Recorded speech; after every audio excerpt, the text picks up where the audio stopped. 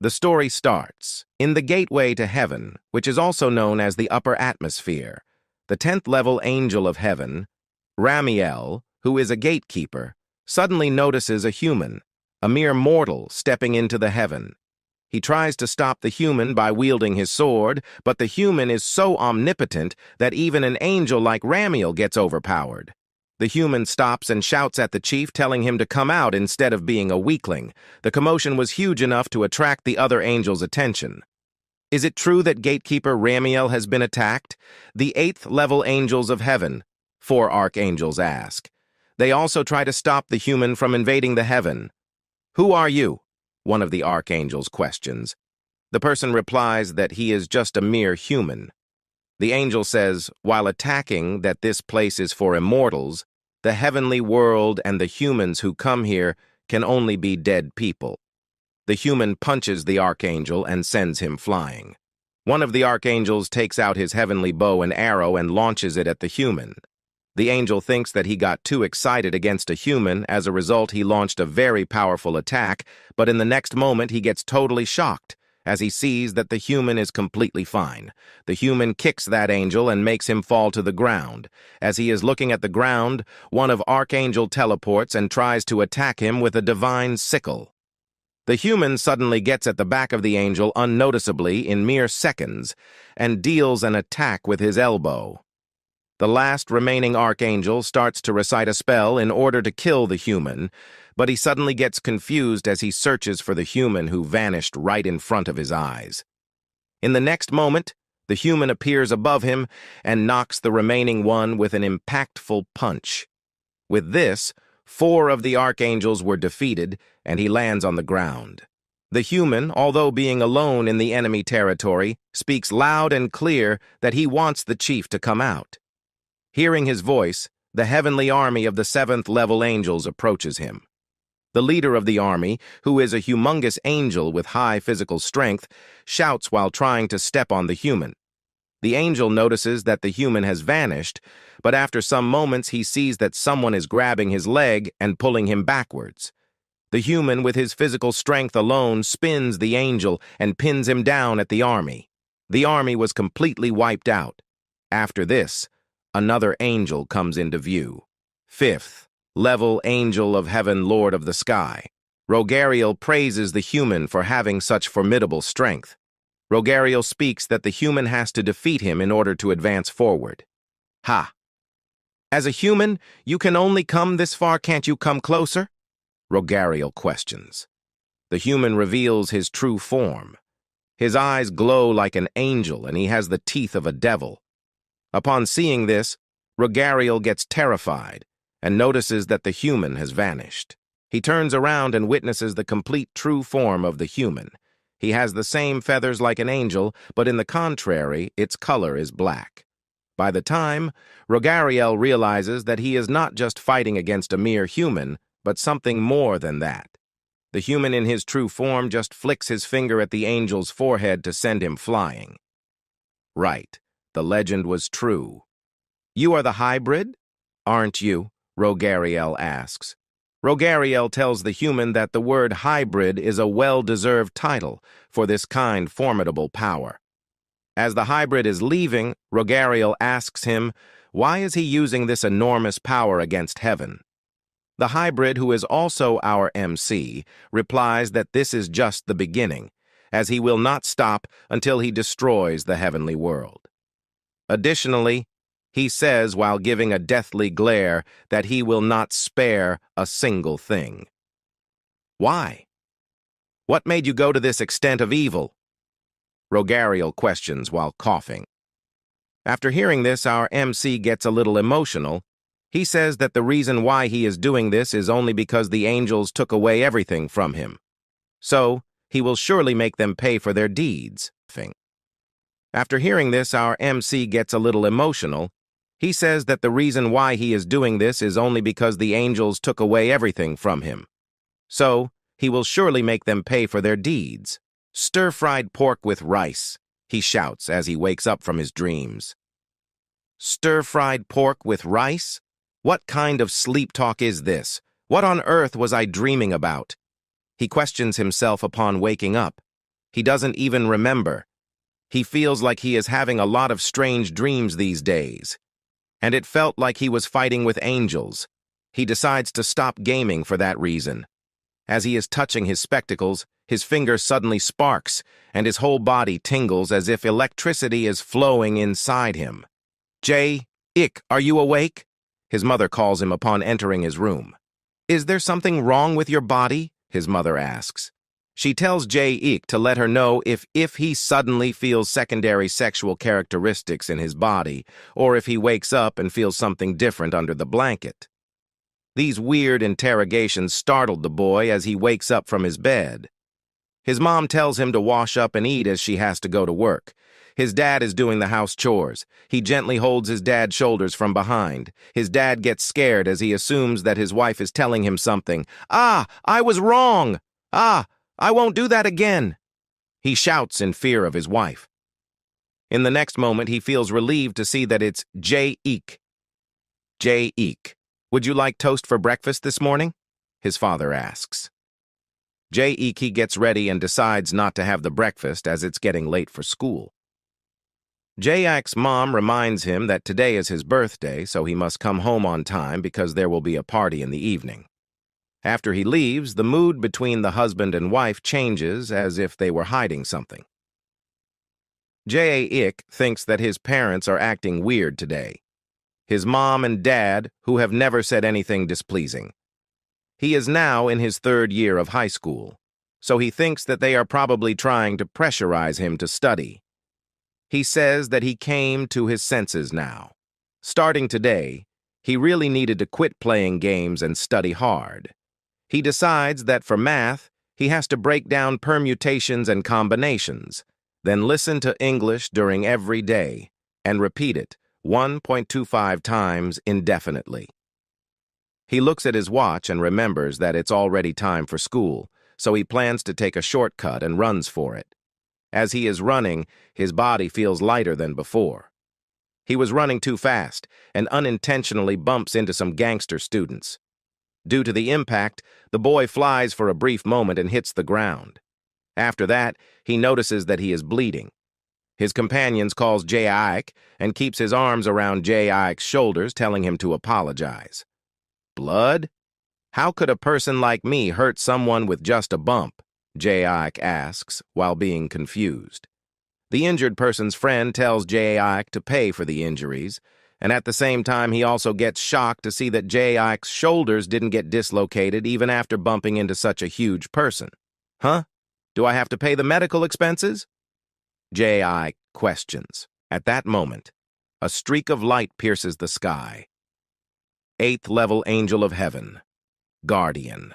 Angel Henal transcends from the sky. She is here in the human world in order to look for a certain someone. The gangster kid asks for $1,000,001 and tries to pressurize Ick by cornering him. The other kid tries to stop his companion out of pity. "Are you going to run away after hurting someone? Should I serve you a lawsuit?" The kid questions while kicking Ick, but after kicking his legs, starts to hurt. He feels as if he has kicked a rock. Ick then bumps into the angel. Henal says that she has found the person she was looking for. The school kids thinks that the girl is an angel cosplayer. Henal introduces herself as a guardian angel and says that she can't forgive those kids for hitting Ick. "Guardian angel? Did you get the cosplay from the insurance company? Could you please move out of the way? We need to finish our remaining agreement. How about putting it nicely? Let's see the agreement, shall we?" the kid asks angrily. Henal glares at the kid. She says that she would punish these bad kids accordingly. She jumps upwards, rotating her body, and uses an attack named Kick of Salvation along with the Rebirth Punch. The kid bleeds badly. She then punches the other kid because of doing a crime of shouting in a residential area. Henal asks Ick whether he is okay. "Do you know me?" Ick questions. She says that Ick is the ultimate Abraxas that appears once in a million years.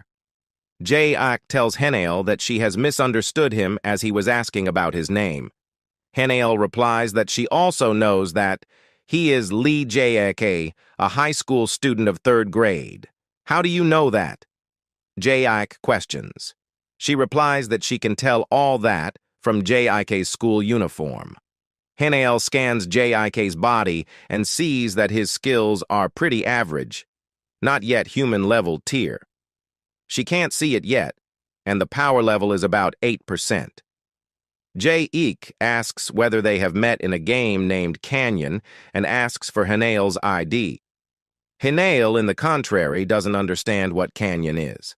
She says that she doesn't know anything about it, but she says that she is an angel who has come to this world to give support to Jik. He says that he is sorry, but he has stopped playing starting today. He decided that he should have a hobby other than playing games. Jik says that if Henal cosplays in the morning and goes outside, it feels like she has caught the middle school second-year syndrome. The power struggle between the heavenly realm and the underworld took place in the Valley of Valhalla. Do you remember the duel that took place there? Do you really know that much? Henal asks eagerly. Jik doesn't understood any of it and decides to leave by saying thanks to the angel. The angel then transforms herself as a high school student and gets transferred to Jik's school and classroom. She introduces herself as Park Hae-na in front of the students and points at a seat. In the meantime, the teacher announces that the class will start soon, so everybody should sit down and get ready. The students feel that the atmosphere of the classroom has changed as soon as Hae-na entered. She goes near Jik and tells him that she found him again. She says hello, and Jik replies by saying hi without noticing whom he is talking to, but after some time he realizes that she is the same girl that he met this morning. What are you asking for something in return for helping me earlier? Why do you keep chasing me? Jik questions. Henal explains that it's true that she is chasing Jik because she came looking for him, because he is the ultimate Abraxas that appears once in a million years, and among them, Jik is destined to become the most powerful being, a hybrid. After hearing this, Jik gets shocked and wonders what she meant by hybrid. Henal shows a card of Sagik, the ultimate product with the powers of both an angel and a demon, a term used to refer to a hybrid who surpasses even the power of a god and is considered to be among the highest tier of the Abraxas class. She says it's really difficult to get this card. It's legendary, but she can't believe that she is seeing one in real life. Could this be some game addiction? Jik asks. Henal replies that it would be difficult for Jik to understand all of this because he has not awakened yet. But she says that his body, his awakening, and she has a way to prove it. What abilities do you have? Me? Abilities? What is she going on about? Jik wonders. Henal includes that no matter what Jik will do, he will have amazing abilities. This statement corrupted Jik's mind, so he tries to find something unique in him. In the drawing class, he feels like his hands are going crazy. But in the end, he drew a cartoon instead of a person. In the playing ground, he kicks the football and makes an awesome goal, but the ball he kicked thought that the goalpost might be the basketball hoop. Is this even possible? He wonders. Hey you, Lee Jik. Who dares play basketball with a soccer ball? His coach asks angrily. He says, sorry to the coach. After eating lunch, all the students fall asleep, but in the contrary, Jik, while studying diligently, thinks that he is different, and his concentration is different from usual. Jik. What are you working hard on? His teacher asks while taking his copy. The teacher sees that Jik has written the words angel student and focus a lot of times. What are you doing studying English during Korean history class? The teacher questions. Jik feels something has changed within him from before, but he also thinks that all his abilities are lacking something. Henal explains that it is because his powers are not fully awakened yet. However, she says that if his fundamentals are solid, then there might be a way, but she loses hope once seeing Jik scoring a perfect 0. Even if Jaik is a hybrid, she guesses that he has to gain his knowledge on his own. But once the power of the hybrid is properly awakened, she assures him that he can overcome all hurdles. She says that he can become an Abraxas in an instant. In the stairs, Jaik asks Henal about Abraxas and what they actually are. She explains that Abraxas is a being that transcends the gods of the human world, and especially because Jaik is a hybrid, he could even surpass an Abraxas, and he definitely would in the near future, and that's the reason why she has come here to protect and help Jaik awaken his power. At that moment, a student throws something at Jaik, but he dodges it with his great reflexes. "Who is this Zopop?" Henal asks. Zopop is a substandard life form with no abilities whatsoever, emitting only methane and carbon dioxide. A being that has no effect on the universe. After hearing this, the person named Yuntae gets really pissed off. Henal then tells Jaek to give Yuntae some hits to back her up. Jaik says that Yuntae is the best in his class when it comes to fighting. Henal replies that it really doesn't matter. The question is how well he can control his strength and whether Yuntae dies in one hit or two. For now, she tells him to think that he is catching a fly by extending his fist. What's the best way to educate children who do not value their classmates? Henal questions, and she also gives the answer that all he has to do is beat the children who needs to be educated up to the point that they don't die, so they can come to their senses. In the meantime, Yuntae is getting extremely mad and losing his cool. Lastly, Henal tells Jaik to believe in himself and to take a shot. The fight begins. Yuntae tries to slap his opponent, but Jaik dodges swiftly. Jaik then moves his hand towards Yuntae to stop him. Yuntae flies away due to the brute force Jaik exerted with his hands. A friend of Yuntae comes to his rescue, seeing him bleeding. "Yuntae, what happened to you? Who did this to you?" his friend asks. Yuntae shouts, telling his friend to let go of him, and asks, "What is he doing here?" His friend's face grew pale as he says that Yuntae has come to their class through the wall, and his companion wonders how can this be possible. At the same time, Jaik is looking for Yuntae as he doesn't know where he went through the wall. Henal goes to that classroom and uses a healing magic at Yuntae. After getting healed and seeing Jaik, Yuntae charges at him. Jaik again uses his power unknowingly, and Yuntae hits the wall of the blackboard. Henal again uses healing magic to cure Yuntae. This time also, after getting healed, he jumps straight at Jaik to attack him. Jaik's eyes changes color and becomes red, and this time he goes to punch his opponent. Henal jumps in to save Yuntae and uses cure to keep Yuntae conscious. Yuntae feels like he was on the brink of going Super Saiyan. Henal then goes to check Jaik. Jaik feels that his whole body is tingling. She sees that Jaik has already attained red eyes, and it only happens when the evil side within a hybrid manifests first.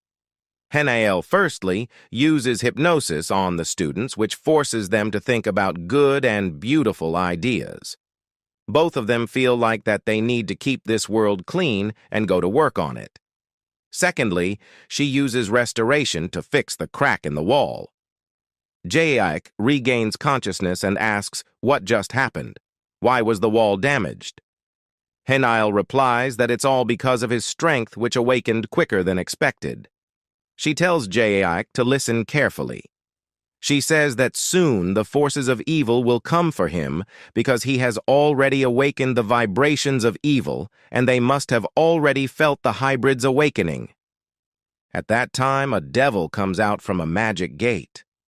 He says that he never expected to see a wave of evil this quickly. Who made the sound of the evil wave? He wonders. After some time, the previously two brothers who were beaten by Henal comes to the school with their big brother. Upon reaching near the school gate, their big brother notices a strange person. "Who's that guy?" he questions. The demon says that he thinks that he has come to the right place. Seeing the demon, some boys starts to make fun of him. The demon then approaches them and asks them that if it is the Purgatory High School. The boys ignores his question and asked him, "Who is he?" The demon gives a dead look and tells them that he is Demon Scalpel, and he is in the level 6 of Hell Demon Army. Hearing this, the boys burst out in laughter, and the short guys tells Scalpel that he is also a demon. The short guys also says that he is the authority for private lending in this area, and he is the one called Little Demon Wu Shijimi. The subordinates of the short guy also says that he is strong, and he has also learned judo. Scalpel leans towards the shorty and asks him if he is a Zopop. The boys get a bit scared and ask Scalpel that what is that. Scalpel takes a closer look and says that he is an imp who is lurking around the world. For your information, imp is the lowest level of demon and is famous for being ugly and short. They extort money and are very greedy. Hearing this, the short guy shouts that he is not an imp. He is the little demon. As Scalpel is not agreeing with him, the short guy gets angry and says that he have to use his secret method.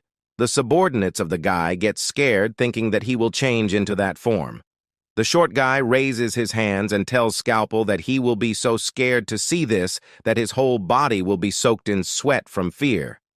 Scalpel smiles and asked him that if he is going to show him something fun. But the most shocking part is that after saying all this bossy dialogues, the short guy acts like a lady and tries to act cute. What a disgusting sight. The shorty's subordinates also get shy to see this. This is Shorty's ultimate trick, as he thinks that if he does this, no one will be able to hit his cute face. Seeing this, Scaled stand still. The other two guys starts to cry and close their eyes. Shorty gets more closer to Scalpel and acts like a young lady. He then makes a disgusting face and asked Scalpel that if he wants to punch this cute face. On the other hand, the orange-haired guy gets mad and tries to beat the shit out of him. Scalpel makes an annoyed face and looks at the guy. On the other side, we can see Jayak is running away from Henal, but as Jayak's human speed is no match to an angel's speed, so he was caught by Henal. Henal grabs him and asked him that why is he avoiding her, Jayak, then tells her that until yesterday, he was just an ordinary high school student whose favorite food was pork rice bowl. But a strange game addict appears suddenly and everything becomes weird. His peaceful daily life has been completely destroyed. Hearing this, Henal replies that she is his guardian angel. JIK gets scared and says that he knows that and that why it is so weird. An angel in an ordinary school. How does that even make sense? Also, what is a hybrid and what is an awakening? 8. Ik also says that he finds it unfamiliar and scary. Henal stands still after hearing this. She tries to help out JIK, so he tells him that she is his friend, so she will share his hardship with him. JIK gets annoyed and starts to walk away. At that time, Henal grabs his shoulder and tells him that as today is his birthday, so if she can come and wish him, JIK gets a bit confused, so he asked Henal that, how did she know that? I'm your guardian angel, not just in name or appearance. Wouldn't it be weird if I didn't know even this much? How about it? Are you fine now? Henal replied. She also says that if an angel comes and blesses him on his birthday, he will achieve everything he wants. After hearing this, J-Ik agrees that she can come with him, but he puts one condition. The condition is that if his parents find out that she is an angel, they might be shocked, so she has to keep it a secret. And also, this is his first time inviting a non-human to his house, so she must never reveal that she is an angel. Henal jumps in joy and agrees to the condition and tells J-Ik to trust her. After that, she grabs both of Jayak's shoulders and actives her wings and take Jayak and flies high in the sky. Jayak gets scared and asked Henal that what is she doing as he has told her to not reveal her identity. Henal ignores Jayak and flies quickly towards Jayak's home. On the other side, we can see Scalpel is dealing with the short guy. He tells the guy that it is fun, and he gets closer to the guy's ears and uses devil's whispers and tells that guy that he is cute. Hearing this, the shorty feels a strange sensation. It is like a hot dagger stabs his chest and hurts him. Shorty then feels on the ground on his knees. Seeing this, his subordinates rushes forward. Scalpel points his fingers to them and also shots them with his magic. The guy feels extreme pain and falls on the ground. At that time, Henal flies over there. Scalpel looks at the sky and he gets that this is an angel's trail. He then also actives his wings and flies and flow the trail. In the meantime, Henal and Jayek has safely reached Jayek's home. After landing, Jayek yells at her saying that what will she do if people sees this? Henal apologized to him and says that she was excited, as it's been a while she has been invited to a birthday. Jayek then opens the door and warns Henal to stay properly in his home. Seeing Jayek home, his dad greets him and asked him that why he is so shaky. Jayek ignores that and introduces his new friend to his dad. Henal greets Jayek's dad, but after seeing her, Jayek's dad starts to sweat. Later, while the both of them are walking inside at that time, Jayek's dad asked Henal that, what is she doing while she is on work? Henal tells him to stay quiet and don't show it. After that, Jayek's dad calls him and shows him the birthday cake that he made himself. Jayek gets surprised and asked his dad that, why did he make it as they usually order from outside? His dad replies that this birthday of his is a bit special, so he make one for him. At that time, the doorbell rings. As Jayek opens the door, he sees that Scalpel is standing with a present in his hand. Scalpel says hello to everyone and tells them that HR has come to congratulate his new friend on his birthday. Seeing Scalpel, Henal and Jayek's dad gets that he is a demon, so they stays on guard. Jayek tells Scalpel that he didn't know him, so who did they become friends? Scalpel pulls Jayek towards him and says that from tomorrow he studying with him in the same school, so they are friends. Jayek's dad gets out of there by saying that he needs to check the oven. Jayek also goes to his room to change his clothes. At that time, Henal launched her attack on Scalpel. Due to the impact, Scalpel flies away and gets out of the home. Henal follows him and again attacks, but Scalpel is also a powerful demon, so he easily deals with Henal's attacks. At that time, Jayek gets out of this room, and as he looks out, he sees that the two of them are fighting.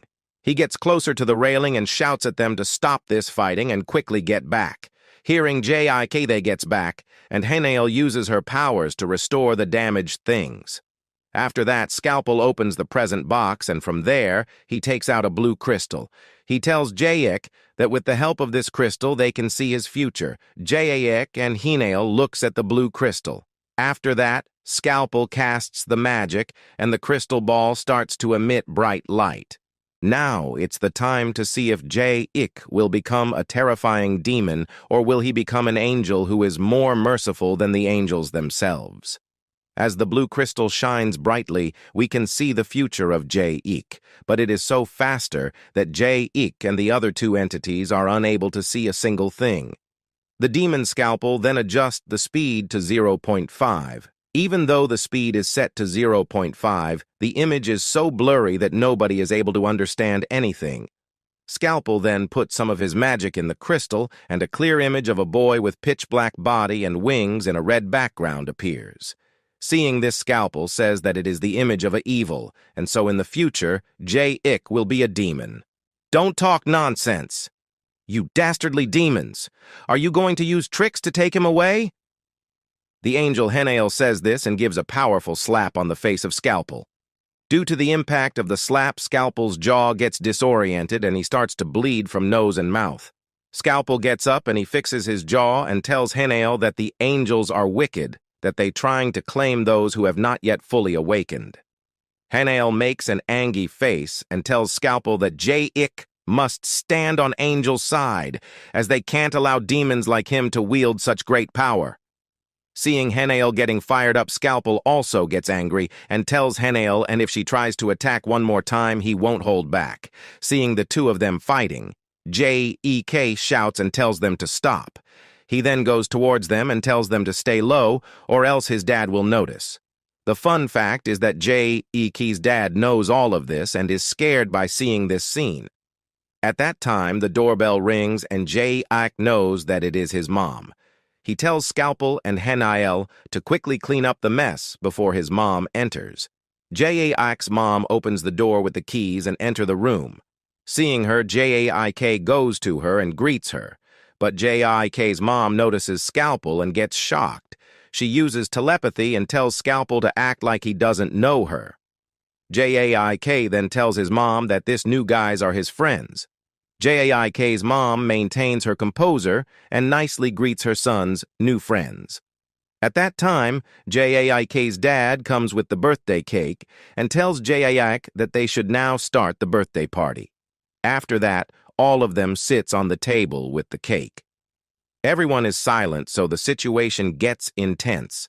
In the meantime, Jek's dad remembers that he needs a lighter to light up the candles, so he gets up to get them. But at that time, Scalpel summons the hellfire and lights up all the candles. Jek gets scared to see this.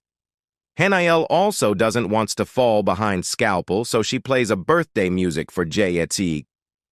Henal's voice is like the angels, so to cover it up, Jek tells his mom that Henal used some AI speaker to play the song. While the kids are enjoying the angels' music, Jek's dad whispers to his mom that today is Jek's 19th birthday, and this to persons are demon and angel who has come here to take Jek on their sides.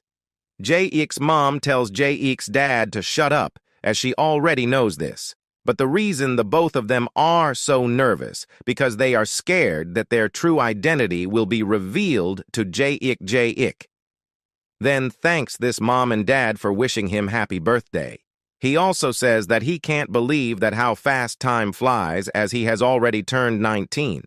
After telling everyone his thanks, he tells them that now he is going to make a wish.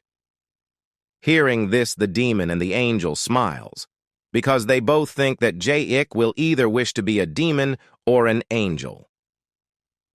The reason that both the demon realm and the angel realm wants to take over Jek is because they are scared about Jek's powers, because the future Jek will be the apex hybrid.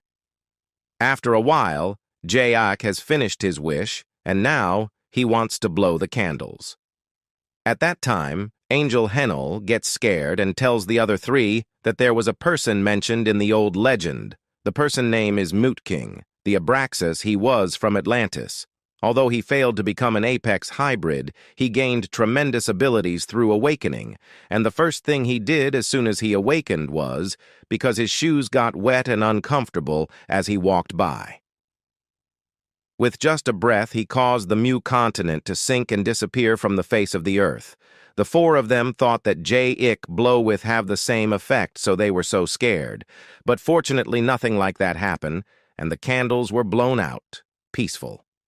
After that, Jek takes a knife and starts to cut that cake at that time. Scalpel tells them the destroy of another hybrid, that person name, was the OP Abraxas, and he was from planet Mars, although he also failed to become an apex hybrid.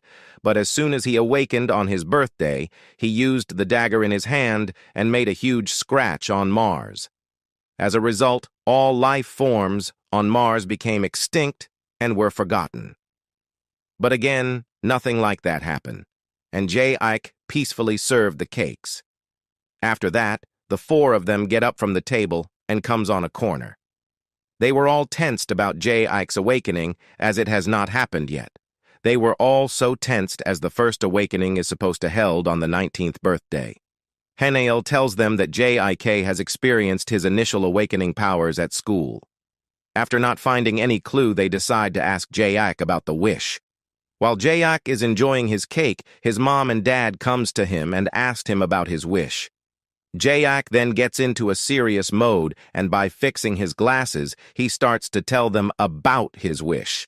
Scalpel starts to measure the power rise in Jayak, and he finds that the power has risen about 15%. While Jayak is talking, everyone is sensing a powerful viv from him. After a while, the power gauge jumps to 20%, and by seeing this, Scalpel gets happy.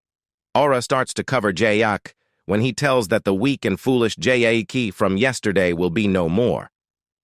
After a while, Jayak gives a dramatic shout and says that from today onwards, he will study hard to get into the Soul University, and after that, he is going to get a job at Navar. Hearing this, the four of them gets depressed. After a earthquake, Jayak's dad and the angel jumps in joy and says that it's a perfect awakening. Scalpel gets angry, and he smacks the face of Jayak on the cake. Henal comes and rises up Jayak and asked Scalpel that if he is trying to hurt Jayak. Scalpel laughs and tells them that, as it's his friend's awakened birthday, so he should congratulate him. After that, Jayak goes to the washroom to clean him up. Scalpel then sits and thinks that the awakening process is so slow that Jayak has only unlocked 20% of his awakening powers. And with this, powers Jayak won't be able to dodge a single attack of Scalpel. Scalpel then starts to think that what he should do to full awaken Jayak's powers. After a while of thinking, Scalpel tells others that there should be a symbols that appears on Jayak's body, and also Jayak hasn't manifested the demonic symbol, the black wings, yet. Hearing this, Henal tells Scalpel that what he is talking about, as Jayak will manifest the white wings. After that, the two of them starts to argue of this topic. Normally, an Apex hybrid has both the wings, and initially it's up to Jayak that what wings he wants. After that, Henal and Scalpel argues that Jayak will choice their wings, but after huge arguments, they decided that they will encourage Jayak's awakening. Hearing this, Jayak's mom and dad tells them that they were told that they only need to take care of that kid until he turns 19. So they thought they could return today. Scalpel and Henal reply that they will have to do overtime. After that, we can see Jayak is in the washroom and he is cleaning his face and shirt.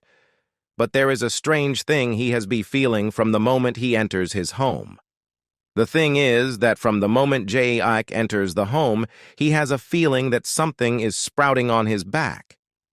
The next day in the streets, Jayak finds a bag full of money. He counts how much money is in the bag and searches for the person who put their bag here and forgot.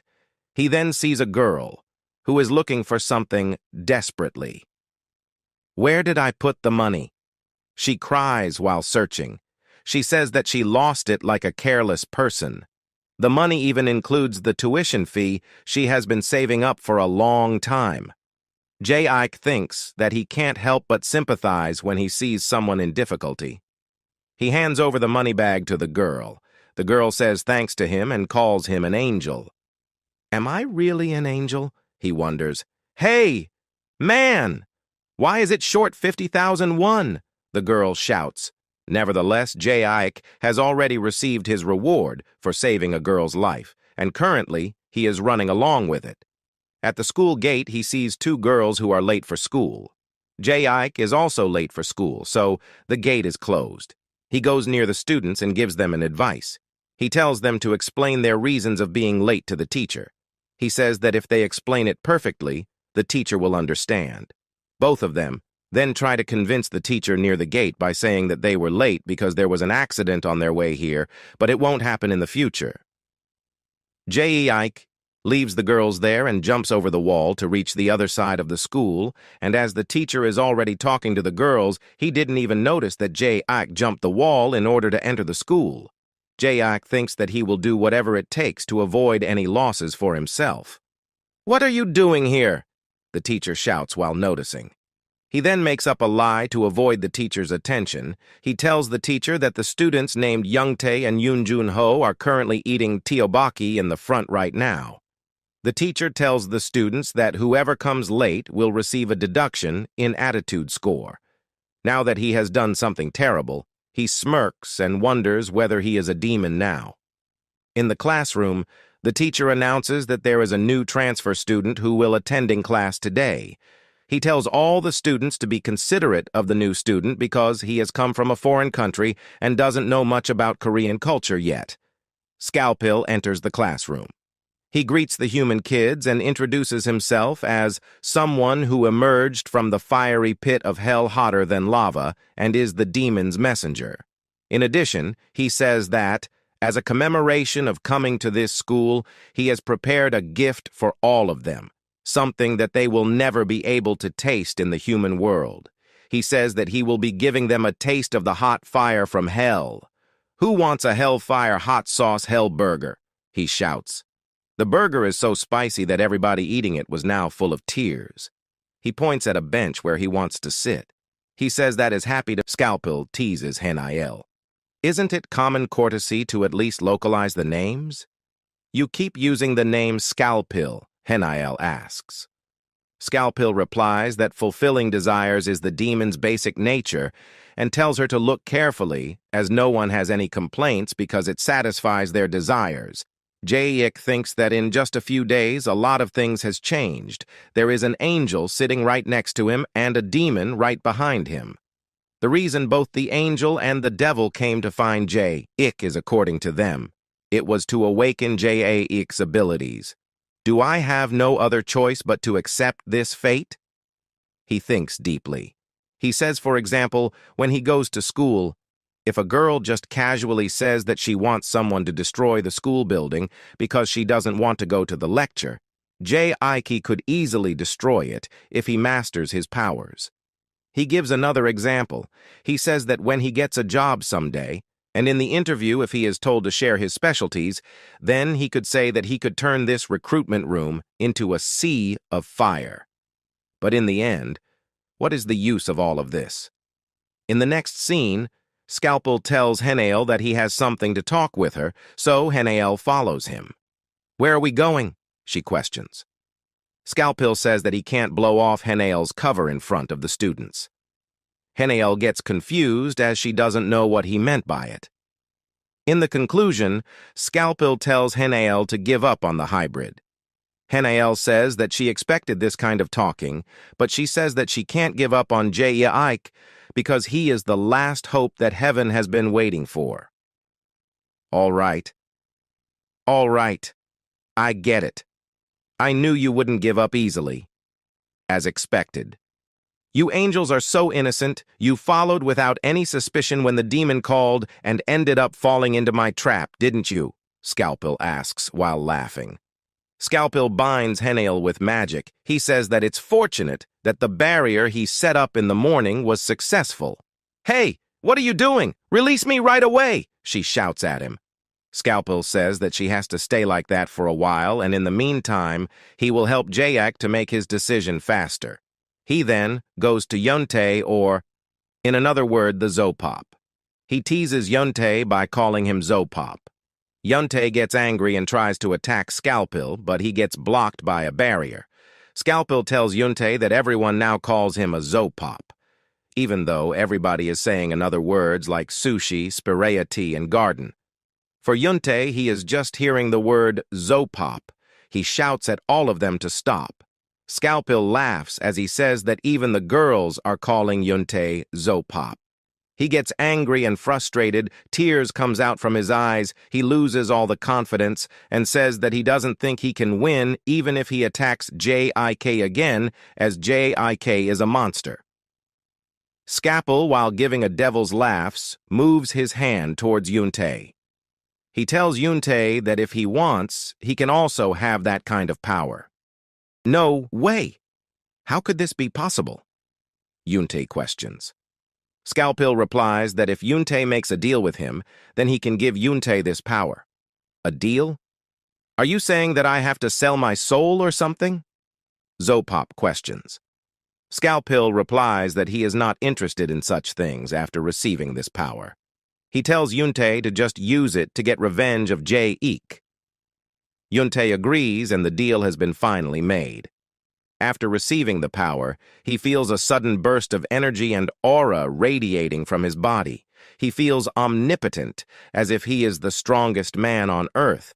Scalpel then explains that this power is not to that extent. It's more like being ranked first in the local area. "I'm no longer a Zopop?" he shouts. At the rooftop, Jayak says that his fate, the path that he needs to awaken to, is a path that has exciting career and a cool appearance that will ignite his passion. But he doesn't think this one will be of any help at all.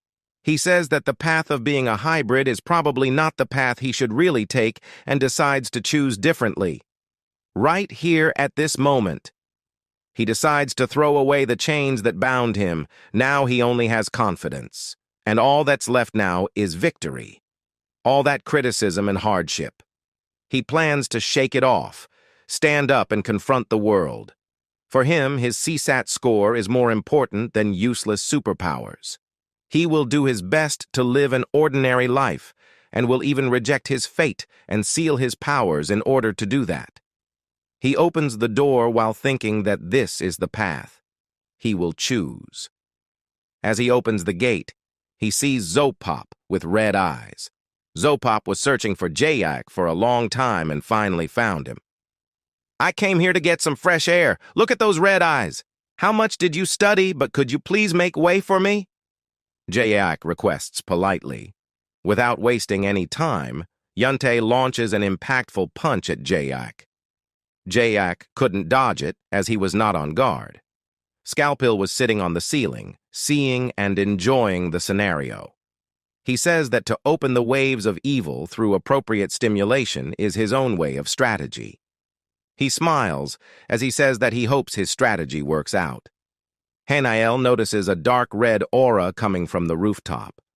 What the hell is going on? She wonders. On the rooftop, the punch was impactful enough to send Jayak flying, but Jayak handles himself very well and looks more like a beast himself. He tells Yuntei to stop fighting as he doesn't want to fight. Yuntei says that whether it was both in elementary or middle school, he alone was the charging one, but suddenly Jayak appears and snatches that position. He says that at that time he felt humiliated, and now he wants to become the king of the school. Yuntei rushes towards Jayak and starts to punch him. "Why are you standing still? Why don't you hit me like you did back then?" he questions. Jayak, on the contrary, is taking all the damages without flinching. He tells Yuntei to stop this at once. Yuntei is desperately punching while wondering that why even Jayak's glasses are fine. Jayak thinks that Yuntei will be mad if he knows that his attacks are only itching a bit. Scalpel says that the kid is not as good as he thought he would be. Ow! No! That clueless appearance can't be your true nature. It must be because Henal has sown some good seeds in you. "Then shall I try to defile it this time?" he asks, while laughing his tongue out. He creates magical threads in order to control and provide more strength to Yuntei. "Ah! So much power has come into me! I can't control my strength!" Yuntei shouts as he is unable to control his own strength and body. He is busting with powers which he never has harness. He screams and his teeth and horn grows like a demon. Jayak gets puzzled and sees a punch coming right at him. This time, he also takes the punch, but it hurts a little. Yuntei smiles as he was finally successful to hurt Jaik. He then kicks and punches simultaneously. "Isn't it strange that you didn't feel any pain when you were getting beaten up like this?" he questions. He feels awesome, intrigued and excited at the same time. "Did I get him this time?" he wonders with a smirk in his face. Alas.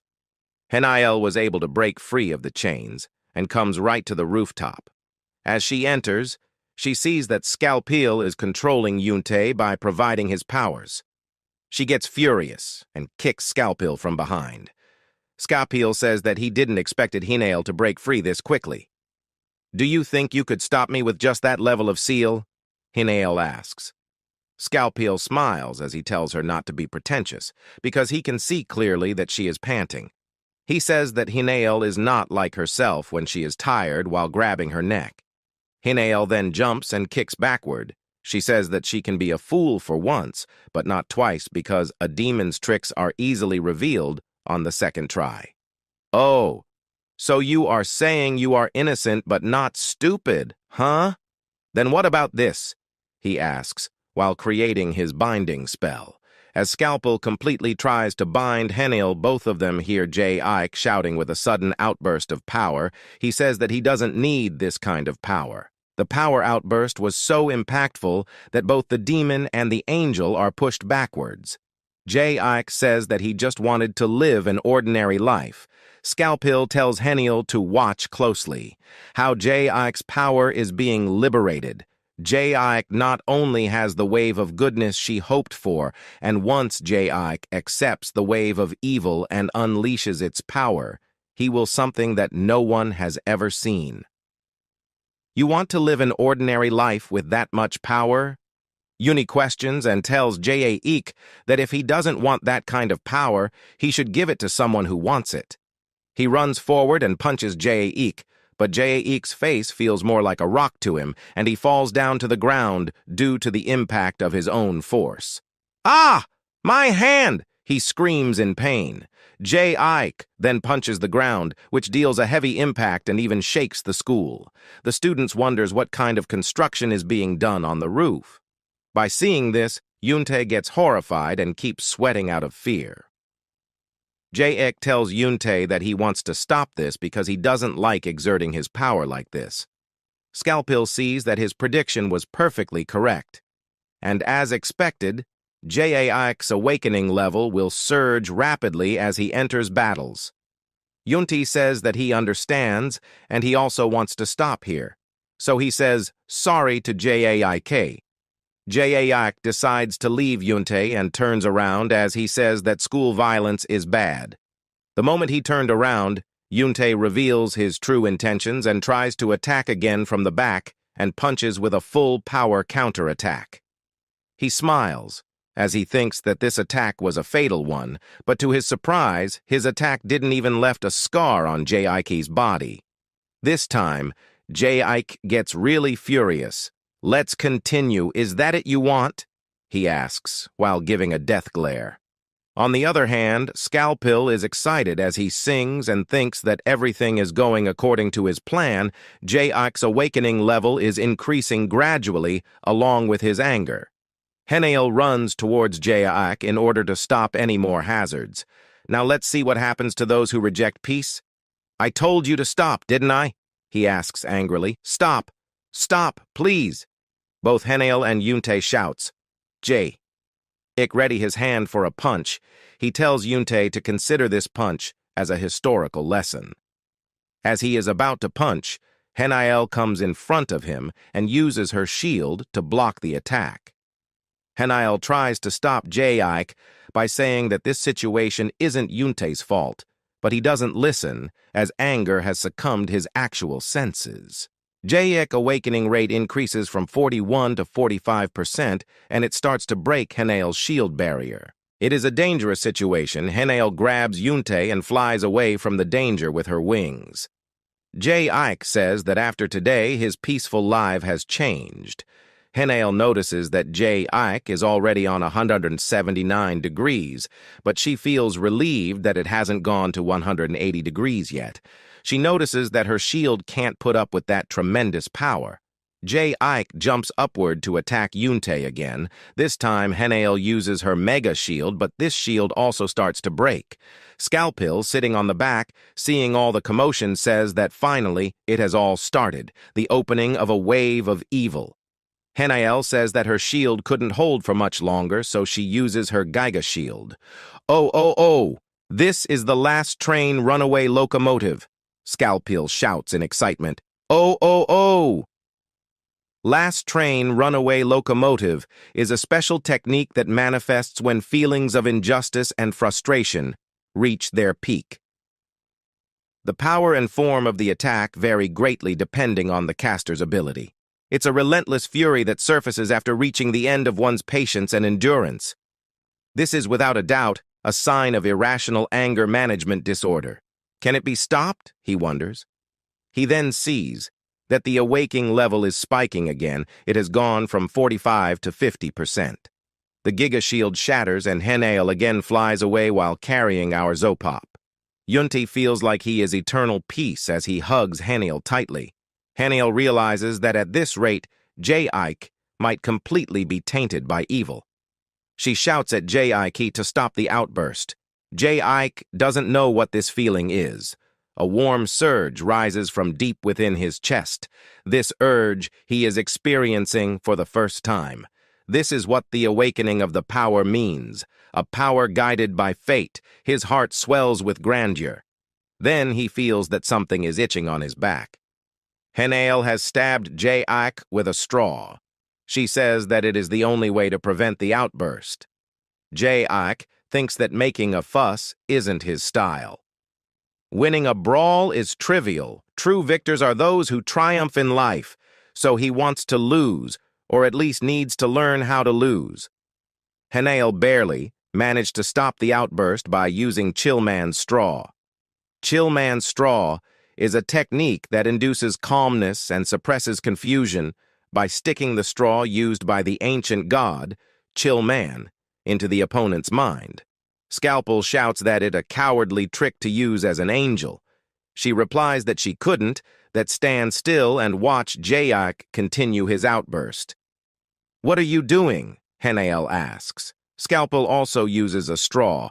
He justifies that he also couldn't stand still and do nothing either. Suddenly, after using the straw, J-Ike again feels the sensation of anger. Scalpel J-Ike to tune it into his heart's voice. He used triple-folded straw, a technique that gradually increases the sense of deep anger. Both the angel and the devil tries to comfort and convince J-Ike in their own way. The more he thinks about it, the more angrier he gets. He also wants to beat them all up. No, why am I even angry in the first place? He wonders while getting totally confused. That's right. No, that's not right.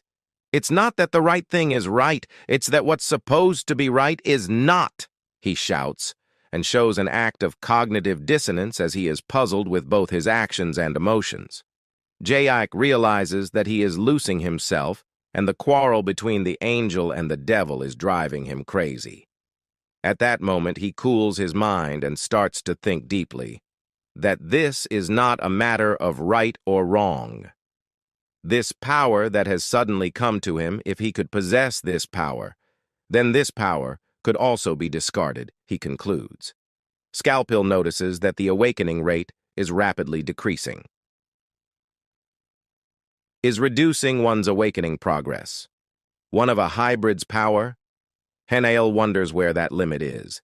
It is as if J-Ike has found enlightenment, as he was able to bodily discard the power that he can't handle. Detachment.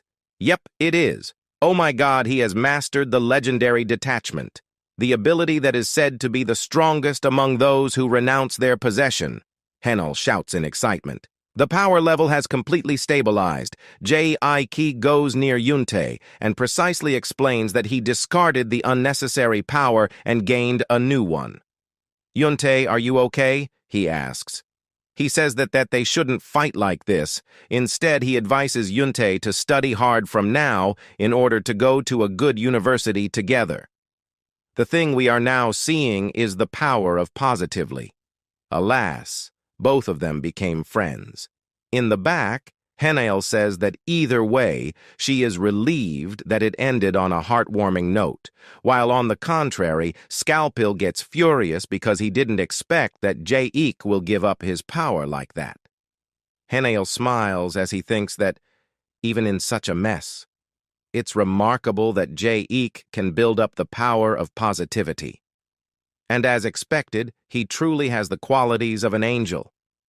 Scalpel now knows an important fact about hybrids. He analyzed that all hybrids may have the power to control their awakening rate at their own will. At the bus stop, J-Ike tells Yunte that they should meet each other warmly next time. Zopop agrees and says that he is gonna jot down what happened today in his diary. He will cherish and never forget what happened today. After some time, Jayak reaches home and greets his parents with a smile. "You're here.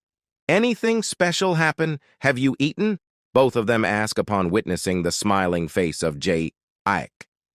He speaks that he realized a lot today. He says thank you for their love and care for all this time. He announces that he will strive to do better and live more fully from now on. His dad smiles while his mom gets angry as she finds out that Scalpel failed on his job to awaken the devil luring inside Jaik. His father gets happy upon seeing that Jaik is brimming with a wave of good now. Jaik's mother realizes that this won't do, and she has no other choice but to take action. She brings out a cell phone and says that it's been a long time since she has taken this out. She wishes that she didn't have to bring it out again, but this type of circumstances calls for it. Hell, the world make it better place.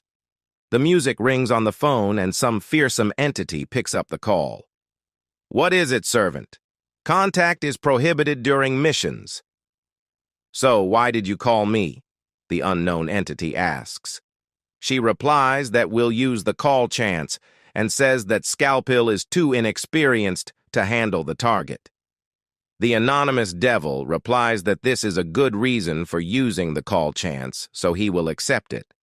Additionally, he informs that we'll send someone more suitable soon to carry out the job. In the endlessly deep abyss, at the very bottom of hell, the lowest level of the abyss, a prisoner in the farthest room of infinite hell, it annihilates anything in its sight, also known as the destroyer of hell. One of the devil goes to meet him and calls him the dark Satan. The devil says that finally the liberation has come. So he tells the dark Satan to go up to the surface that he wanted so much to deceive and trample those he sees to his heart's content. Sounds pretty interesting, liberation, you say? Huh? The dark Satan asks.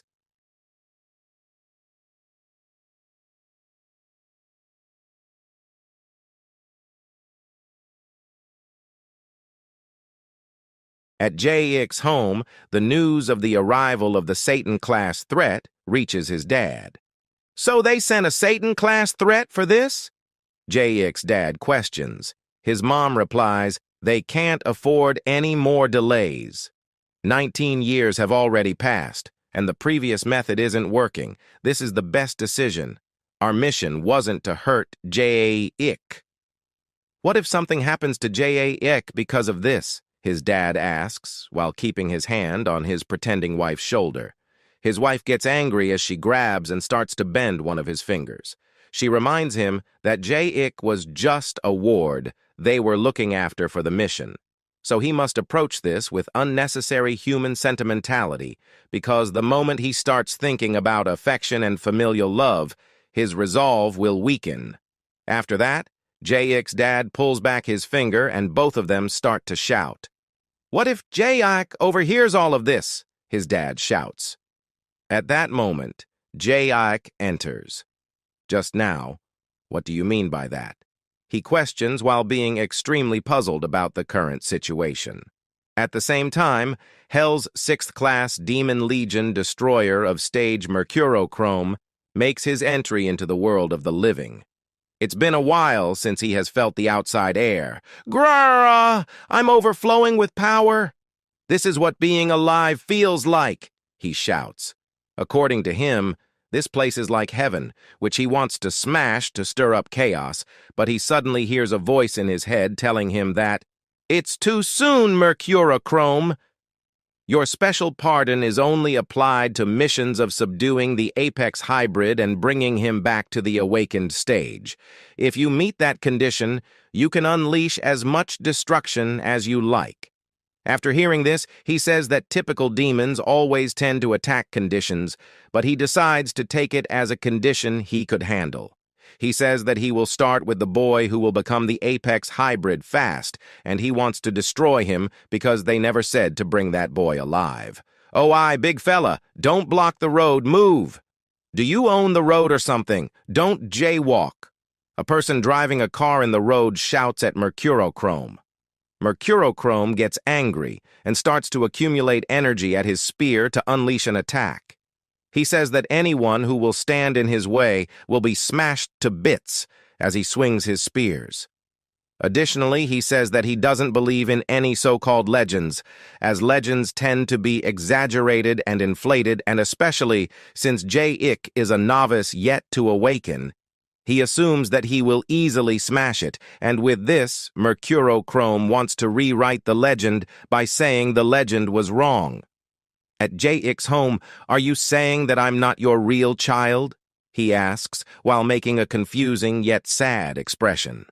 Both of his parents try to dodge the questions by making some excuses. J-Ik's mom tells him that he must have heard it wrong, since his mom was summarizing the drama she watched yesterday. "Tell me, Dad!" J-Ik shouts in frustration. His dad lies on the ground, asking for forgiveness. "So, Dad is not my biological father? And Mom, she's not my real mother either?" he asks sadly. Both of his parents realize that lying won't work on this kid now. J-Ik, while releasing his aura, says to them to tell him everything, how he was born and even how all of this happened. His mom starts to explain that a very long time ago, there was a great war between heaven and hell. The war, sparked by differing ideologies, raged on for a millennium. This millennium-long war eventually lost its purpose, turning into a meaningless fight with unending sacrifices, bestowing nothing but destruction and despair upon both heaven and hell. The angels and demons, exhausted from the continuous strife, finally devised a solution to conclude the war. They chose a representative from each side to engage in a one-on-one duel, deciding the outcome of the war and agreeing to accept the result gracefully. Isn't this too much? Can't you summarize it in about 5 lines? "What does my birth have to do with this?" J-Ik asks. His mom tells him to hold on because the main story is just getting started. The chosen representatives were the archangel Seraphim for the angels and the great demon Baal for the demons. Keeping everything from the 1,000-year war at stake, the death match started. That was the renowned duel of the Valhalla Canyon. How dare you casually mention the name of the archangel? "Is Seraphim your friend?" J-Ik's dad asks while interrupting the flow of the story. J-Ik grabs his father's mouth while telling him not to intervene. At that battle, "Seraph, is this our first time going head-to-head? How about a cup of coffee before we fight?" the great demon Baal asked as he tried to tease Seraphim. Seraphim, on the contrary, says that she will purify his foul mouth with the power of light, and thus their battle commenced with the pride of angels and demons on the line. Their strife persisted, with no one showing signs of defeat. There seemed to be no end in sight. That's how they ended up fighting for another 1,000 years. Both of them realized that the fight which was started in order to end the war is increased because they have expended the battles for 1,000 years. Seraphim said that at this rate, they both will end up dying. The demon Baal agrees with her and suggests that they should avoid unnecessary exhaustion, so they both decided to settle the battle with their ultimate moves. The angel used the power of compassion. She says that she will transcend everything through love. On the other hand, the demon Baal used the power of greed, the strength to humble oneself before what one desires. The angel's attack was driven by goodwill, while the demon's attack was driven by malice. The collision shook that area, and in that moment, something unthinkable occurred. From compassion, the calm fell away, and from greed, the gree fell away. Something no one could have predicted. The emotion of love and passion arose. The two words from the ultimate techniques surprisingly harmonized with each other. Both the enemies started to have feelings for each other, a feeling that they could never have experienced until now. Even the angels and demons observing the battle began to question their own sight. "We've been battling all this while, haven't we, Baal?" Seraphim asks as she gets close to Baal while blushing. Baal replies, saying, "Indeed, but now it seems to be a time for them to build something." It was destined to unfold this way from the start. One of the angels tells them to keep their distance from each other, while two of the demons shout at the angel to stop the music he is playing. Despite everyone's disapproval, they couldn't halt their intense passion as both of their lips touched each other. They forgot everything about the world for that moment. All the angels and the devils tried to stop them, but they couldn't. They started doing this and that, and in the end, they started doing that. Stop! How far are you planning to narrate this story? Jae-ik is still underage, his dad shouts while blocking Jae-ik's ear. His mom replies that he is already 19, so it's foolish to remain ignorant. Additionally, she says that if they keep things hushed, like this, kids may end up with misconceptions. Finally, Jae-ik got to know the secret of his birth, but he is still quite puzzled. As he tries to escape that area, his dad stops him saying that there's more to the secret. In the meantime, the previously seen trio appears in front of Mercurochrome. "Don't stand in my way," Mercurochrome shouts. He again repeats himself, but the boss of the group tries to act cool. "Do you think I would listen to that?" the short man replies. "Hey there, big guy. Would you mind stepping aside? Don't you know who my big brother is, and yet you still dare block the way?" two of the boys ask. His big brother, who is actually the little one in size, tells them to stop as it seems that the big guy is new around here, so he suggests to give the guy some guidance. Mercurochrome, without lingering, punches the two in front, which creates a huge impact as they fly away, stirring up the wind. "Don't stand in my way," Mercurochrome repeats himself. The little guy gets angry as he asks that since a man should have some pride, whether it is all right if he stands beside Mercurochrome. Mercurochrome agrees that standing beside him is all right. "Why? Imp, how do I get to Happy Apartments?" he asks. The short guy replies that they can get there by taking a turn down this alley while pointing at the alley. After hearing this, Mercurochrome takes out his spear and smashes the building. He says that in his books there's no such thing as taking turns. For him, it is always straightforward. He says that if there is no road, then he will just build one because that is the way of the strong. For the first time, the short guy named Ushi Jim saw what true strength is, and since he thinks of him as a little demon, he intends to follow the big and strong. He is a man who is attracted to strength because he is a man who gives credit where credit is due. He again stands in front of Mercurochrome. Mercurochrome again warns him not to stand here.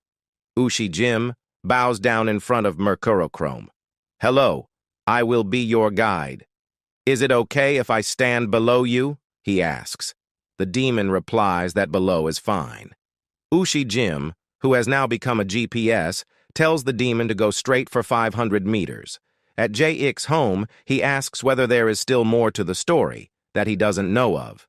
His mom replies that they haven't told Jae-ik why he is so important and why is he considered significant just by being born yet.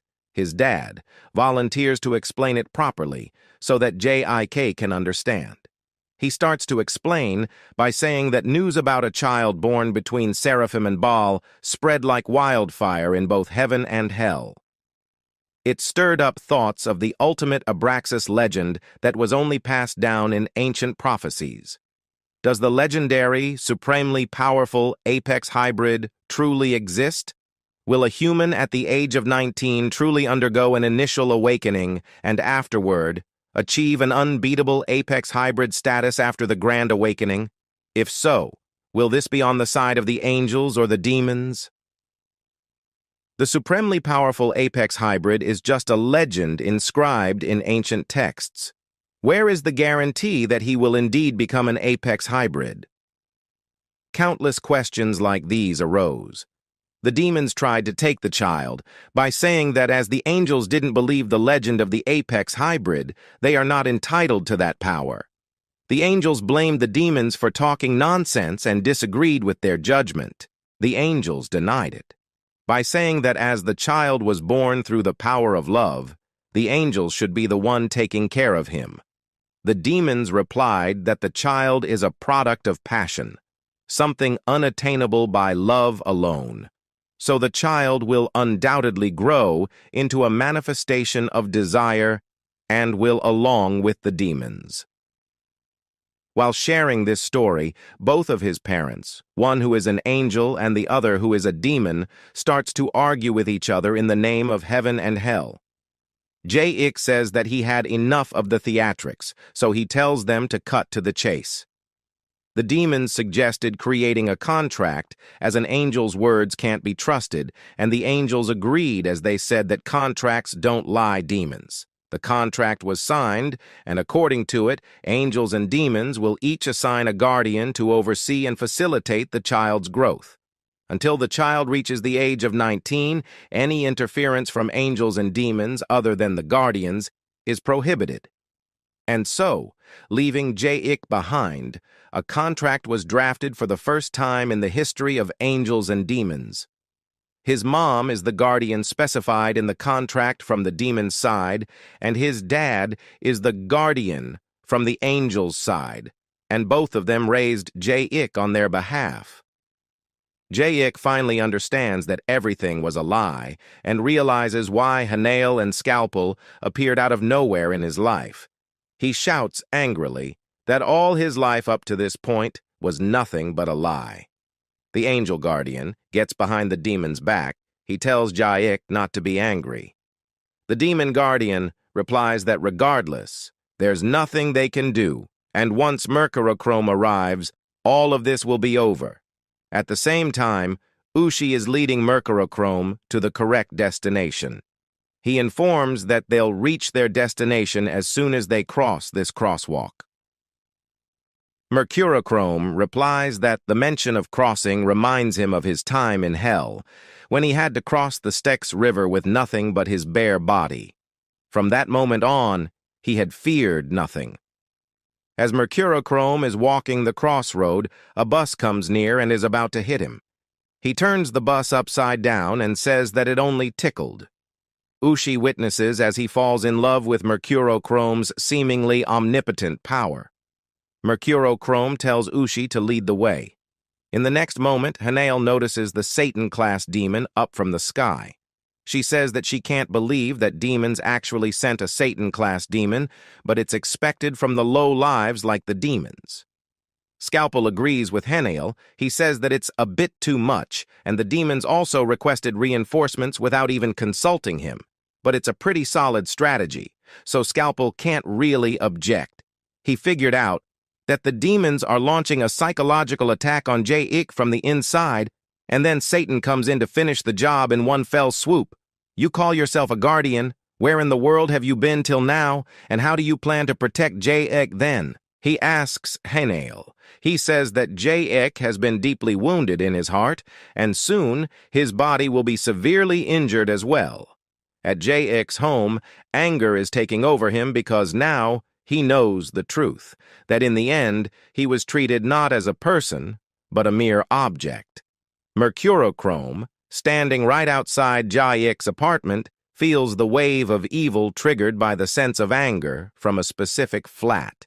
He gets happy, pats Ushi's head, and says that he will make Ushi his subordinate when this mission is complete after gaining his freedom.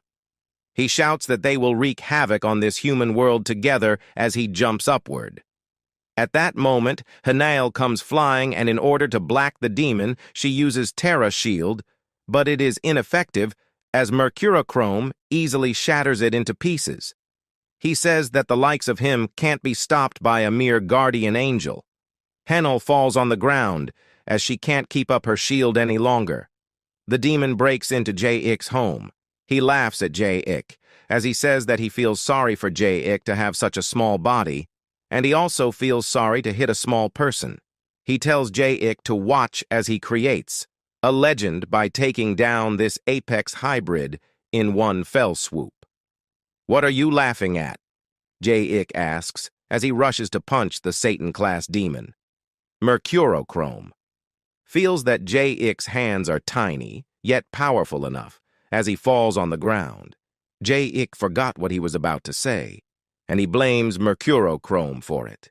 Previously, when Mercurochrome jumped, Ushi-jim thought that the summer of his life has arrived, marking the time when he finally met a wonderful man.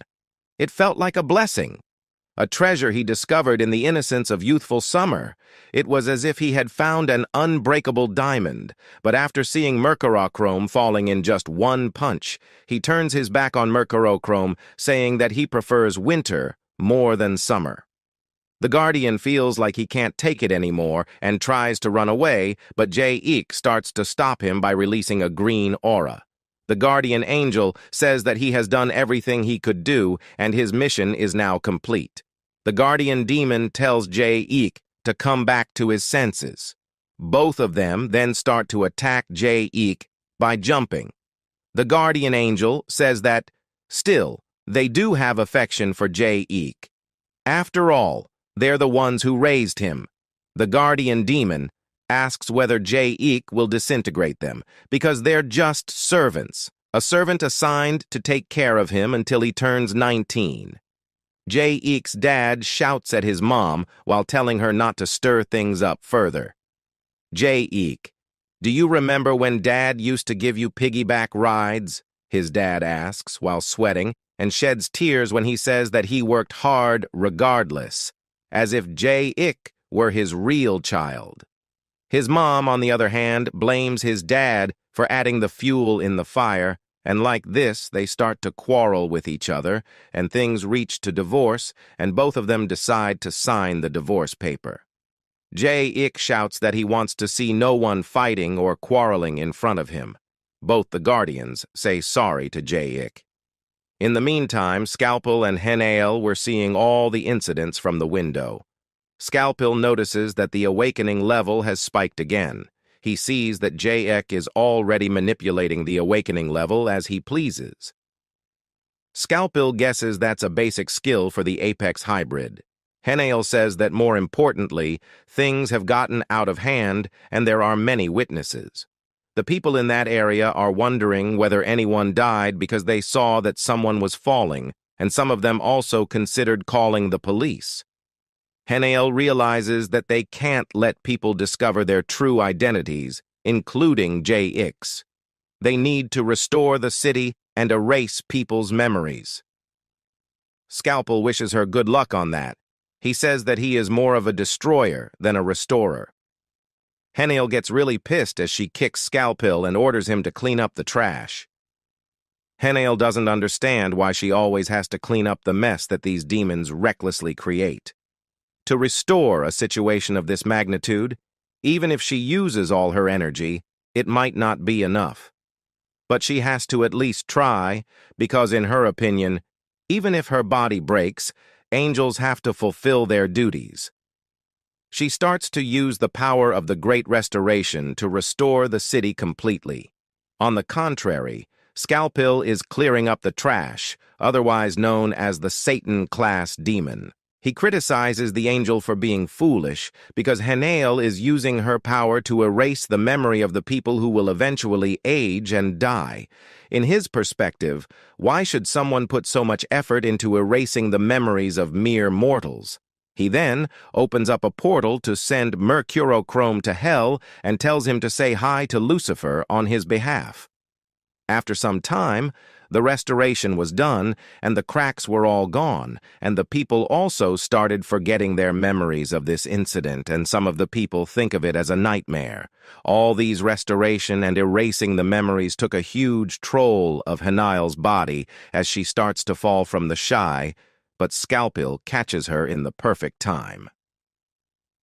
"Are you into self-harm scams or something?" he asks Henal, who is currently fainting due to exhaustion.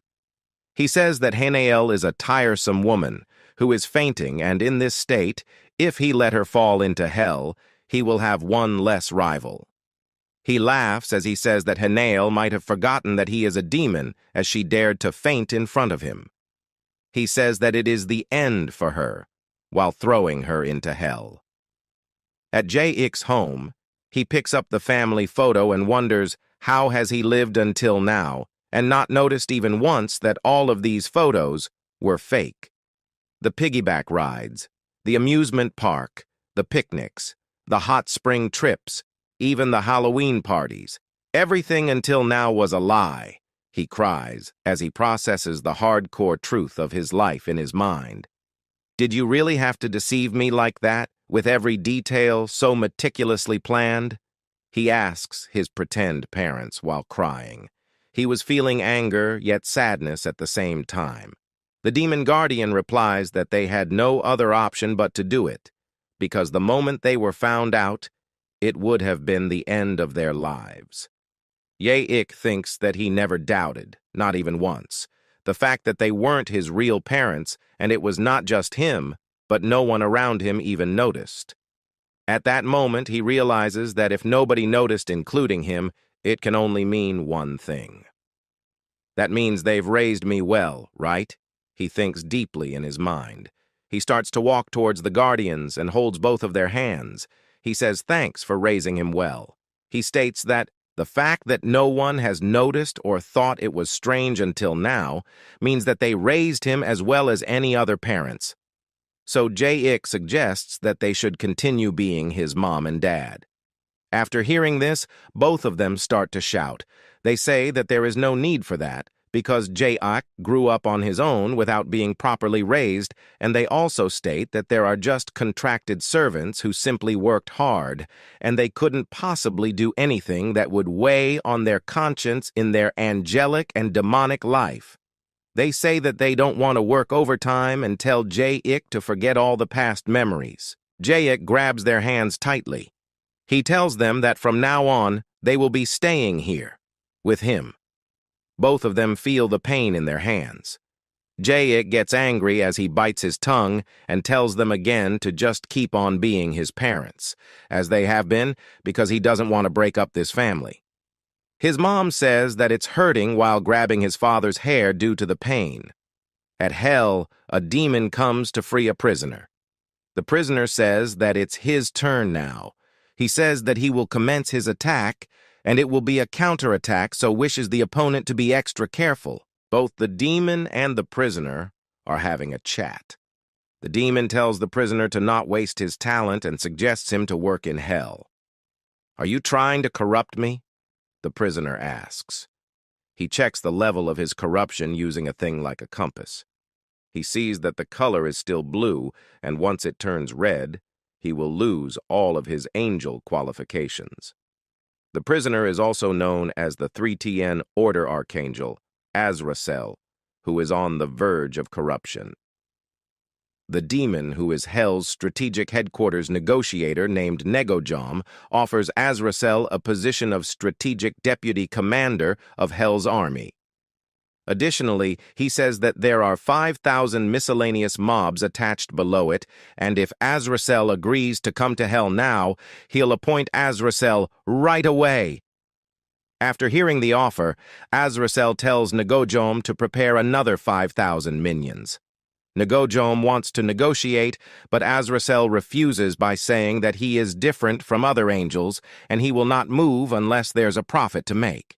He says that if he is going to fall from grace, it should be under good conditions, and once he becomes a demon, even if he falls, there's nowhere lower for him to go. Moreover, he says that he will sign the contract the moment he falls from grace, and when the 1,000 minions are prepared as proposed. Lastly, he says that as an angel, he still has duties left which he needs to complete and leaves that area. After some time, as he walks in Hell, he says that every time he comes to Hell, it's always a mess, although a little bit of remodeling would do this place wonders. He tells them to install some streetlights at least, and also, the strong sulfur smell is unbearable, according to him. It's a complete disaster. While walking, he comes across 2 demons. The demons notice that it's an angel and start to attack him. Azrael deals with them swiftly. He sighs as he says that these demons don't even recognize the person who will serve Hell later. He kicks one of the demons backwards and another one upwards. He again kicks the small demon whom he threw upwards a moment ago. He notices that there's even a drunkard collapsed on the ground. He points out that anyone can see that it's a true hell here. At that moment, he saw an angel falling from the sky, and that angel was none other than Henal. He thinks that Henal might be a fallen angel, but he wonders what could have gone wrong for an angel to fall into hell. He then notices that this angel is the Apex Hybrid's appointed guardian angel. Does landing here mean they failed their mission? Does that mean I, who was appointed next, have a high chance of being summoned? He thinks deeply. In the next scene, we see Valhalla Canyon, a nearby small valley. In the past, Ninth Order Angel Civil Servant Aesthetic Cephacross was waiting in the waiting room for aspiring actors. Hello? Is this the waiting room for aspiring actors? Hell's 7th class. Demon Servant, Demon Intern, Demoniac asks. Both of them got shocked to see each other as an angel and a demon. At the time an announcement was made, the judge congratulated both of them on passing the document review. He said that from now on, they will have to go to the human world and act as a parent until the child grows up. The human world. Can we put on a proper performance in the human world where mortals are crawling around? Demoniac questioned. Cephacross agrees by saying that he wants to become a comedy actor, not a tragedy one. The person told them to listen to the end. He said that if they act for just 19 years, both of them will be brought back to heaven and hell, and after completing the mission, they will have the qualifications of regular angels and demons, not low-level demons and low-level angels. Moreover, depending on their acting skills, they will even receive additional points that will put them ahead of others in future promotions. Alas, both of them agreed in a heartbeat, and this is how they volunteered for the mission, but it turned out to be an extreme job. J.Ik looks at the news and laughs and says that it's so enjoyable to have a meal together as a family. Cephacross tries to run away by making an excuse to bring water for his thirsty son. J.Ik throws a chair at the wall in order to scare Cephacross. He says that he doesn't want water. Demoniac tells Cephacross to stay still and not to cause any trouble. Cephacross says that his body is floating anyway, so he has no choice but to stay still.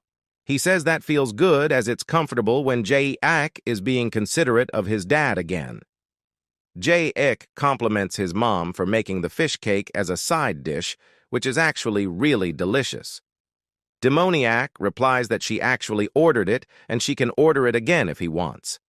He says that he didn't clean his room today, so he tells his mom to please scold him by saying that the one who creates the mess should be the one to clean it up. His proxy mom replies that she wouldn't dare to scold an Apex Hybrid who is making a mess. She tells him that he can make a mess as freely as he wishes. After hearing this, J.Ik gets angry. He says that he wants to keep their family happy and tells them to cooperate a bit. After dinner, both the proxy parents are washing the plates. Demoniac says that the demon's plan failed because J.Ik even managed to take down Mercurochrome in one shot. Cephacross tells her not to worry because this time he secretly asked heaven for help. What kind of help can we get when even someone at Satan's level is being taken down in one shot? She asks. Then she sees a devilish expression coming out from an angel. At the same time, in heaven, Azrael carried Henal to heaven. What's happening? Am I dead? Why am I in heaven? Henal asks as she regains her senses. Azrael replies that it's natural for an angel to come to heaven, and as Henal used up all of her powers because of a human, he regards her as very kind, yet a bit lacking. Henal recognizes him as the First Order Archangel named Ariel. Azrael lies that he is not Ariel, and Ariel is his twin brother. At that moment, a higher-up angel announces from the sky that Ariel is no longer a First Order Archangel. He has become a Third Order fallen angel Azrael. Originally a First Order Archangel, but demoted to Third Order due to internal corruption because he almost lost his archangel status, but was allowed to retain his angelic rank as a matter of courtesy. The higher-up angel says that lately he has been hearing strange rumors about Azrael, There's information that he is league with hell. Azrael replies that he was only there a few times for covert operations. Are you an archangel, collecting humans' wishes and selling them to demons? Azrael replies that it's just like being a white hat hacker. By the way, did you summon me to talk about this? He questions. The angel says that, as of now, Azrael will descend to the human world to assist in the awakening of the apex hybrid and bring them to heaven. Azrael says that he had a hunch, but he didn't expect this mission to come to him. Henal asks the angel for the reason to send Azrael because this mission was supposedly hers. The angel replies that Henal has failed her mission. As a result, from this moment on, she is to return to heaven and be confined in a special prison. A special prison, Henal repeats. In the human world, Jayik is walking on the street, while thinking that he has protected his family, and now he is truly going to live a completely ordinary life, as if nothing ever happened. He then sees that the sky is changing color. Huh? What is this? What is happening to the sky? He wonders and has a strange, ominous feeling about it. It's like what he witnessed previously, and he has a hunch that there's going to be another transfer student. After that, we can see the fallen angel Azrael gets admitted to Jayik's school. He gets in the classroom and introduces him to everyone. He tells all the students that they can freely call his Azra. After the introduction section is over, Azrael points his finger to the seat behind Jayik and tells that from today he will sit there. Jayik, seeing this new transfer student, and he feels very ominous feeling. Azrael then goes to his seat, and before sitting down, he says hello to Jayik, and directly asked if he is the apex hybrid. Hearing this, Scalpel gives an angry looks and asked Azrael that who told him to sit here. Azrael smiles and replies that he couldn't care less about a demon who's lost his touch. He also says that he is here because of this friend of his. Jayik then turns back and asked Azrael about Henal. Ah, are you talking about that poor guardian? Azrael replies. Scalpel intervenes and tells that he has torn Henal into pieces and sent her off to hell, and from now on they won't be seeing her face again. Torn to pieces? I found her passed out after her fall to hell and brought her back to heaven. She's likely detained in heaven's special prison by now, Azrael says. After that, we can see that Henal is currently staying in the Heaven's Paradise special prison. She is resting on a lounger beside a swimming pool. She feels bored as she has nothing to do. At that time, a bald waiter comes and serves her an orange drink. She has been sentenced to live here for 20 years, and also she has to eat and drink continuously. She then looks at the girls in the pool and pities them for being sentenced to do this for 30 years. She then starts to drink and thinks that how long she has to be locked up here. Now, back to the classroom, the teacher is about to start the class. But before starting, he warns the students that if any phone rings during class, it will be confiscated with no exceptions. At the back, we can see Azrael is mocking Scalpel for tells lies whenever he opens his mouth. Scalpel feels annoyed as he didn't expect that Henal will meet Azrael so soon. Jayik seems sad after hearing this, as he and Henal was getting closer. After a while, Scalpel thinks something. He asked Azrael that, how can he go to hell as angels don't go there? Azrael replies that he occasionally goes there for business purposes. Scalpel gets shocked. Hearing this, so he asked Azrael that if he is a fallen angel. Hearing this, Azrael gets a bit nervous. He tells Scalpel that he hasn't fallen yet. He then takes a gauge meter from his pocket and feels relief, seeing that the meter is still in blue. Scalpel starts to feel weird, as an even strange guy has come. Azrael then asked Scalpel that if Jayik is really the apex hybrid, as he looks like an ordinary human.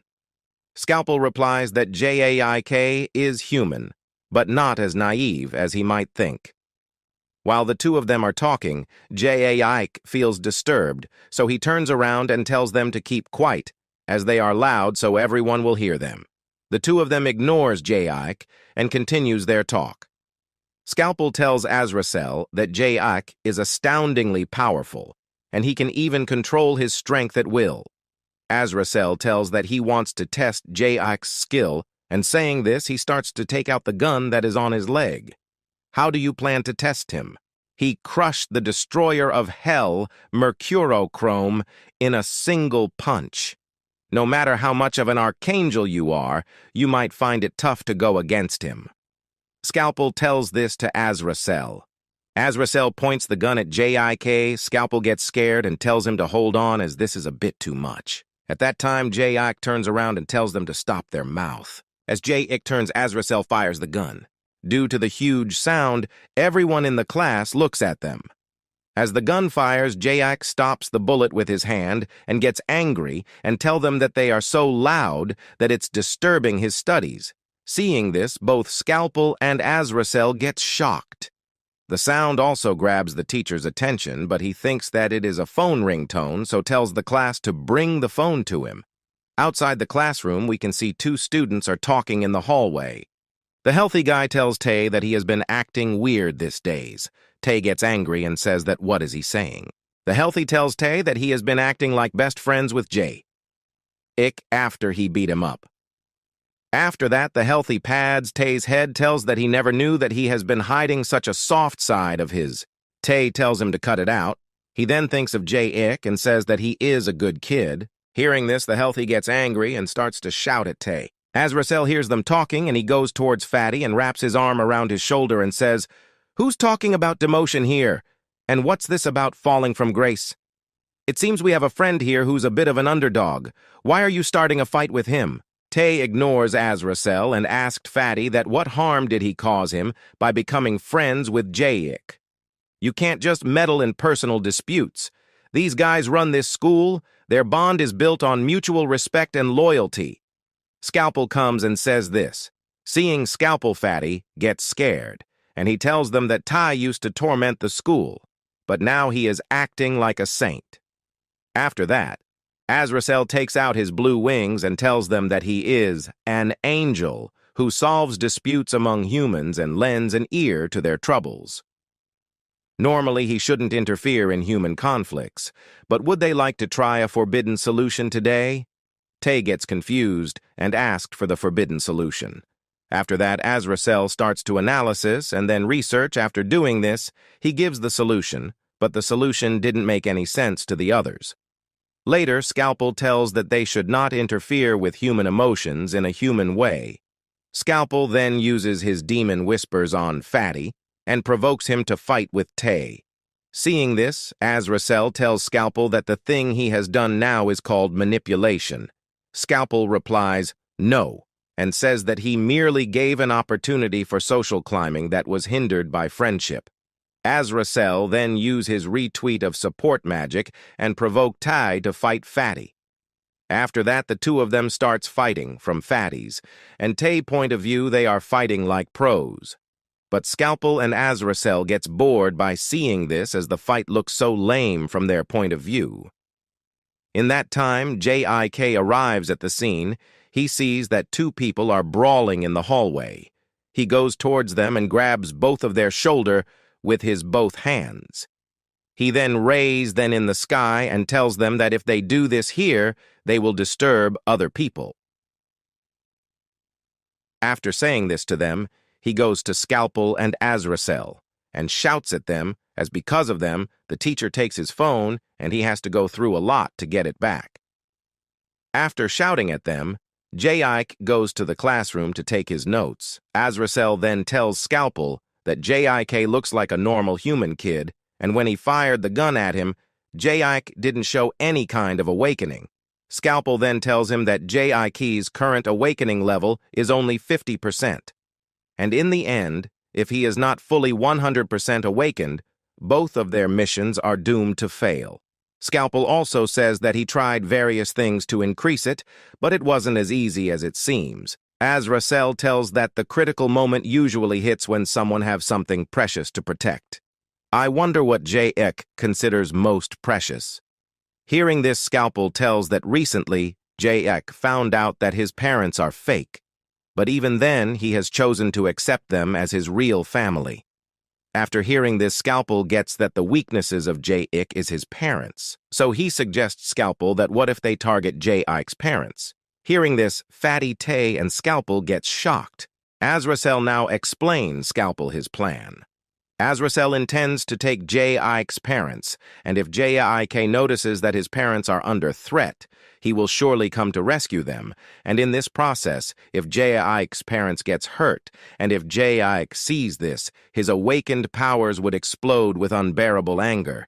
Hearing the plan, Scalpel tells Azrael that messing with J-Ike's family is a bit too much. Why? Didn't you want to hasten the awakening by stirring up the wave of evil more than anyone else? And they're not even his real parents anyway. Azrael gives a deadly look and says this.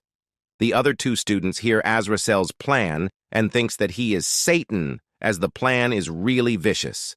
Scalpel also gets nervous by hearing the plan. He then asked Azrael that who is he, as his tactics is more demonic than a demon, and an angel will never use such demonic tactics. Of course, an angel should never do such a thing. Such despicable tactics are only suitable for demons. Azrael tells this to Scalpel. He further says that he cannot do this job, as if he does it his gauge might turn red. So he tells Scalpel to execute this plan and all the credit will belong to him. Scalpel makes a scary face and asked Azrael that if he is trying to give all the hard to him. On the other hand, we can see J-Ik is walking towards his home. While walking, he thinks about Azrael. As J-Ik now has a harmonious family, he wants to take care of them so that no harm comes to them. As J-Ik is walling, two men in black suits stops him and asked help from him. They asked J-Ik to show them the bus. Stop. J-Ik turns around and points his finger and tells them to go in that direction. At that time, one of the men launched an attack at J-Ik. J-Ik dodges it easily. The man then jumps backwards, and we can see the man has huge and sharp claws. The man then jumps towards J-Ik at lightning speed. Seeing this, J-Ik also takes a fighting stand, and he gently taps the man, and the man bursts, and Balak liquid comes out of the man's body. J-Ik gets shocked to see that a gentle tap from him explodes the man. Seeing this, the other guy takes off his helmet and throws it at J-Ik. Seeing this coming, so he just swings his hand to avoid it. But as the helmet hits his hand, it also explodes. J-Ik get confused to see that the attacks are so weak. Now, as the helmet is removed, we can see that the man is not a human, as he has a lizard face. The lizard man starts to shake in fear, as he didn't expect J-Ik to be so strong. J-Ik looks at the lizard man and finds his face ugly and says that he is just a typical low-level mob. The tour name of the lizard man is Zop Mob. This species is a very common lowest-level monsters in hell. The Zop Mob gets so afraid that it starts to run away. The direction in which the Zop Mob run is where J-Ik's house. Seeing this, J-Ik panics and starts to run towards his house.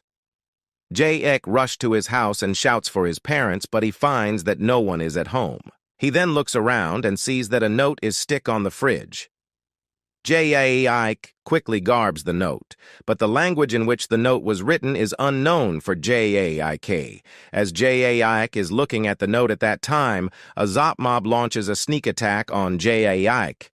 As the Zop Mob attacks, J-Ik just swings his hand and it hits the Zop Mob's helmet and breaks it. The Zop Mob also explodes, and black ink gets on J-Ik's hand.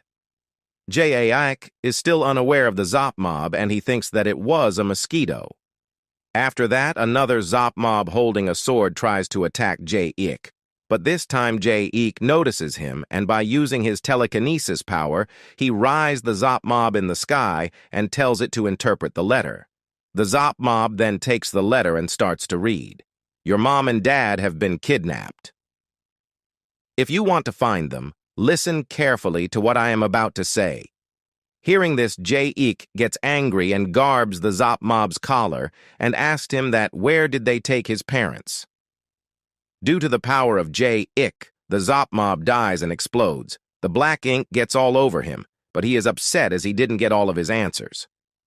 At that time, another Zop mob appears, and Jae-ik quickly uses his telekinesis powers and takes control over the Zop mob's body. He angrily asked the Zop mob that Ho staged this kidnapping. The Zop mob replies that they are demons and they won't sell their own kind. Hearing this, Jae-ik asked him that if Scalpel has sent them. The Zop mob replies that he won't tell him. After that, Jae-ik throws his school bag and gives some options, and asked the Zop mob that who sent him. The Zop mob then finally tells Jae-ik that Scalpel is the one. Hearing this, Jae-ik gets more angry as he feels that Scalpel has betrayed him and how dare he touches his family. Out of anger, Jae-ik garbs the neck of Zop mob and kills it. Jae-ik gets that he failed to control his power, and his eyes are glowing. After that, he clams down a bit and adjusts his glasses and remembers that he forget to ask where they took his mom and dad. Jae-ik then starts to search for any other left over Zop mobs. We can see that there is one Zop mob still hiding. This is the Zop mob that runs away from Jae-ik before. Jae-ik uses his powers and finds the last Zop mob. He uses telekinesis and drags the Zop mob in front of him. Jae-ik then wipes his face with a napkin and tells the Zop mob to tell him that where did they took his parents, or else he will see a bloodbath. The Zop mob starts to sweat out of fear, and he shows Jae-ik the location on his phone. Jae-ik watched the location carefully, and he again gets angry and starts to radiate his immense power as he shouts his aura outbursts, and from that alone the Zop mob gets killed. After that, we can see in a ruined building, Jae-ik's parents are held captivate. We can see that Ushi Jim and his team is also there. Jae-ik's mom and dad tells Jim to quickly kill them, because as they die, they will be able to leave this human world. As they are happily fantasizing their dead, at that time, Jae-ik comes there to save them. Seeing Jae-ik, both his parents gets upset behind them. Scalpel is watching this as he says that everything is going as planned. Azrael is also watching this with Scalpel. Scalpel says that Azrael's prediction is impressive as Jae-ik comes so quickly to rescue his parents. It's just human nature. They're wired to react quickly when their desire for revenge is triggered. Azrael tells this to Scalpel. He also further praises Scalpel for involving a human in this. Scalpel replies to Azrael that he is a demon, and there's no way he can be seen receiving orders from an angel in the eyes of others, and that's why he has done this kidnapping using a human. "So you've handed the contract to a subcontractor?" Azrael asked. Scalpel replies that it's more about the redistribution of labor. Saying this, Scalpel uses his magic to control Yimp and tells him that he is the master of evil deeds. Yimp cannot resist the power to Scalpel, and so his mind gets controlled. On the other hand, Jae-ik starts to walk towards his parents. He has a very serious look. As he steps on the ground, a pale green hand comes out of the ground and garbs Jae-ik's leg. Seeing this, Jae-ik gets scared and he starts to drag his leg. As he drags his leg, a green monster comes out of the ground. After that, the same species of monster starts to come out of the ground like mummies. Seeing the monsters, Jae-ik gets that they are low-level mobs. The monster then launch their attacks at Jae-ik. One of the monsters jumps and holds Jae-ik from behind. Seeing this, all the other monsters also jump towards Jae-ik. Jae-ik panics a bit as he slaps the monster on his back. It instantly gets killed and explodes, and black ink gets spread on his shoulder. As Jae-ik looks in front, he sees that a monster has come close to his face and is about to bite him. Jae-ik responds quickly and slaps the monster, saying that its breath stings. As the slap hits, the monster explodes immediately. Seeing the power of Jae-ik, the other monsters get scared and starts to sweat. Now Jae-ik raises his leg, and the monster that was holding his leg gets dragged out of the ground and flies high on the sky. As the monster is about to fall on J. Ike's head, J. Ike clap his hands and kills the monster like we kill mosquitoes. As the monster explodes, bulk ink overs J. Ike's face and hands. Oh, disgusting! J. Ike then looks in front and sees that a whole lot of monsters are crawling out of the ground. Azrael and Scalpel is seen from behind a glass room. Seeing this, Azrael tells Scalpel that this mobs are too easy for J. Ike. Scalpel replies that, rather than a large monster loudly growling in front of you, a swarm of tiny mosquitoes disturbing your sleep is more irritating. He also further says that J. Ike's composure sure is beyond imagination, but even for the apex hybrid faced with the swarm of mosquitoes, one can't help but feel anger. On the other hand, J. Ike is kill all the monster easily. He gives a row of slaps and kills tons of the monsters. J. Ike also uses dance moves to kill the monsters, and within a few minutes he was done killing all the monsters. Seeing this, Scalpel gets nervous. The little Yimp also sees this and feels scared. The Yimp realizes that kidnapping was a bad idea, and he slowly starts to get out of Scalpel mind control magic. Seeing this, Scalpel again used his magic and make Yimp totally under his control. Now the Yimp becomes totally demonic, and he laughs and tells that he will make J.I.K. have a taste of hell. Saying this, he raises J.I.K.'s parents up. J.I.K.'s mom and dad shouts out of pain. The Yimp looks at them with red eyes and says that, if things stay this way, J.I.K.'s parents will slowly die while being hung. The Yimp's subordinates get scared to see his demonic act. J.I.K. sees this, and he gets super angry, and out of anger, his aura starts to leak. He threatens that he will absolutely not forgive them. Seeing this, J.I.K.'s parents shout and tells him not to come here. The subordinates of the Yimp tells him that he has gone too far. The Yimp makes a scared face and tells them, and this is the true taste of a demon. But inside, the Yimp is very scared, and he cannot collect his thoughts because of Scalpel's magic. J.I.K. looks at his parents and says that he will definitely save them. Hearing this, his parent screams and begs him not save them. Azrael is seeing this, and after a while he asked Scalpel that if this is his last card. Scalpel panics a bit and says that he is sure that J.I.K.'s anger will explode and unleash more awakening. Azrael then turns around and says that if a more life-threatening monster attacked the hanging parents, it would be more effective. Hearing this, Scalpel thinks that this is a brilliant idea. He also questioned Azrael that how did HR come up with such a plan? He would even put Satan to shame. And where do these demonic ideas come from? Azrael tells Scalpel to shut up, and his gauge is going down. After that, Scalpel uses his summoning magic and summons the man-eating monster Tremos. After that, a giant centipede-like monster comes out of the ground. The monster has a huge mouth with tons of sharp, pointed teeth. The monster is about to eat J.I.K.'s parents. J.I.K.'s parents sees this and feels happy as they think that this is the bus that will take them to their home. The monster opens his mouth widen and rushed to eat them.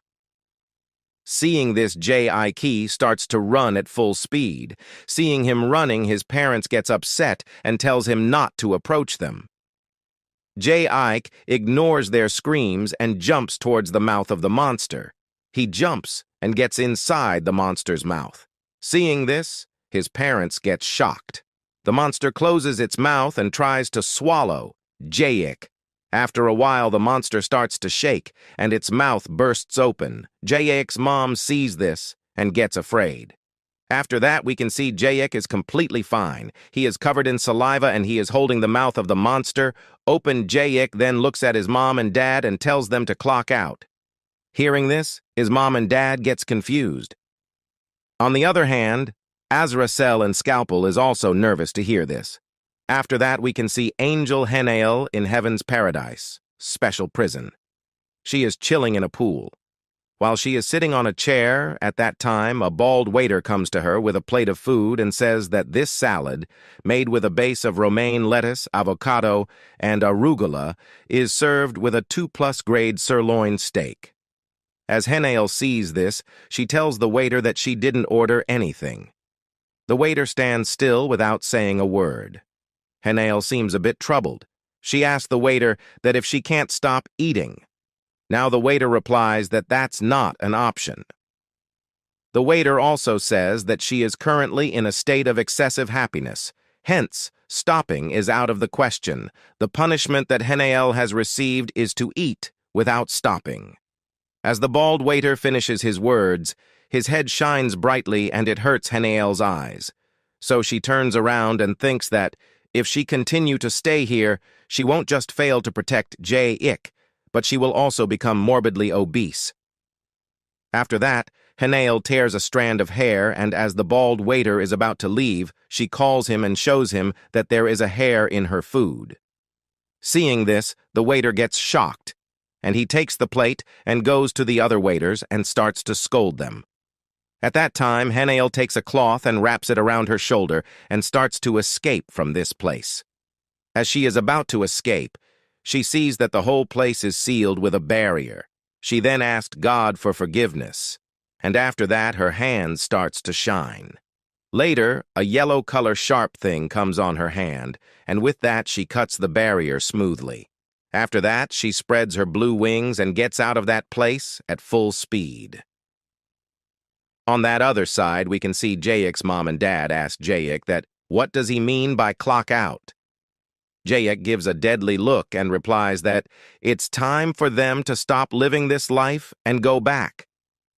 He also says that it seems like dangerous situations keep arising because of him, and he has given it a lot of thought that holding on to his parents any longer is nothing but his selfishness. He then thanks his parents for being there for him for the past 19 years, and the best way he can repay them is by setting them free. After that, J-Ik smiles brightly and tells them thanks for being his parents all this while. Hearing this, J-Ik's parents starts to cry. Seeing this, J-Ik requests them to disappear from his sight and go back to their home. Seeing this, Scalpel thinks of J-Ik as a dutiful son. Azrael also thinks that J-Ik is an angel, that he is giving a painless death to his parents. J-Ik then opens the monster's mouth widen and tells his parents to slide down, and they will reach the afterlife in no time. The little yimp is holding the ropes, and he feels guilty for doing these things to such a peaceful family. But due to Scalpel's demon pepper, he is unable to express his real intentions. Yimp thinks that after he escaped from this demon whispers, he will live a life of repentance. At that time, the demon whispers activates, and the Yimp crises, and unwilling says to J-Ik that he will not escape from his grasp. J-Ik's mom starts to think, and after a while she speaks up and says that she has decided. His dad also says the same.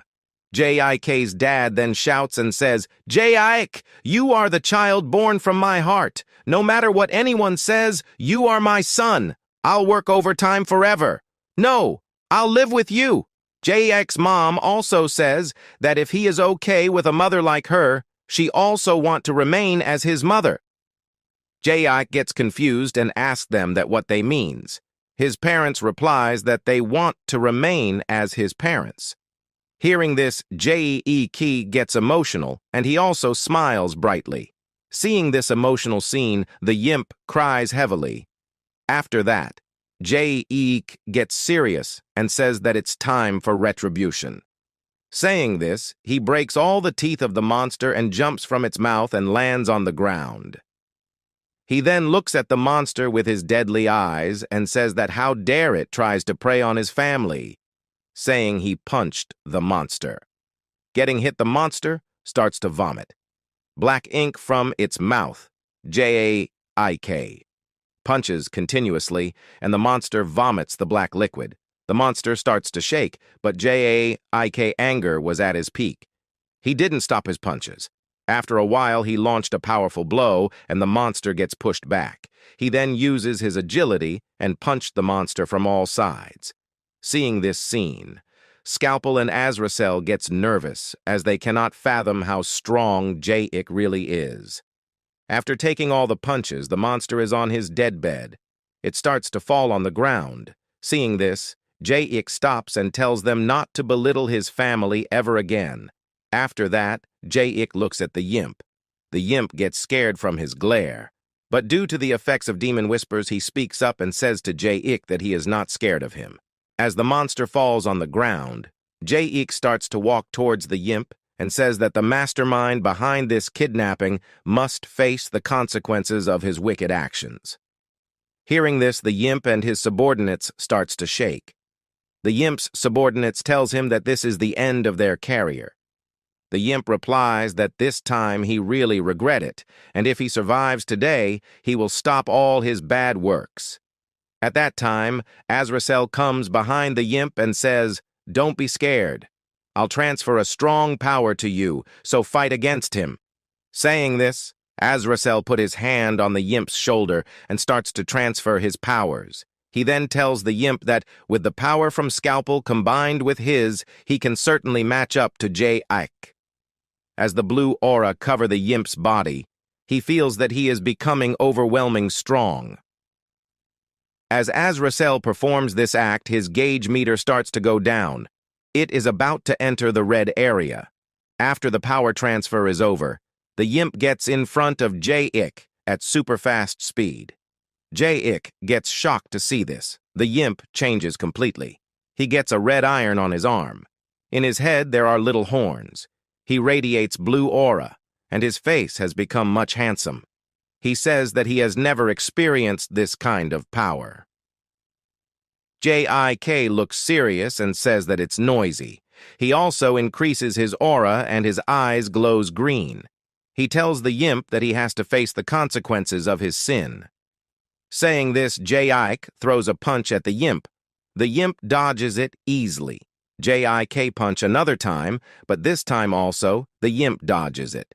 He also mocks Jik, saying that he is not that much powerful. Now Jik gets angry, and he throws a powerful punch, and lucky this time, the punch directly hit on the Yimp's stomach. Getting hit, the Yimp vomits blood, and he flies away and hits a wall and gets unconscious. The collision was so powerful that it leaves a huge dent on the wall. Seeing this, Azrael gets behind Jake and tells him that he has something to say to him. He tells Jake that he left his door open when he came here, so he closed it to prevent any potential theft. Hearing this, Jake thanks him. Azrael now looks at the gauge and sees that the meter has turned to blue again. After that, he keeps the gauge in his pocket and goes towards the Yimp. He now transfers more power to the Yimp. As the power gets transferred, the Yimp gets up and says that he feels that his strength has gone up by twice. The Yimp rushed towards Jik at lightning speed and punched on his chin. As the punch lands, Jik's chin gets cut and starts to bleed. Jik's mom and dad is still hanging, and now they are feeling very hungry. As the punch lands currently, Jik gets pushed back and he noticed that something is happening with his sight. He is only seeing the after images of his opponent, and he is having trouble controlling the distance as well.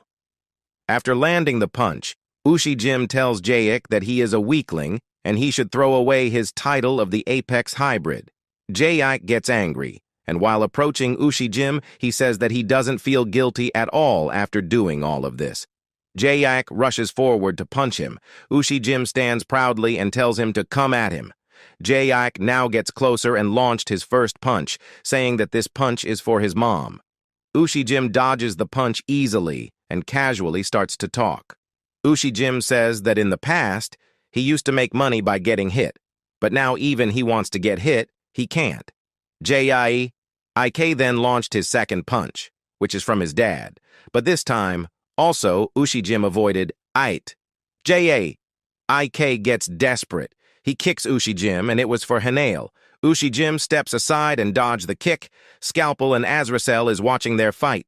Scalpel speaks up and says that Ushijim is amazing as he is unfazed by such an attack. Every time Jake's attack fails, The surroundings rapidly turn into a vacuum. It's as if a black hole nearby is consuming everything.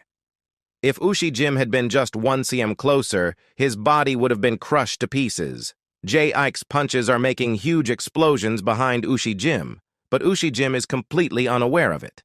Scalpel asked Azrael that what kind of power did he infuse Ushi-Jim with? No big deal, just a minor buff, Azrael replied. Then where did this fearless courage come from? Scalpel questioned. Azrael tells him that ignorance gives Ushi-Jim courage, and he is brave because he's unaware. J-Ik is continuously attacking Ushi-Jim, but he gets frustrated as none of his attacks landed on Ushi-Jim. After all this dodging, Ushi-Jim attacks, and it lands on J-Ik's face. J-Ik flies away and falls on the ground. Seeing this, Ushi-Jim says that he feels a twinge of guilt about a gram, having to use his intense power on a high school kid who can't even land a punch on the opponent in front of him. Ushi-Jim is showing his rough side on the outside, but inside he is very scared, as he can guess that J-Ik is hiding a much stronger power, and if he awakens it, a mob monster like him will be crushed in no time. Ushi-Jim's inner voice tells him to run away, but due to Scalpel's magic, he is unable to do so. The subordinates of Ushi-Jim get surprised to see this dominating side of his and thinks that their Hyung has lost his true self. J-Ik gets up and he starts to think that why can't he land any attack on his opponent? The opponent is not fast enough for him to unable to track, but the thing is that J-Ik only sees lingering images.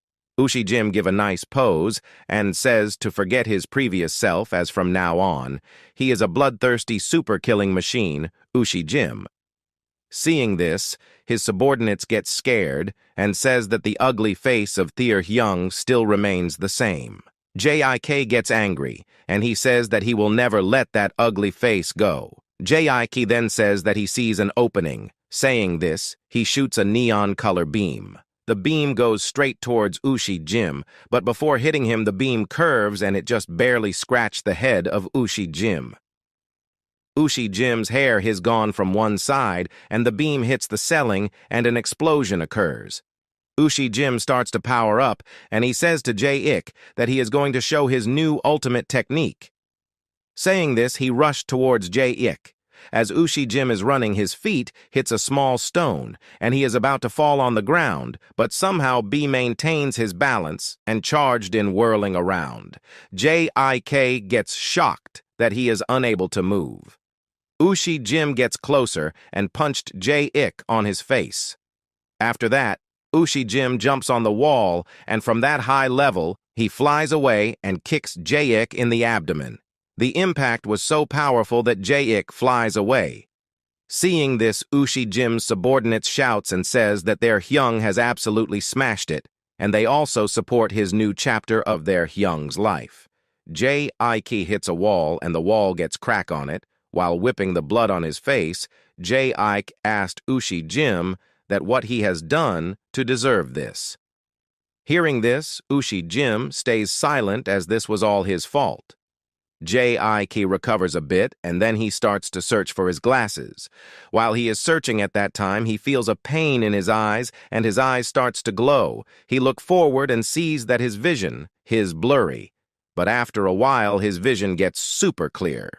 J-Ik gets that the reason for the afterimage was because of his glasses weren't right, and now as his glasses are off he can see crystal clear. Scalpel and Azrael also gets the reason that why he was unable to land any hit. Azrael says that during the fight his awakening occurs, which improves his strength and eyesight. Azrael also says that if things goes on like this, the full awakening is only a matter of time. He then looks at the gauge and sees that it is very close to the red line. What? Because of the glasses. So do you think you can land a hit on me properly now? Those who can't fight always blame their tools. Ushi. Jim says this while poking his nose. After that, Ushijim gets serious and says Jae-ik that he will finish him with his punch. Jae-ik eyes glows, and he looks at Ushijim with his eyes even wider, and now he can see everything. He can also see the weak points of the opponent. Jae-ik gets that Ushijim's full body is filled with weakness. Ushijim has vitamins and intelligence deficiency, he has a weak heart and a weak body, and he is a lefty. Ushijim rushed and punched Jae-ik. Jae-ik stops his punch with a single hand.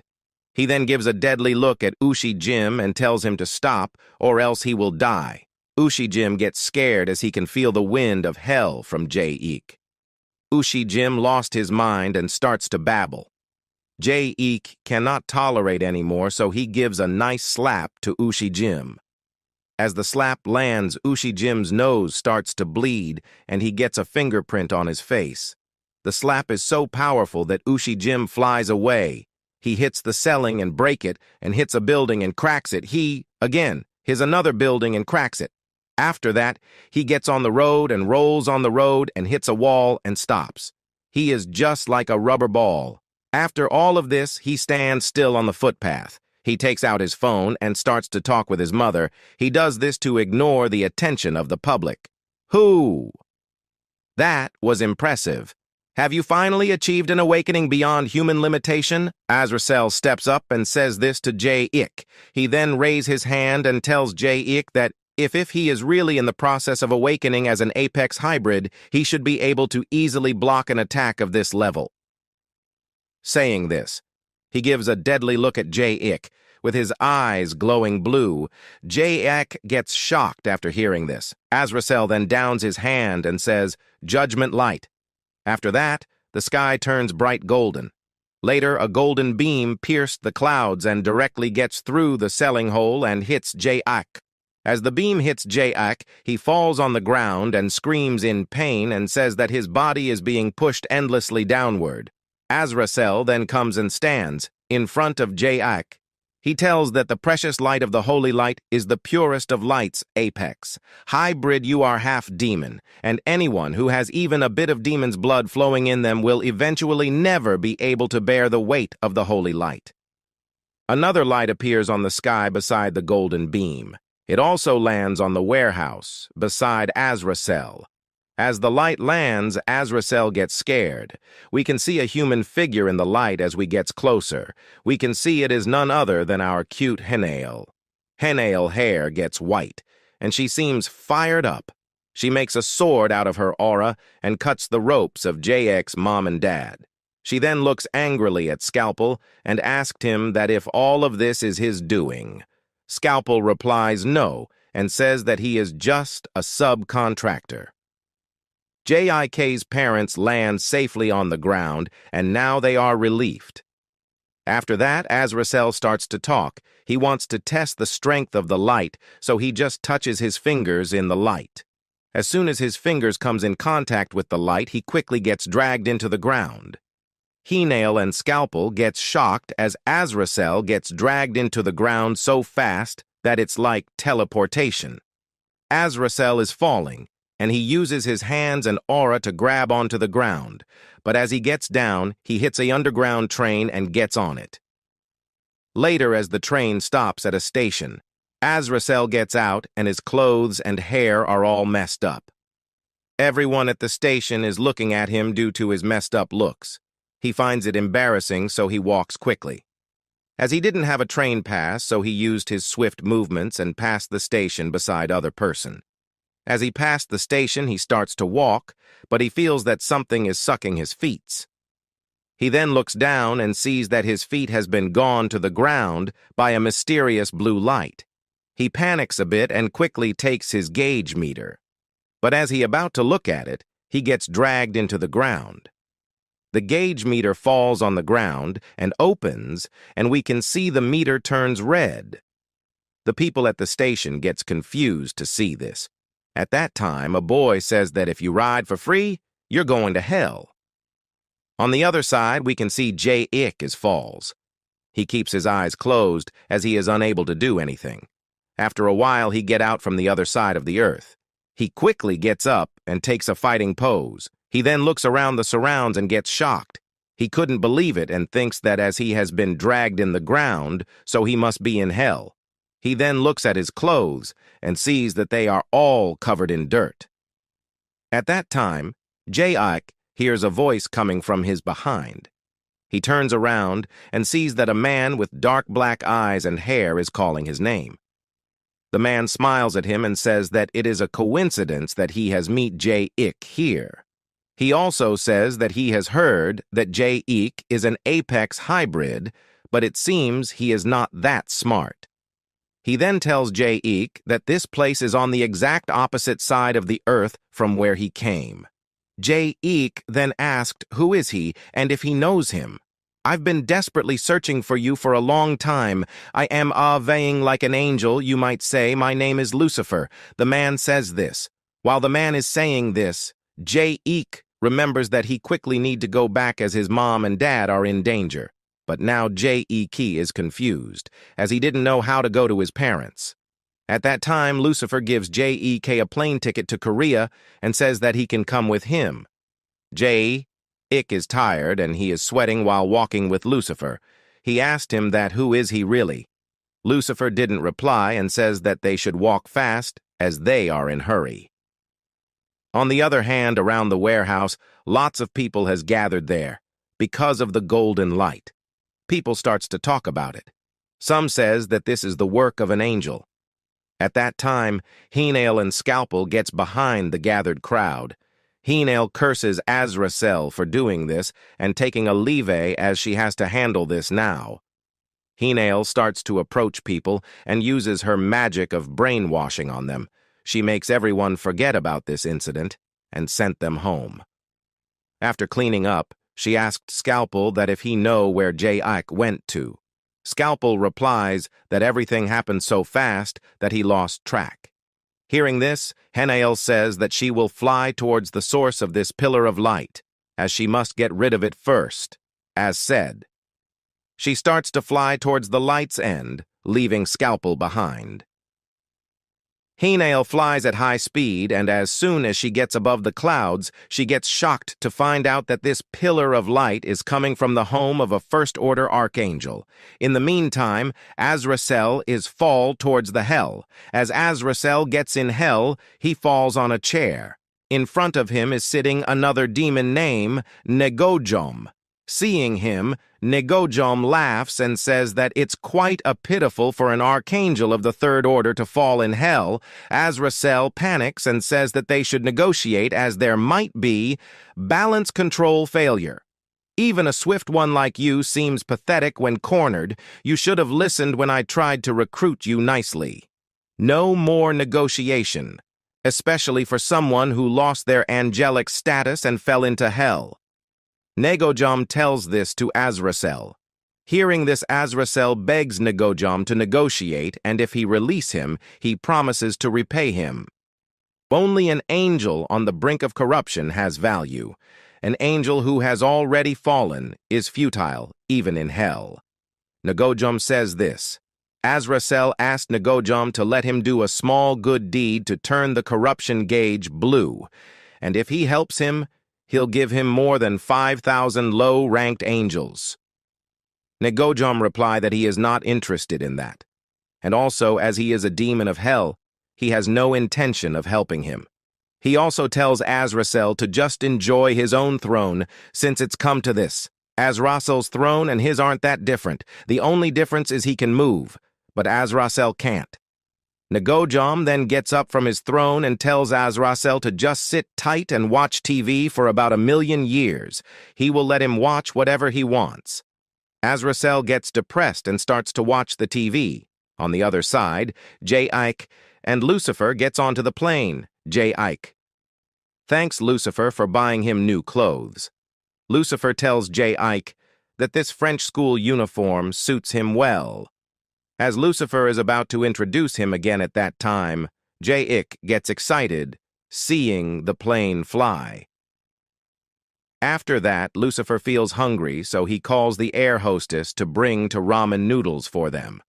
The hostess bring the ramens and give them. The ramen looks so delicious that Jaik starts to eat without saying anything. While Jae-ik is eating, Lucifer tells him that he may not realize the extent of what he possesses. He also tells Jae-ik not to let satisfaction stop him and desire more, yearn for more. He will plant the seed of desire in him, and he will make his desires burn hotter. In hell, Azrael is already bored because there's nothing to do there. He can't believe that he is falling into corruption in such a pathetic manner like this. If he spends too much time here, he'll lose any means to raise his corruption gauge, and if that happens, he might even lose his status as an angel. He wishes to find a way to solve this, and then he decides to check out the human realm channel. He sees Jae-ik and thinks that if he helps Jae-ik, he will be able to refill his gauge quickly, but currently, Jae-ik is sitting with a person who seems quite familiar. Who is that sitting next to him? Do I know him? He wonders. The person sitting next to Jae-ik introduces herself as Lucifer, who has neither any affiliation nor rank. Jae-ik asks whether she is famous. Lucifer replies that she is somewhat.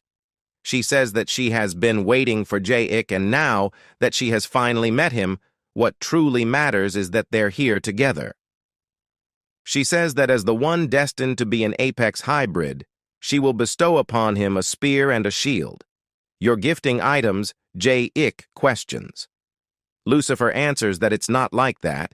It's actually more than that. She intends to give everything she possesses to Jae-ik. She then raises her hand to get more chocolates for Jae-ik. Jae-ik says that he doesn't understand why she is being so kind to him, but he tells her to stop doing that because he has already rejected the fate of the apex hybrid. Moreover, Henal has been treating him well.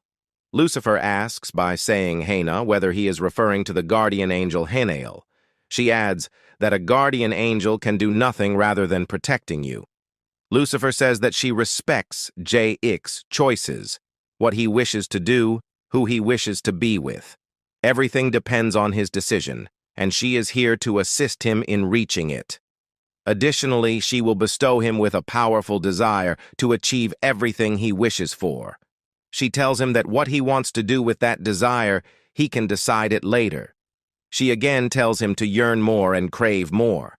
In hell, Azrael was watching all of it. Jesus! Did I see that right? Lucifer is sitting next to Jae-ik and is trying to sway him right now, he thinks. This is getting dangerous, and it seems like Jae-ik has already halfway succumbed to Lucifer's temptation. This is really teetering Azrael on the edge. In the human realm, Henal notices the origin of the light. She politely knocks the aircraft. Ah, an angel? How did she know I was here? A girl sitting inside the aircraft asks. Henal requests her to switch off the light. The girl says that she literally can't believe this as she was so focused on other things that she completely forgot. She was wondering how a low-ranking angel could find this place. Henal says that she knows her. She introduces her as the First Order archangel named Mika. Mika says that it's been a while since she has been addressed by that title. To refer to her as an archangel, a retired angel, secluding within this secular realm is not good. So she permits Henal to just call her Lady Mika, as she is not really assigned any official duties. Could it be that Mika is also looking for the apex hybrid? Henal asks while worrying. Mika again tells Henal to call her Lady Mika and asks by apex hybrid whether she is referring to that entity from the legends. Mika says that she might have been interested if it were about unicorns or dragons, but she really doesn't put much stock into such fairy tales. Then why did you pass the judgment of light? Henal questions. Mika answers that it's a pact that when a higher angel requests assistance from below, they provide unconditional supportive fire. So, Mika isn't interested in Jae-ik. Henal again asks for reassurance. Mika answers that she neither knows who Jae-ik is, nor does she have any sort of interest in him, because her only focus is to find a particular person who is the embodiment of evil, and whom she must obliterate. Henal asks whether Mika is using that scope attached in her aircraft to find that person. Yes, are you interested? Would you like to take a look? Mika asks. Finally, Henal got to see the legendary scope that can supposedly find anyone. Mika says that while she doesn't believe in legends, she still has a liking for legendary items, and if they're on the surface, she can find anyone. Then, could you find my friend J.Ik? Henal requests. Misha asks whether he is a human. Henal replies that he is human, who disappeared after getting hit by the light of judgment. Misha gets shocked while wondering how a human can be alive after that. She says that if a human was hit by the judgment of light, they would have been long dead by completely disintegrating into dust.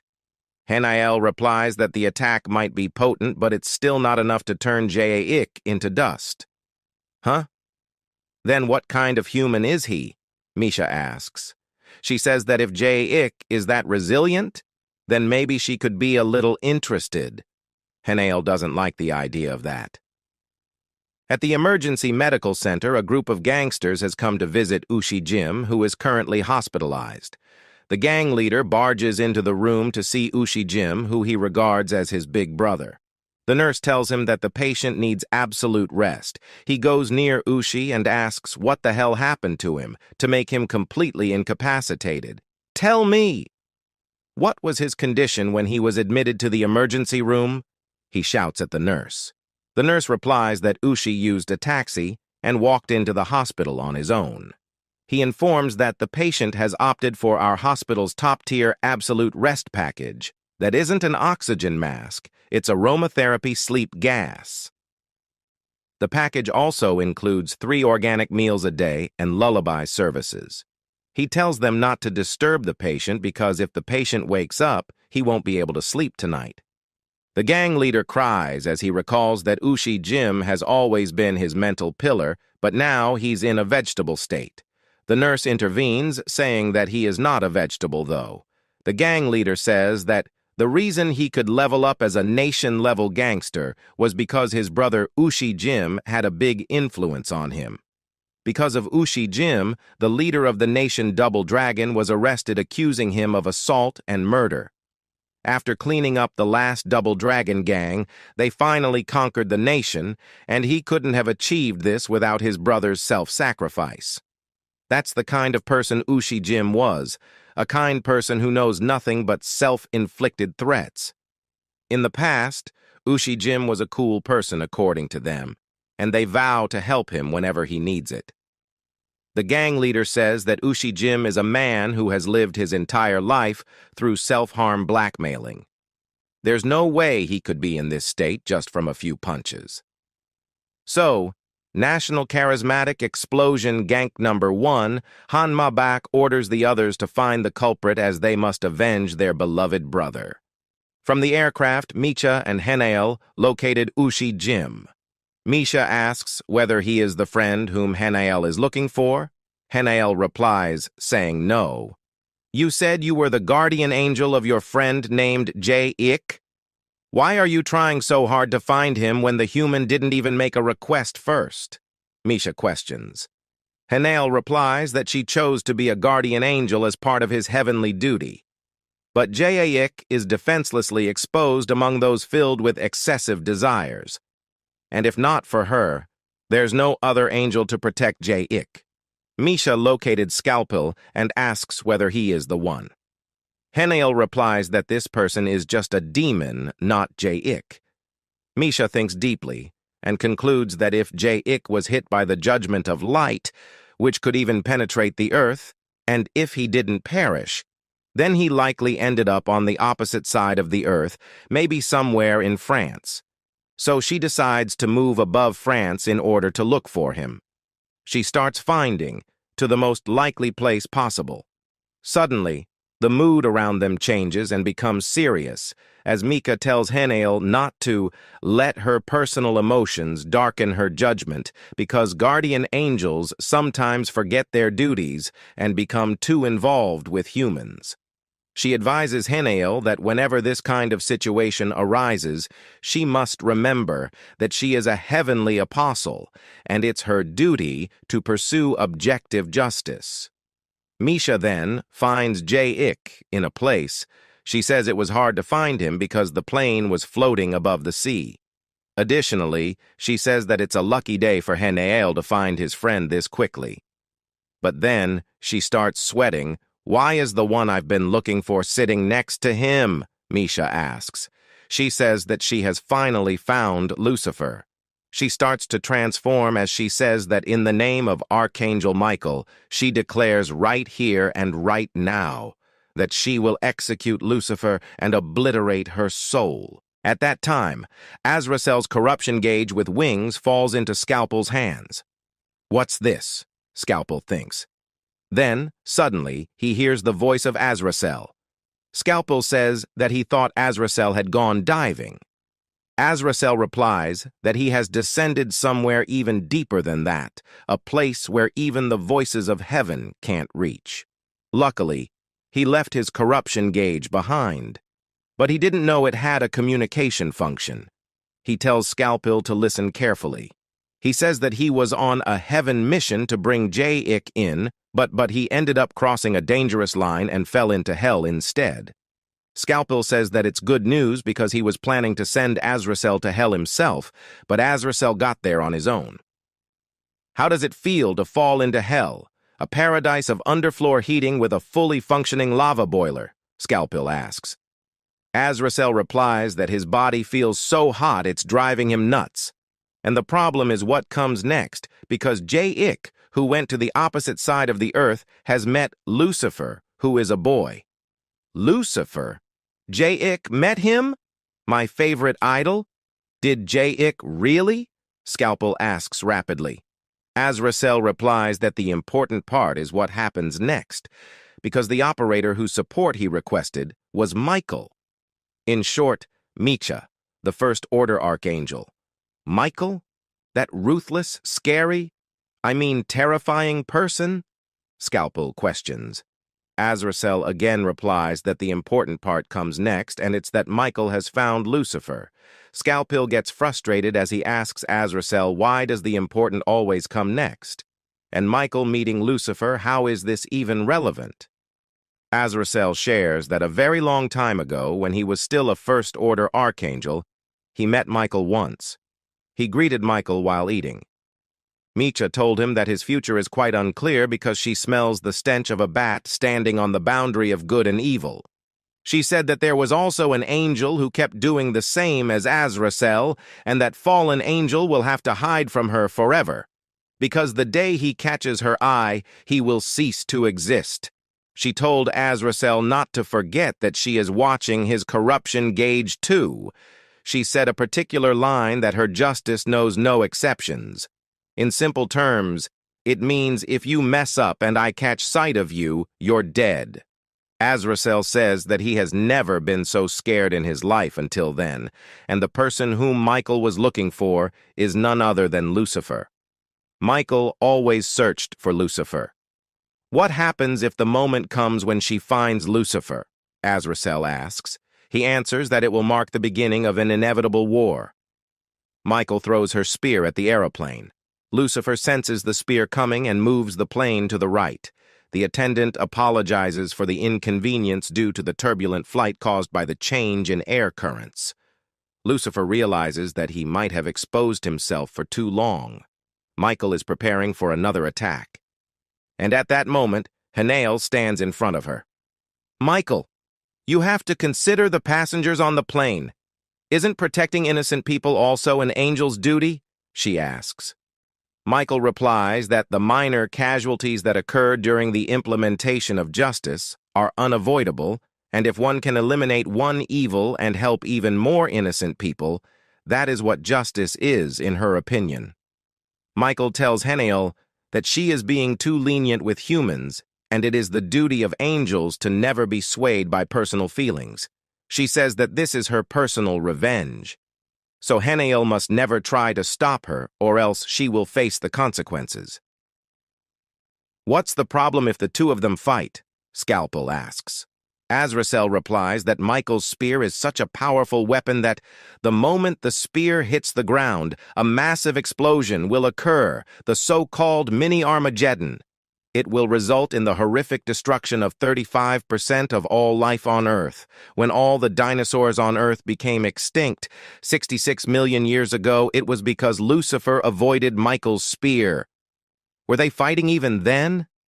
However, wouldn't it be a good thing for me if humanity goes extinct? Scalpel asks while laughing. He says that it would be a great opportunity to kill two birds with one stone. Azrael says that because of his increasingly demonic nature, he momentarily forgot that he was talking with an actual demon. Scalpel asks, why is it called Mini Armageddon? Azrael replies that it's because it will only destroy 35% of all life on Earth. Oh, that's a bit disappointing. Isn't there a way to achieve 100% extinction? Scalpel asks while giving a devil's smile. He says that if he could increase the population of Hell that much, and even recruit the Apex hybrid, the forces of Hell would become invincible, and he would be promoted to the ranks of first-class demon in no time. Azrael says that as a former archangel, he will leak the secrets of heaven a little. If Scalpel helps him, he will tell Scalpel the exact moment when the true Armageddon will occur. He explains that the moment Michael's spear touches the ground, a massive explosion will occur. The corruption gauge can measure the probability of the explosion occurring. He tells Scalpel to check the risk level and intervene in the fight between Lucifer and Michael, as he must prevent Michael's spear from hitting the ground at all costs. Scalpel agrees by saying that it's a lot of work, but he'll do it for the information. He will sacrifice the mini Armageddon for true Armageddon. Michael again throws her spear at the plane in order to call out Lucifer. The attendant announces that, due to changes in air currents, in-flight meal service will be temporarily suspended. Lucifer tells J-Ik to just wait a little longer for his food, and it seems like he has a visitor outside. Michael opens the aeroplane's door and barges in. An air hostess tells her that she cannot enter the cabin without permission. "Lucifer, come out," she shouts. Lucifer comes out and says that it's been a long time since they last met, and judging by her healthy complexion, it seems she is doing well. Without lingering, she cuts Lucifer into half. She says that greetings are a waste of time. Lucifer disappears into dust. Lucifer says that things will not go as Michael wants because he even prepared a farewell greeting this time around. The fact that I can exist anywhere as dust. You know, don't you? He asks. Michael tells Lucifer that he must also know that the moment he catches sight of her, that will be his last moment by swinging her spear. Lucifer, using this dust powers, lures Michael outside the aeroplane.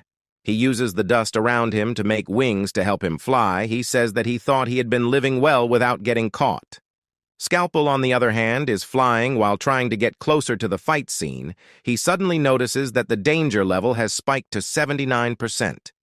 He wonders why it spiked so suddenly, but then he again notices that the danger level has reached 85%.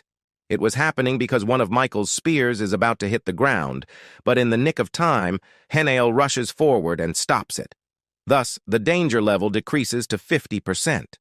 Michael again shouts by saying Lucifer's name as she charges towards him. In the meantime, J-Ik raises his hand and calls the air hostess to ask about his food. She replies that due to the disturbance caused by a certain passenger, they've had to suspend the in-flight meal service for safety reasons.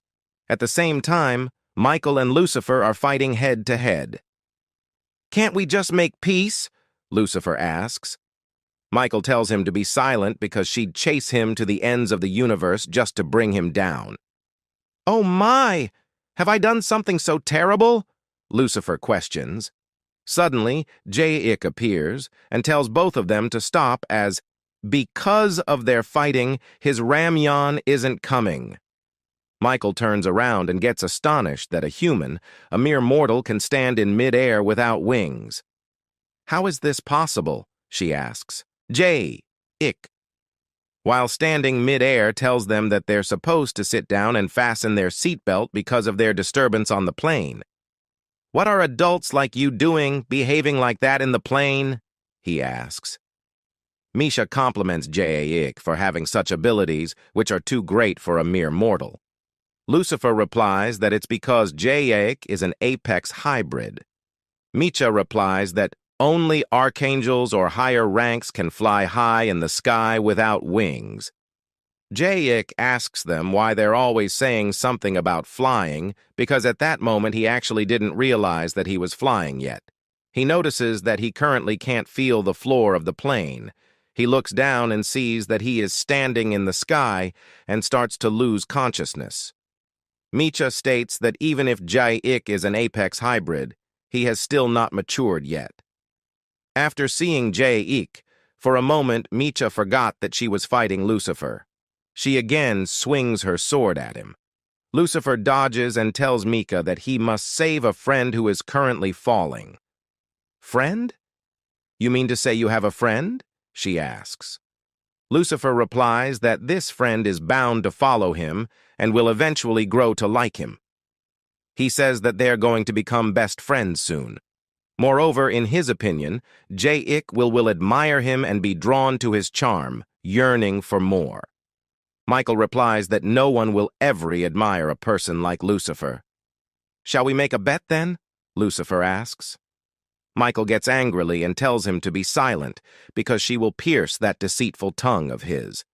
In the meantime, as Jae-ik was falling from the sky, Henal comes flying in full speed and rescues him. She catches Jae-ik with one hand while holding Michael's spear on the other. She tells Jae-ik to come to his senses. Jae-ik calls her name, but he is still feeling dizzy. On the contrary, Michael releases another spear at Lucifer, which cuts through his right shoulder, and the spear, after piercing Lucifer's right side, suddenly gets blasted with lightning. Lucifer quickly flies away from the danger and gets behind Michael. Lucifer, while recovering his body, says that he'd rather not have his tongue pierced, so it's indeed a wise choice to keep his distance from her. At that moment, Henal appears in front of Lady Michael and tells her that her carelessness when throwing the spear could have caused serious harm to innocent humans. Henal leaves Jae-ik on the cloud while advising him to pull himself together and tells him to stay still. "Are we standing on the ground?" Jae-ik asks. Henal replies that it's not the ground, but as they are above the cloud, the lack of visibility below him will give him a sense of psychological stability. So he must be able to stand still. Jae-ik replies that it's expected from an angel to come up with an awesome solution this quickly. Henal goes near Michael to give her spear back. However, Henal implores her to cease this reckless fighting. Michael finally gets her spear back. She says that now that she has justice in her grasp, she'll make sure to pierce Lucifer through and through. Lucifer tells her to go easy on him, considering their past, as they were allies once. Lucifer asks whether she has forgotten about their sweet past. Michael replies that if Lucifer goes on and on like this, she will actually pierce his tongue for real. She explains that she is doing this precisely because they were friends once, and a close one at that. "What? The two of them were close at one point?" Jae-ik asks from behind. Michael replies that originally all enmity begins from times of friendship. In the past, when Michael was hunting and killing monsters regarded as titans with Lucifer. It was Lucifer's first day of hunting. Lucifer was mesmerized, amazed, and impressed at the same time by seeing Michael's attack power, because at that time even Lucifer's blade couldn't penetrate the skin of a titan. It was his first day, and he aimed that one day he would annihilate all the monsters, but he was unsure when that day would come. He dealt the final blow on the Titan. After killing the Titan, he came right back at Michael to tell her that from today onwards, he will strive to learn from someone like her as his mentor. Lucifer said that Michael always wears her uniform with dignity, and she is a role model worth following. So one day, he hoped to become an archangel just like Michael because he really admired her. Mika replies that of all the angels she has seen recently, Lucifer is definitely the most ambitious one. The path to becoming a high-ranking angel is quite straightforward. So she told him to just perform more acts of righteousness than anyone else. "How do you enact justice?" he asked. Michael replied that enacting justice is all about delivering judgment to those deemed most evil among the wicked, and there's no quicker way to advance in rank. Lucifer asks whether there is any need for something like honor points. Michael answered that it's all about the achievements. The key is to vanquish greater and mightier evils every time. She told him not to worry about the hardships as she'll be there to assist him, because she highly regarded his passion for justice. When they were together, they fought and killed countless monsters and maintained a good relationship. Then, things started to change as they stumbled across the blue dragon which Michael always wanted to catch. Catching the blue dragon will help both of them to increase their ranks. They both thanked each other for their support and promised to never forget these happy moments which they shared together. It also included the memory of them landing the finishing blow together. Wait a minute. Were you two actually closer in the past than I realized? J-Ik asks while making a shocking face. Michael shouts by saying that they were not close. It was nothing more than a vile deception. Lucifer agrees that he may have acted like he was at the lower-level angel to make things easier for him, but he says that the time they spent together was neither a scam nor deception. Michael shouts at Lucifer while telling him to remember the time when they took down the ultimate blue dragon when she asked Lucifer whether he could feel his rank rising. It was really a shocking moment for Michael to hear Lucifer saying that he can feel it, the feeling of a profound sense of liberation deep within him. Lucifer was talking about that kind of liberation which Michael never ever expected from Lucifer. Bound by the heavenly seals, Lucifer sensed his true liberation being unleashed. He thanked Michael because of her, his seal, which was enchanted by the blue dragon, has finally been broken, and he doubted whether he could ever defeat it alone. Thanks to her, he can now leave to seek the ultimate freedom that is beyond angels and devils. Lastly, he turned his back on Michael and told her that when she returns to the heaven, she must tell them that he, Lucifer, has finally chosen the path of a freelancer who is no longer bounded by any chains. At present, Michael again throws her spear at Lucifer, which pierces his body from the middle. Lucifer says that fighting while talking about the past makes him hesitate and uncomfortable to attack. Moreover, he knows how the story goes, but he still wanted to hear it again. The spear again goes to fall on the ground. In the meantime, Scalpel notices that the danger gauge has sparked again, and if this keeps up, it might trigger a mini Armageddon. So he speeds up in order to stop that. In the past, when Michael was in confinement, she remembered how that deception felt. A deception and a humiliation which was aimed at her. Her self-esteem had fallen to depths deeper than hell, and her mind was left with nothing but ruins. Yet after a period of aimlessness, she came to a decision. She made a promise to herself that she will find Lucifer and kill him. At present, J-Ik asked Michael whether she is fighting this intensely just because her ego was bruised by a once close comrade. Henal tells J-Ik not to be reckless because it's not worth mentioning. Michael, while spreading her wings even wider, conveys that there are things that humans cannot understand like pride and honor, which are virtually everything to an archangel. These words make J-Ik even angry. He says that an archangel shouldn't go this far and take such length over something so insignificant as an ego. Henal holds J-Ik's arm and tells him that he shouldn't step any further as it will be dangerous. J-Ik makes a run towards the fight, saying that he can't tolerate this anymore. Henal shouts at J-Ik, telling him that he mustn't succumb to anger. J-Ik runs in full speed, but he notices that he can't stop his legs by his own will now.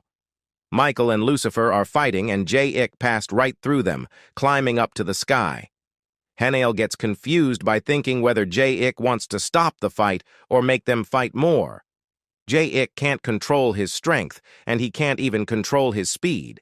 It was so fast that he reached the outer edge of the atmosphere in mere moments. On Earth, Michael's spear is about to hit the ground again, but Scalpel catches it in the nick of time. He says that if he wasn't here, the mini-Armageddon was nearly about to happen. He then rushes to the fighting area and recognizes Lucifer just by seeing his back. He says that even at a fleeting glance, he can tell who it is, because Lucifer is his favorite idol, the one who has always been the source of his obsession. Someday he vowed to become a demon like Lucifer. He has made this promise again and again. He can't control his saliva when he is standing beside his idol. He tells Lucifer to take him in. "What do you mean?" Lucifer asks. Scalpel then gives Michael's spear of justice to Lucifer. He says that he never thought he would meet his idol like that, and as a fan, he feels truly blessed. He says that he is a fan who even attended Lucifer's concerts, but as a fan, he doesn't have much to offer to Lucifer. So he tells Lucifer to accept this spear while asking for his autograph. Lucifer smiles as he says that this is the most meaningful gift that he has received and asks Scalpel for his name. Scalpel happily introduces himself while blushing as he stands like a soldier who is greeting his general commander. In outer space, Jayik finally regains control over his body. He thinks that sound can't travel in the vacuum of space, so he tries to use it to his advantage as he flies towards Earth in full speed by his own will. Michael tells Lucifer that it's quite daring of him to use justice by his own hand. Lucifer says that if she ceases her attacks now, he will not retaliate any further. "Do you believe yourself worthy to wield justice?" Michael asks while screaming. Lucifer replies that true justice lies in the actions of the one who holds it, be it his hand or another's, as he swings the spear at Michael. Misha dodges it, and both of them make some distance around them. Michael charges forward first, with her sword to attack Lucifer, but Lucifer blocks it with the spear, also known as the Justice. Michael taunts Lucifer by saying that he should probably put down the spear if he can't handle it properly. Lucifer replies that he can quickly improve his proficiency if needed. Michael then rotates her sword as fast as possible, which makes Lucifer to retreat backwards. Lucifer says that he is willing to put the spear down if Michael wants him to. Michael replies that it's too late for that, and Lucifer needs to die before doing that. At that moment, Jayik comes back, while shouting that he has mastered how to levitate. He tells them to stop fighting. Meanwhile, Lucifer tells Michael that he will return her spear, justice in his own way. "How does it feel to be struck down by your own spear?" he asks as he throws the justice towards Michael. Michael states that justice is not something for the likes of him to shout about recklessly, as she dodges the attack which eventually hits Jayik. Jayik loses his consciousness as he gets a critical hit from the justice and starts falling towards the ground. Henal notices it and flies in order to catch Jayik, but at that time she notices that Scalpel is also flying towards Jayik. Scalpel tells himself that he mustn't let the spear hit the ground and he must stop it at any cost. Henal wonders why is Scalpel doing that. Scalpel catches the spear and he wishes to return it to Lucifer again, but then he realizes that the tip of the spear has disappeared. Henal passes through Scalpel at full speed while saying that she figures that it doesn't make sense for Scalpel to help Jayik so proactively. Meanwhile, Michael realizes that she can't sense her justice anymore, and Henal is the only one who can save Jayik now. Henal flies towards Jayik and says that this is the most important job she has ever been entrusted with, to protect Jayik and to ensure he doesn't get hurt. Henal dives faster and says that she would be unworthy of being a guardian if she is unable to protect Jayik. Henal gets beneath Jayik and stops saying that she will save him no matter what it takes. Jayik then falls directly towards Henal. She catches Jayik safely and looks at his stomach where the spear hits. She gets shocked to see that the spear tip is nowhere to be seen, and the wound is already healed. Michael and Lucifer sees this from high up in the sky. Michael says that the reason the spear tip is gone is because J-Ik has absorbed it into his body. On the other hand, we can see Azrael is shouting Scalpel's name, and there was no response, so he gets nervous, as if a catastrophe like the mini-Armageddon were to occur because of his negligence, he might be cast down into an even deeper abyss as punishment. While he is thinking this, his hands binding gets broken, and after that the chair bursts, and it throws Azrael on the ground. Azrael is utterly in shock due to the unexpected release of the bindings. Azrael also feels that the power of judgment has weakened. Later, an explosive occurs in the lava, and a huge beam of lava erupted. From that lava, a demon appears and shouts that the chains of hell has loosened. Azrael is scared to see all this. The demon gets up and says that the power of Michael, who had condemned them, has weakened. The demon also says that even though he has not yielded throughout the years of suffering, he never expected to be released so suddenly. This demon is the great demon of prophecy, the unrepentant long-timer, the great king Angoulême.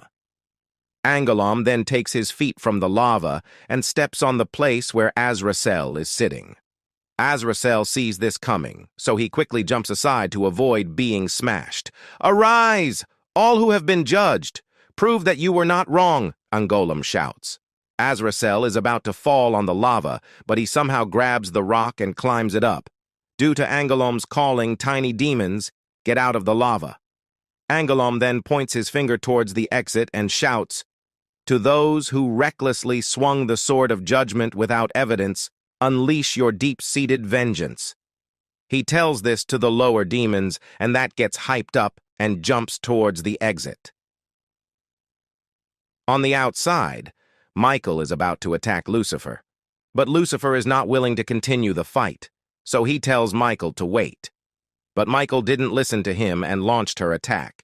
Lucifer dodges the attack and tells her to look behind. Michael looks behind and shouts, Titan! Why is that giant here?"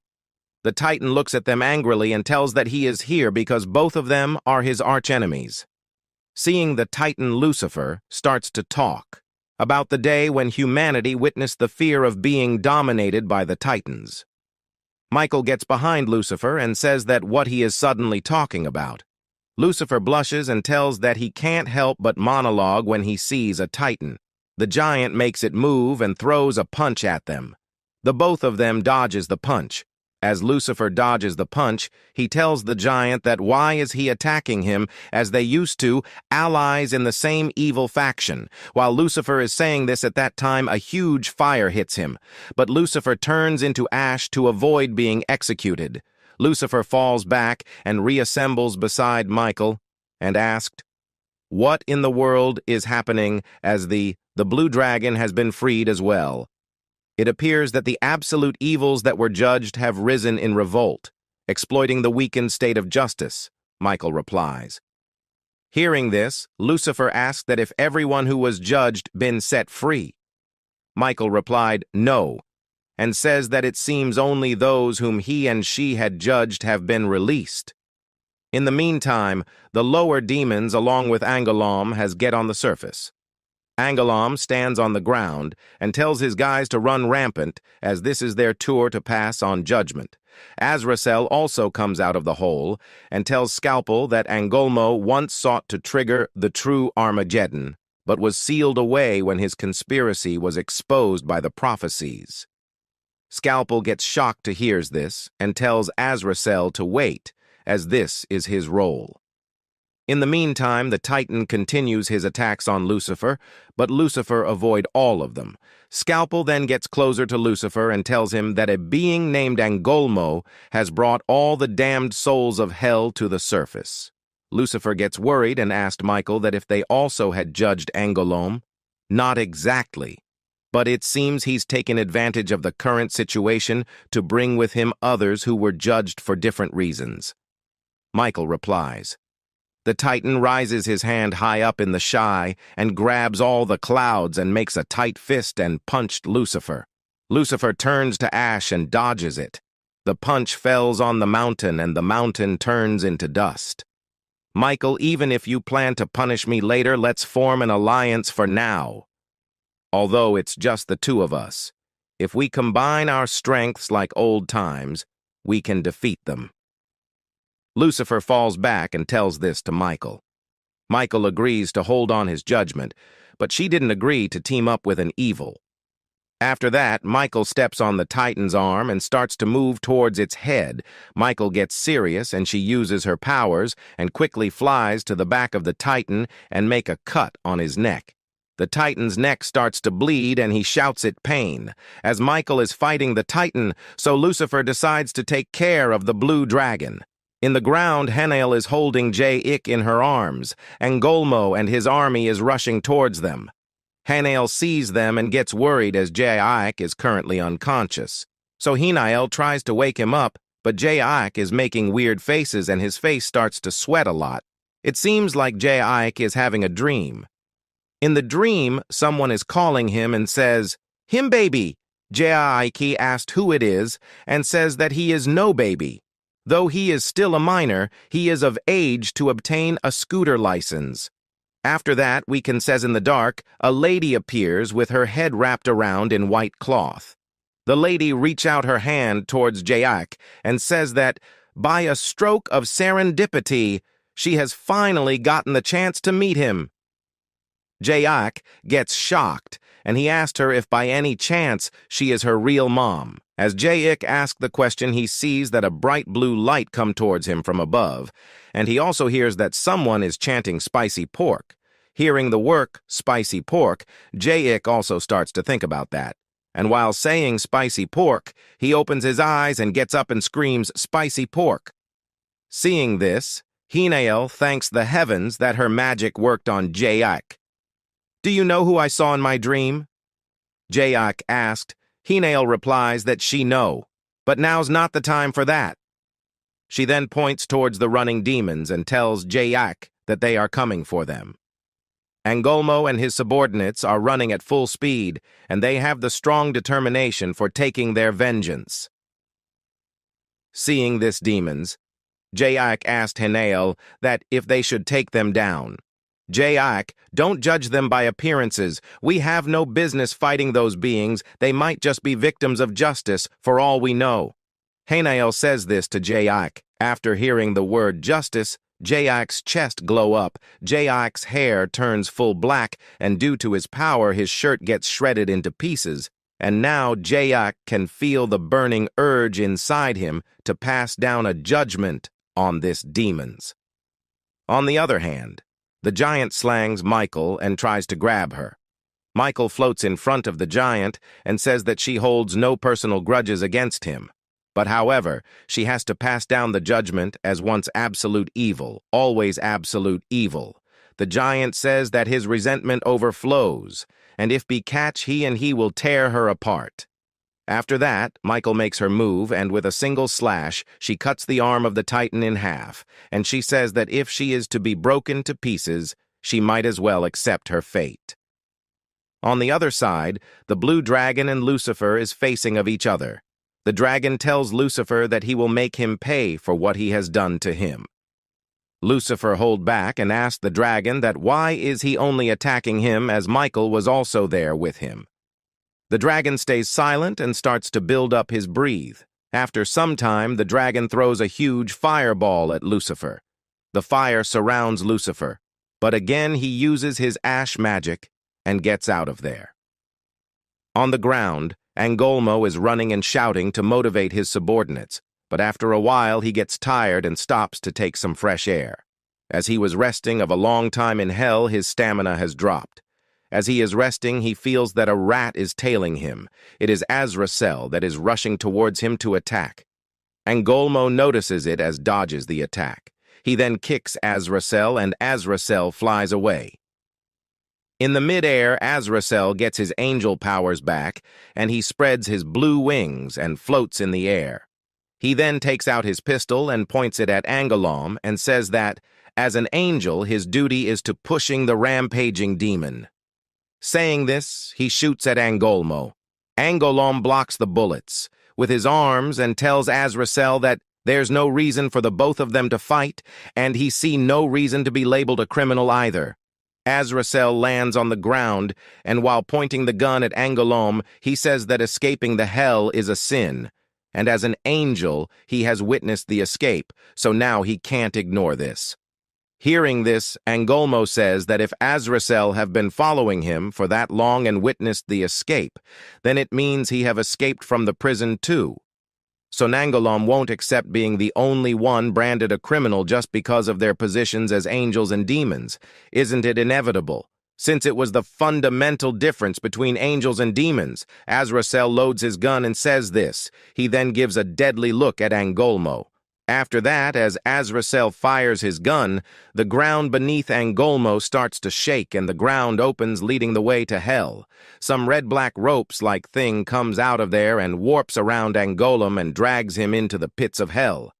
On Jayik's side, he rushed towards the lowly demons and with his newly awakened justice powers. He gets there and starts to punch the demons. From his one punch, the demons flies away and dies instantly. Henal is seeing this from behind, and she feels a bit sad. Jayik is killing the demons merciless. As Henal is unable to see this inhuman side of Jayik, so she tells him to stop. She also tells Jayik that the reason he is acting like this is because of the spear shroud, which is embedded in him. Jayik stops for a bit and looks at his hand and tells Henal that if he don't strike those vile-looking ones, he get this unbearable itch all over. Henal tells him that the curse of Michael has been stuck on him. In the meantime, the demons surrounded Jayik. Jayik then uses a blust and kills the demons that surrounds him. Now, as all the demons are gone, Jayik clams down and he feels slightly better. Henal comes towards him and tells him to try to endure it. Jayik tells Henal that he hears a voice like a Bluetooth earphone from the space between his esophagus and diaphragm saying he must carry out justice. Henal understands this. She then tells him to clam down while she finds a way to extract that shroud out of him. While all of this is occurring, Lucifer tries his best to run away from the Blue Dragon's attacks. He gets on the ground and starts to run, following him. The dragon also gets down and tries to smash him with his claws, but Lucifer saves himself by turning into ash. Lucifer reassembles in front of the dragon's mouth and tells him that he is disappointed in him as considering the weight class and the proportion of attacks isn't using his breath on him. The underdog, a bit of an overkill. The dragon gives a serious look and says that the weight of the name Lucifer is not that light to be called an underdog, and Lucifer is concealing his strength, as he is not one to dodge without countering his attacks. Lucifer gets shy and tells the dragon that that's long story and he hasn't recovered his full strength yet. Now the dragon again prepares to attack as he wants to put an end to Lucifer's life. As the dragon is about to attack at that time, Jayik comes and punched at the head of the dragon. The punch was so powerful that the dragon falls on the ground. Jayik then tells the dragon that oppressing the weak is not just, and as someone who embodies justice, he cannot stand such injustice. Is ambushing now suddenly a just action? The dragon asked. Jayik replies that helping a friend who has once shown you kindness can also be considered justice. Hearing this, Lucifer holds Jayik's hand and thanks him for not forgetting him. Seeing Lucifer, Jayik gets angry and shouts that Lucifer is an absolute evil. He then grabs Lucifer's hand tightly and pulls him towards him and throws a couple of punches. Due to Lucifer's ability, he gets out of there unscratched. He gets behind Jayik and tells him that they agreed to be friends, and now attacking a friend like this tarnishes all the moments they have shared together. Jayik gets furious and he turns around and throws a punch with all of his strength. As the attack is about to land on Lucifer at that time, Scalpel gets there and pulls Lucifer out of there. In the meantime, the dragon recovers and he gets up as Jayik is showing his back to his enemy. The dragon tells Jayik that this is just an invitation for a sneak attack. Hearing this, Jayik turns his head and looks at the dragon angrily. Michael then rushed towards the giant, as the giant tries to punch her. She avoids it and climbs on his hand and moves towards the neck and says that only immediate judgment awaits him. Michael swings her sword and cuts off the giant's hand, and later she moves towards the leg and also cuts it down. The giant has lost both of his hand and one leg, but still he stands firmly and tells Michael that she is as merciless as always. The giant also asked Michael that if she thought that cutting off his hands will stop him. Michael points towards the cut of hand and says that she knows that it will grow back eventually. After that, we can see that from the cut of part and very small hand spouts. Michael then jumps and gets above the head of the giant. She then strikes the head of the giant. The attack was so powerful that the ground beneath the giant breaks, and he falls in the crack. Now, as the giant is gone, Michael looks at the blue dragon, as she will have to deal with it next. As she looks at the blue dragon, she sees that Jay-Ik is standing in front of the dragon, showing his back, and the dragon is attacking with its flame breath. The flame covers Jay-Ik, but he didn't budge a bit. The flames didn't harm him at all. His body seems to absorb the flames. His hair turns flamey, which looks to damn cool. Henal gets worried and rushed towards Jay-Ik. As she is going, she is stopped by Mika. Michael asked her that, what is she so worried about, as her friend is the apex hybrid and he really has the talent of increasing his awakening levels in an instant. As the flame covers Jay-Ik, he gets his reawakening. The dragon gets scared to see this scenery. As the awakening is complete, Jay-Ik gets angry and he rushed to attack the dragon. He punched the dragon right on the head, and the dragon's head gets slammed on the ground hard. The dragon head gets a huge bump on where Jay-Ik's punch landed. After dealing with the dragon, Jay-Ik says that he didn't need the justice within him anymore, so he pierced his chest and takes the spearhead out. He then gives it to Michael, and she tells Jay-Ik that why didn't he extract the spearhead from his body, as it would help him change, and it also has immense power. As Michael holds the spearhead, it turns into a full-fledged spear. She then reads the memories of the spear after reading that she looks at Jay-Ik and asked him if he is the son of Seraphim. She also tells that she have met Seraphim before, and it seems like when justice entered Jay-Ik's body and the demons were released from hell, his mother was also released at the same time. She then starts to tell them about the past when she met Seraphim. This is the incident when Seraphim is pregnant and she has been dismissed from her archangel rank. Michael says that though they never fought together, as archangels, their paths crossed often. When Seraphim had a child, she had to endure many trials and hardships. Everybody curses her for conceived a devil's seed. When Michael and Seraphim were talking, Seraphim tells her that no matter what others say, she will give birth to this children, as she never once regretted having this child. Michael then asked her about Baal, who is the father of Jay-Ik. Hearing Baal's name, Seraphim gets angry and says that she regret very, very much letting that bastard disappear. Seraphim then asked Michael that how is her investigation going, as she is the one who is assigned to find Baal. After saying this, Seraphim gets away, cursing Baal. Michael tells Jay-Ik that for some reason, the highest council did not stop Seraphim's childbirth, and that's how he was born. However, Seraphim's treatment after she gave birth to Jay-Ik changed drastically, since this was a very significant event that could lead to the birth of an apex hybrid.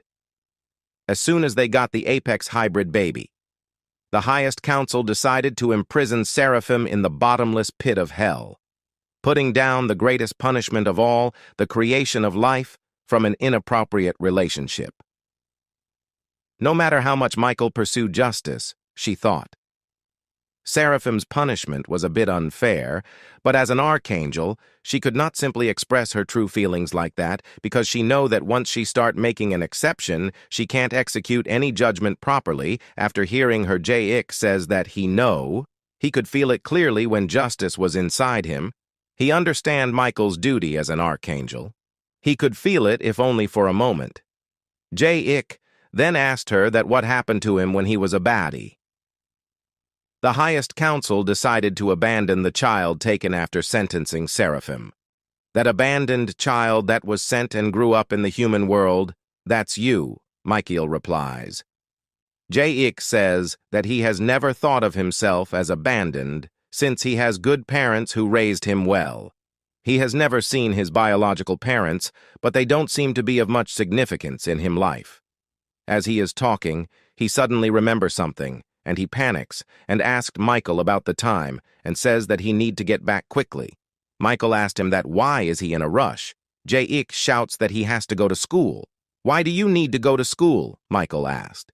Henal replies that in the human world, if you don't attend school, you're not treated as a person. After that, J.Ik starts to run in panic as he thinks that he will be late and miss his attendance. As J.Ik is going, Mika tells him that Lucifer will for sure come looking for him again. So in that case, J.Ik's habitat becomes the most important place for her to stake out. J.Ik didn't understand it, so he asked her that what she means. After that in school, we can see Michael also gets admitted in J.Ik.'s school, and she is also in J.Ik.'s class. She introduces her to the classroom and tells everyone to call her Mika. J.Ik. and Henal is sitting there, and J.Ik. tells that he feels that this would happen.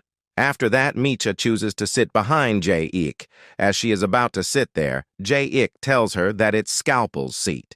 She tells J.Ik. that Scalpel is probably going to be away for a while as he is chasing after Lucifer.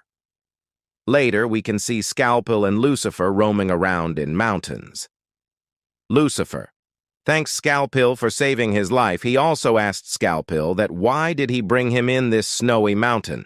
Scalpel says that this is Mount Meru, and it is the border area between heaven and hell, making it difficult to track. Scalpel then asked Lucifer that if he is really the mighty Lucifer that he admired. As during his fight with Michael he seemed too cautious, or perhaps he has lost his strength. And if that's the case, then he might not be the Lucifer he thought he was. Hearing this, Lucifer looks at Scalpel with his big black eyes and asked him that do he looks weak enough for him to distrust him? Saying this, Lucifer moves his hand and a huge explosion occurs which melts all the snows and flattens the peak. Scalpel sees this and gets amazed. While controlling the fire, Lucifer tells Scalpel that the truth is his power is tied up elsewhere, so he can only show this much. The power he need to reclaim is bound to the condition of bringing an equivalent power in exchange. So he thought about it. If he were to bring a power that was much more powerful than his, and when he go to reclaim his power, wouldn't he can get the same power as the one he is bringing in? So that's why he need the apex hybrid. Lucifer tells Scalpel to help him more assuredly. As once he regain his power, he will be equal to the apex hybrid. Hearing this, Scalpel gets excited and says that Lucifer is truly a demon worthy of his admiration, and he will follow all of his commands. Then I will assign you the task of luring the apex hybrid. We will lure him to a place where we can obtain an equivalent power to his. The one who holds my power is Baal. Lucifer tells this to Scalpel. Later at school, we can see J.Ik., Henal, and Michael is sitting in their respected seats. The teacher gets in the class and looks for all the attendants. The teacher didn't find Scalpel at his seat, so he asked if he is absent, or will he be late. At that time, Scalpel comes from the window and sits on a seat beside the window. He comes in smoke form and gets assembled. He then tells the teacher that he is here. After hearing him, teacher warns him to respond immediately, or else he marked absent. Scalpel tells the teacher that he changed his seat so that he can be friends with all the other students. Before coming here, Lucifer gives Scalpel his dust transformation ability. Lucifer tells Scalpel to use this ability to hide and bring J.Ik. to him. Lucifer also says that as Michael is with J.Ik., so he can't go there, and Scalpel will settle like a dust and become his proxy. Hearing this, Scalpel tells Lucifer not to worry as he will grasp this opportunity. Scalpel then looks at J.Ik. and says that he is embarking on a new mission for the sake of his idol. The teacher then looks for Evie student, but he cannot find Azrael, so he asked if Azrael is not coming toady. At that time, a voice outside the room comes saying, "Yes, coming." This makes Mikhail, J-Ik, and Henal shocked. After that, Azrael gets in and asked for forgiveness. He tells teacher that mixed up the address, so he gets late. After saying that, he pulls his chair to take his seat. Michael finds this Azrael a bit unusual. Henal also feels the same. Azrael sits and says hello to his friends. Henal finds that his speaking manner is also different. Scalpel, who is holding the gauge meter of Azrael, check it and sees that it still indicates red, which means Azrael should still be in hell. Scalpel dodges that this Azrael is not the real one. The fraud. Azrael looks at Scalpel and smiles while saying hello to him. Later at the hell, we can see the real Azrael, who is hanging on a cliff. The demon is also holding Azrael's leg, and he wants to drag Azrael to the bottom pits of hell. Azrael takes his pistol and points it at the demon and shoots him. Upon getting hit, the demon falls. But as he refused to go alone, he launched a last attack to take Azrael with him. Some tentacles emerges from the demon's body and attacks Azrael. Azrael jumps and uses his wings to fly around. Avoiding all the tentacles, Azrael rushed towards the demon, and upon getting closer, he, aging, shoots him with his pistol. The demon then falls in the lava, and Azrael safely lands on a rock. After that, we can see in heaven a person who looks like Azrael is standing in front of some statues. The man in is the middle, and the statues tells him that Azrael has failed, and the guardian angel that have sent in advanced is becoming viliated with human emotions. The statues also tells the man that as he is the brother of Azrael, he should be able to handle the situation as it is getting dangerous. The man is Azrael's twin brother named Azrael, and he is an archangel commander. The statues also says that someone must take responsibility for this entire plan, and the one who initiated the plan must take said responsibility. Azrael then says that that's too rash of a judgment. They should be looking at the bigger picture. JX not even showing awakening progress to the extent needed so that they could call him an apex hybrid. Therefore, his plan is still in the initial stages. Hearing this, the statue says that deceptive behavior is unacceptable, and the archangel legend must always be prepared for a crisis. If the apex hybrid awakens suddenly and joins the forces of hell, it would be catastrophic. So, what responsibilities do you want me to assume? Azrael asked. The statue's replies to bring J-Ik to heaven at all costs. Is simply bringing him sufficient? Azrael questioned. If you manage to bring him to heaven, the archangel legend will take care of the rest, the statue's replies. Upon hearing this, Azrael accepted the mission and he comes down to Earth to get J-Ik. Back to the current timeline, Henal finds Azrael suspicious, so she stares at him. So prove him Azrael. Azrael smiles at Henal and asks if there is any problem and says that he really is Azrael. The teacher starts the class and tells everyone to settle down. He then announces that he will conduct a group project assessment, and the performance assessment will account for 50% of your school grade, making it the most crucial factor for your college admission. Hearing this, J-Ik gets shocked, and he looks at Henal and says that 50% is like a miracle. Henal replies that it's a perfect opportunity for someone who's not good at studying like J-Ik. Azrael asked Michael that what's a performance assessment? I don't know. Seems like some kind of test, Michael replies. The teacher then starts to select the group. He points towards J-Ik's group and declares that the 4 of them will be in a group. Hearing the teacher's words, Azrael and Michael misunderstands it and thinks that it is a group battle, and Michael says that they should get into combat mode. The teacher then goes through other student and decides to make another group. He takes Scalpel as the other group's leader. Scalpel gets nervous and he asks the teacher if he really is in a separate group than J-Ik's. The teacher looks angrily at him and says that he is the other group leader. Michael and Azrael says that they expected this and they feel disgusting to compete against a low-level demon which is not befitting for them, as they are both archangels. The teacher tells that the others sitting beside Scalpel will be in his team. Scalpel gets sad, and one of the students gets up and tells the teacher to address them with their name. The teacher gets that and says their names that Scalpel, Youngtae, and Enji are one team, and says that the topic for the performance assessment will be given right away. After that, we can see at the deeper parts of hell the demon Negojom is roaming around while he is taking a simple walk. He hears that someone is calling his name. He turns around and he finds the voice quite familiar. As he turns, he sees Azrael, who is walking with a demon's head, comes to him and says that he has come here to negotiate and he demands an absolution. Azrael also said that he has killed and bought Angolam back, and this would be enough to pardon him of his sins. Negojom looks at Azrael and sees that he is dead serious. Negojom then takes the hell calculator and calculates Azrael's sins and good deeds. As the calculation is done, we can see Azrael scores a +0.7, which means his good deeds are dominating his bad ones. Azrael takes a breath of relief. Negojom is frustrated, but he has no choice but to grant Azrael the permission to leave hell. After that, Azrael tells Negojom that he will be leaving now and start to fly away. Negojom tells him to stop as the indulgence hasn't been fully issued yet. While flying, Azrael tells Negojom to send it to his mail. He also tells that he should be receiving a penalty exemption certificate, not an indulgence. As he is not a being absolved of sin, he is just being exempted from punishment.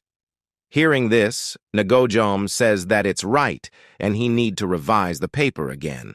Azrael flies straight to heaven, as he has been missing the smell of fresh air for so long.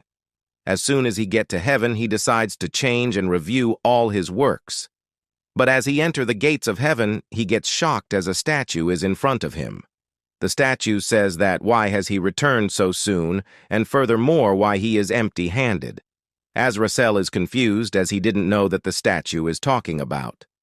At Earth, the teacher tells that the topic for the performance assessment is conquering heaven and hell. Hearing this, Michael and Azrael get shocked and says that how in the world the weak humans are planning to do such a thing. Seeing this, Henal tells them that it's not literally about conquering the real heaven and hell. It's a metaphor. It means that you are the master of your own. After that, the teacher tells that what is the essence of good and evil, what defines good and evil, and how has this affected us humans. Based on such insights, he expects a presentation. He tells the students to use their spirit of exploration to conquer the true meaning of heaven and hell. After that, the class ends. Michael gets out from the class with Henal. As they gets out, Michael tells Henal that she really hate tests and stuff like that. Henal replies that even though there's no need for them to pass this test, but still they need to give their best. She also tells that she is Jayak's guardian angel, so she has a duty to help Jayak achieve his dreams. But it seems like you are getting too involved. You are too excessive. I know all about your unauthorized escape from the heavenly prison, and you did it to protect Jayak. Why are you so desperate? Tell me. There's no need for you to go to such lengths. It's not like you're driven by personal grievances like me either. Don't tell me. Is it love? Am I right? It's love, isn't it? Michael tells this to Henal. Hearing this, Henal also blushes. At that time, Jayak comes searching for Henal. Seeing this, Henal feels something and she wonders if she really like a human. Jayak then grabs Henal's hand and asks her to help him out to complete the assessment. As Jaik holds her hands, Henal feels that her face is getting hot. She feels the fluttering feeling. As Jaik comes close, her heartbeats start to rise. She turns away her face and tells Jaik that she will help him as she is his guardian angel. While the two of them are talking, Enji looks at them and she seems a bit angry. Enji then gets inside and Scalpel tells them to gather around. Scalpel tells that, since they all are in the same group, he expects a full cooperation. Scalpel also says that he will continue to monitor and track Jaik's team. and as they are a team, so they should act as one with the same purpose in mind. The boy named Youngtae tells Scalpel that who the hell is he to order him around. Youngtae also tells that he don't care about the assessment as he just wants to graduate. Engie thinks for a bit and says that she will help and says that she is good at monitoring others and she can also carry out sabotage. She gets closer Scalpel and tells him that let's make sure that JX's team doesn't succeed. Engie looks angry and has a dark aura around her. Scalpel tells that she is the real demon. Engie then looks at Henal and thinks off a way to get rid of her. Later, we can see Ariel and Michael is talking at the rooftop. Ariel tells Michael that as they are archangels, they shouldn't care about this mere human test. While Azrael is taking at that time, Michael summons her justice spear and suddenly throws it at Ariel. Seeing this, Ariel gets shocked and says that if she has gone mad, attacking the Archangel commander out of nowhere. The spear stops at midway.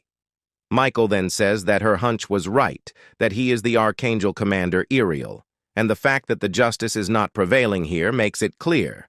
Ariel then asks that if she really have to throw the spear at him to make it clear. Michael ignores his question and says that a lot of things are happening in heaven as the Archangel commander has stepped in. Ariel asked that what the Angel of Justice is doing here. Michael replies that she is undercover trying to capture Lucifer. Lucifer isn't the problem right now. The highest council is applying direct pressure. So help me carry out the orders of the highest council, Ariel says.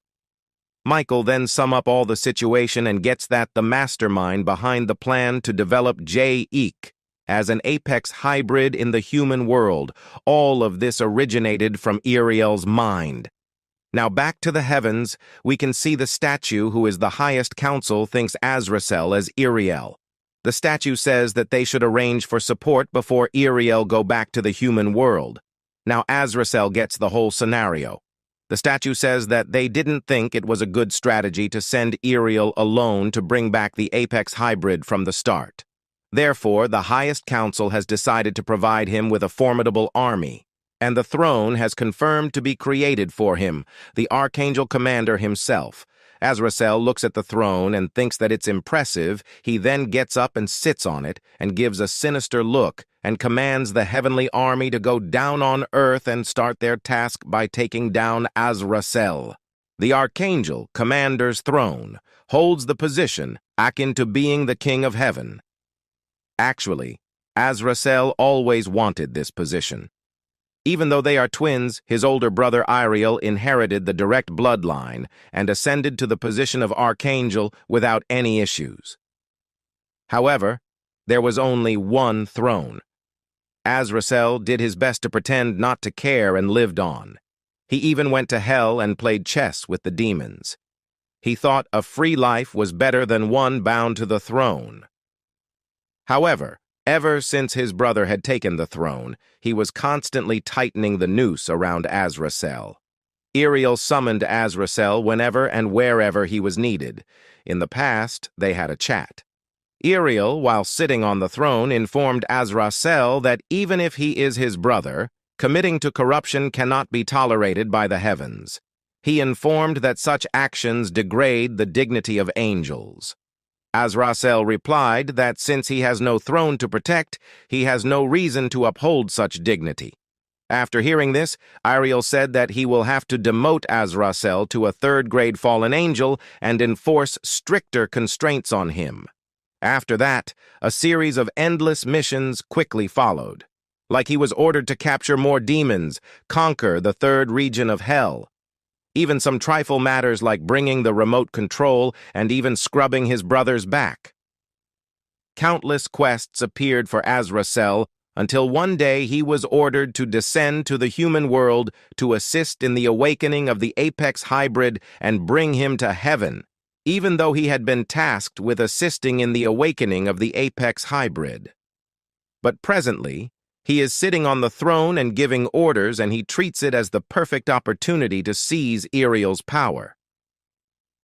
Deploy the heavenly army to seal Ariel. No, Azrael on earth, he shouts as he orders. But in the end, he finds himself dumbfounded, as the higher-up angels don't listen to any of his demands. The angels order him to bring the Apex hybrid himself. They told him to stop joking around. Azrael thought that disguising himself as Ariel will be beneficial, but he is still facing the same problems like when he was Azrael. They even harshly told him to shut up and to carry the mission given to him properly. On Earth, J.Ik is flying towards his house and lands into his home by breaking the window. His stepmom asked him why he didn't come through the front door. On the contrary, J.Ik.'s stepfather feels upset because a perfectly good window is now broken. J.Ik. replies that his landing control is still quite bad. While sitting on the chair, he announces that he has something important to discuss with both of his parents. Both of his parents seem confused. He declares that as he has already blown his academic record, so he is just gonna give up on it. He will give everything he has into the performance evaluation. "Did you call out your mom and me for such nonsense?" his dad asks. He says that they didn't even have a coupon, but they still ordered premium chicken for J.Ik. His mom counters by saying this is not nonsense, because right now this is the most important thing for J.Ik. Why not just accept the destiny of an Apex hybrid and go to heaven instead of all this? His dad questions and tells him to think about it while eating the chicken. "Honey!" J.Ik.'s mom shouts furiously after hearing this. His mom says that no matter what, J.Ik.'s opinion is what matters the most. So she suggests to him not to listen to his dad and to do whatever makes him happy. After that, both of them leave J.Ik. in the dining room. It makes him sad as he looks sadly at the chicken and says that in truth, he just wanted to state that even if he got to meet his real mom and dad, these guys will remain as his parents. He just wanted to talk to them about it, but he can't. In the next moment, both Michael and Ariel, disguised as Azrael, are sitting in a room inside a karaoke bar named the Monocoin Karaoke, and Ariel receives a call from J.Ik.'s father. His father reports that convincing J.Ik. is proving more difficult than expected.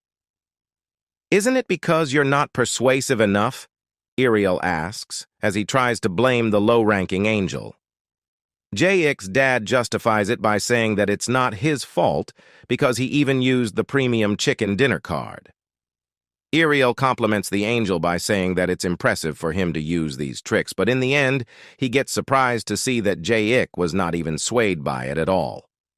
"Could you bring him out now? As in him having a talk with his dad?" Ariel asks. The angel asks whether he should bring J.Ik. right now. And then he notices that J.I.'s mom is talking in a call. He goes near the side of the door to listen to what she is talking about. He listens that she is reporting to hell. He says that she was acting all high and mighty, pretending to be on J.X.'s side. So he thought that she was trying to be a real mom for a moment. But ultimately, he sees now that this is just a mission from hell for her. He thinks that in that case, he will have to carry out his mission too, as he can't fall behind compared to that demon. He tells Ariel that he will take a chance and try to bring J.Ik. out. After that, he enters J.Ik.'s room and asks whether he is studying. J.Ik. replies that he is researching for the performance evaluation without knowing a thing about it. His dad says that studying must be hard on him, so he suggests him to take a break by going to karaoke with his dad. J.Ik. glares at his father and states that he has only been studying for less than an hour. His dad quickly apologizes for disturbing. But J.Ik. conveys that starting to work on the presentation is half the battle, so half of the work is already done. So, he might as well take a quick break and agrees to go to the karaoke. Meanwhile, at J.Ik.'s home, his mom is still talking with the demons. How is the subject of observation? Does the Apex hybrid have enough potential yet? The demon asks. Demoniac replies by saying, not at all. J.Ik. is just like an ordinary human because he's focused on studying right now, just like any other human his age. So, in her opinion, The legends of the apex hybrid seems to be exaggerated. The demon replies that he got the gist of it, so he will end the communication. At hell, another demon asks what demoniac said. To the demon who was in call with demoniac, the demon replies that they should never trust demons like her that easily, and it seems that demoniac, while in her role as the mother, was contaminated by human emotions. The other demon adds that it's most likely that so-called motherly instinct and love is indeed the most vile of emotions. Moreover, it seems she's deceiving herself about being the real mother, and if that's the case, then new agents are needed urgently. Where can we find some fresh blood for the job? The demon with the spear on his back asks. The other demon replies that their most powerful agent that they had on standby is already dispatched to the human world. In the human world, both J-Ik and his father are already out and are heading towards the karaoke. Henal followed them because she felt that something was off, so she is glad that she followed J-Ik because he vanished from school as soon as it ended at Mach speed. "Dad, what will you sing?" J-Ik asks while climbing the stairs. His dad replies that he is all about rock, so he is going to blast through the ceiling and the entire building with his voice. J-Ik is so happy that he can blast into tears as he thinks that he is going to make new memories with his dad. At that time, upon noticing that nothing J-Ik and his father are coming, Azrael tells Michael to hurry up as they are launching the Apex Hybrid's capture operation, so he tells her to help him out. In the next scene, a woman is filming as an actress of a story. She receives a call. She tells them that it has been such a long time since they last talked, so, since they haven't contacted her, she became a leading actress meanwhile. The Azrael tells Michael to set up the marking in the room where she is right now. Upon setting up the marking in the room, she asks whether this should be enough. Azrael replies that if it's Michael's justice, it should be a solid foundation. And now, just by adding the Archangel Commander's seal to this, it will be the perfect beacon. He suggests that when it's the right time, they will request for the absorption light. After some time, J-Ik, along with his father, enters the karaoke in order to sing songs. Upon entering, J-Ik's father asks J-Ik what song he will sing. J-Ik replies that he will sing an old song. At that very moment, he meets Azrael disguised as Azrael. Azrael greets J-Ik by saying that it's been a while. Additionally, he says that he wonders whether J-Ik is happy to see him again.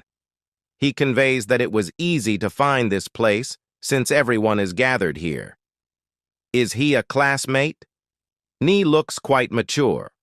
He's not a friend who repeated a grade, is he? J-Ik's father asks while teasing Azrael. Azrael assumes that J-Ik's father wouldn't recognize him because he's a mere servant, moreover. He says that it is also because of their workplace being different, so he might not have seen Azrael's face even once. Workplace? Is this friend of yours already working? J-Ik's dad asks while being confused. Then J-Ik tells Azrael that he doesn't have much time right now as he is going to sing with his dad. At that moment, Michael comes forward. J-Ik asks Michael whether she has come here to hang out too. Michael replies by saying yes. He tells Michael that he never knew that this karaoke was this famous, and asks Michael if she is done using this room or not. Michael suggests J-Ik to use this room instead as she is already done with it. After seeing this, Azrael was relieved. He smirks as he says that soon J-Ik is going to be summoned to heaven. Right at that moment, Azrael arrives. Azrael gets shocked as he sees his twin brother disguised as him. Similarly, Michael gets astonished as she spotted the twin brothers together. Upon grasping the situation, Azrael attacks Azrael with an impactful punch. The wall cracks and breaks and Azrael gets hit in the parking lot and falls to the ground. Azrael then gets out from the wall that was initially cracked by flying. Then, J-Ik notices something which he recognized from earlier. He says, "This must be Michael's spear which she accidentally left here." He is amazed with the lighting effects of that stuff. He blushes as he thinks that Michael might be a better friend than he thought previously, because she left him with this kind of setting. Meanwhile, Michael is running towards the cracked wall. What am I supposed to do now? She wonders as she can't interfere with the matters regarding the brothers. She realizes that as an archangel just standing by and watching them fight isn't befitting of Justice, and also even when her spear named Justice is crying out. Inside the room, J-Ik was still amazed with the stuff as he assumes Justice is crying as a mere lighting that even has a vibrating effect. "What are you doing to your own family?" Azrael asks while sitting on the ground. Azrael replies that it's precisely because of this very own family that his life was always miserable up to this point while bringing out his dual guns. He says that it's Azrael's time to be miserable now as he shoots the bullets towards Azrael.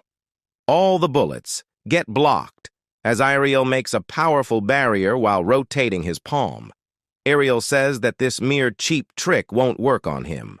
Azrael replies that he predicted that much, so the bullets were just for distraction's purpose, because this was enough for a coup. The other bullets hit the connecting walls of the parking lot, making it unstable, and in mere moments, one by one, all the cars started to fall. Azrael asks Azrael whether he desires to take the position that Azrael holds in the angel realm. Azrael boldly replies that this is like a golden opportunity for him to defeat Azrael while he is still being restricted in the human realm. Moreover, he concludes that perhaps they can even swap their lives completely, or just the positions. At that moment, Henal enters the karaoke while being puzzled. Michael notices Henal and asks Henal how she got here. Henal replies that she was worried about J-Ik.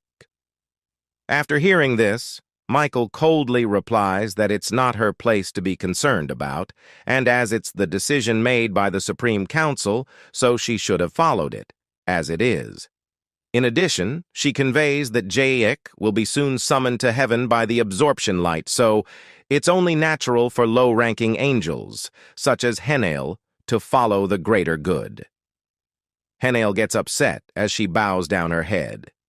But after seeing how J-Ik is enjoying his life to the fullest with his stepfather while singing, Henal closes her eyes to realize and remember about her duties. She states that as a guardian angel, she needs to protect J-Ik, and that's both her job and duty. As I expected. "Did you fall in love with J-Ik?" Michael asks, because she thought that these sentiments coming out from Henal are rather excessive, which shows lack of control over emotions. Henal justifies herself as she says that there's nothing wrong with her emotion because she is sensing something deeper, something more simple and pure. Michael explains that the feelings Henal is feeling now are practically how the emotion of love influences someone. Michael tells Henal that it seems she has already lost her objective as an angel. On the contrary, Henal is listening to the melody, and the song seems rather familiar to her. Meanwhile, in the battle between the brothers, almost all of the cars have fallen. Presently, Azrael is surrounded by cars, and one of them falls and crashes onto him. Azrael laughs as he suggests his brother to take a break while being stuck between the cars for a while. In other words, he suggests that Azrael should take a long vacation somewhere that's neither heaven nor hell. "Who do you think I am?" Azrael asks as his hand pierces the top of the car. Azrael snaps his fingers in order to call his army. He states that he is the archangel commander, and he has his own army to protect him. When the archangel commander is in danger, that army is ready to provide support anitame and everywhere. At that moment, Azrael gets startled as he notices a meteor coming from the sky. Currently, Henal is reminiscing about the time when she was an intern angel. Now, have all of the interns gathered here? You all know that today, the most important examination is taking place, right? The examiner questions all of the interns gathered there for the test. He concludes that this test's results will affect their overall performance evaluation. "Intern Henal, are you present?" the examiner shouts. Henal replies by saying yes. The examiner tells Henal to listen to the sound of the prayers, just like how they practiced. Henal starts to listen to the prayers made by the people of Earth. I hope this coin will make me rich. I hope she will accept my confession. I wish the stock hits a jackpot. Please let this exam go smoothly. Please give me this. Give me that too. Buy me something delicious. Give me some money.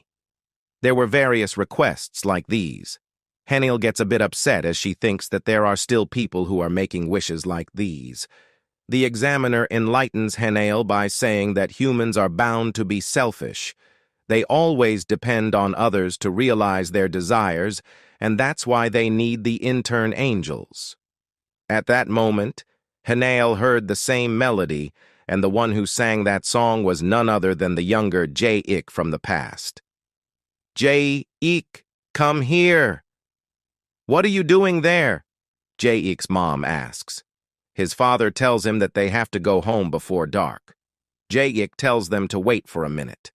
After that, J-Ik shouts while seeing up in the sky that today, in his English class, he learned a new song, and if there really are angels, he wants them to hear this song and grant his wish.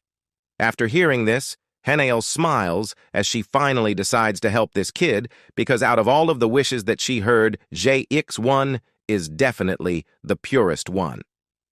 The examiner agrees to Henal's request. He says that he will put that into practice, and he gives her a time limit of 5 minds to complete her job. Henal transcends to the human. Hello, little boy. What do you want to wish for? Henal asks, after appearing in front of J-Ik. Are you really an angel? You're not just some cartoon, right? He questions, as he is still being confused. Henal replies that he sure has a lot of doubts as a kid. J-Ik states that he only has one wish. He says while smiling that, since the people have already cut his hair into a bowl cut, he wishes to live happily with both of his dad and mom. Moreover, he also wants them to stop fighting all the time. Henal, while making a happy countenance, tells J-Ik that he is indeed a kind child because most of the kids around his age usually only wish for themselves. For things like toys or games mostly too. J-Ik justifies that his parents raised him well to the point that he doesn't need to wish for those kinds of things. He conveys that his life has been exciting so far.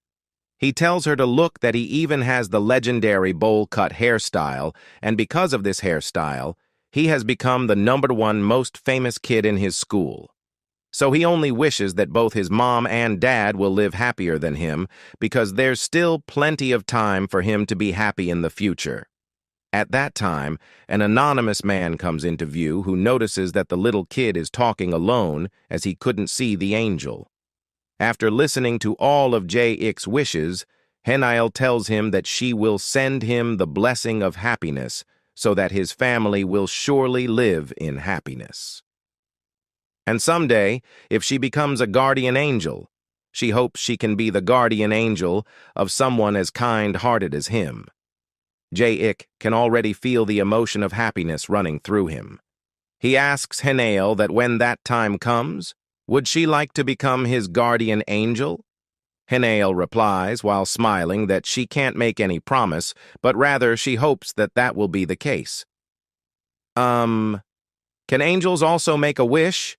J-Ik questions.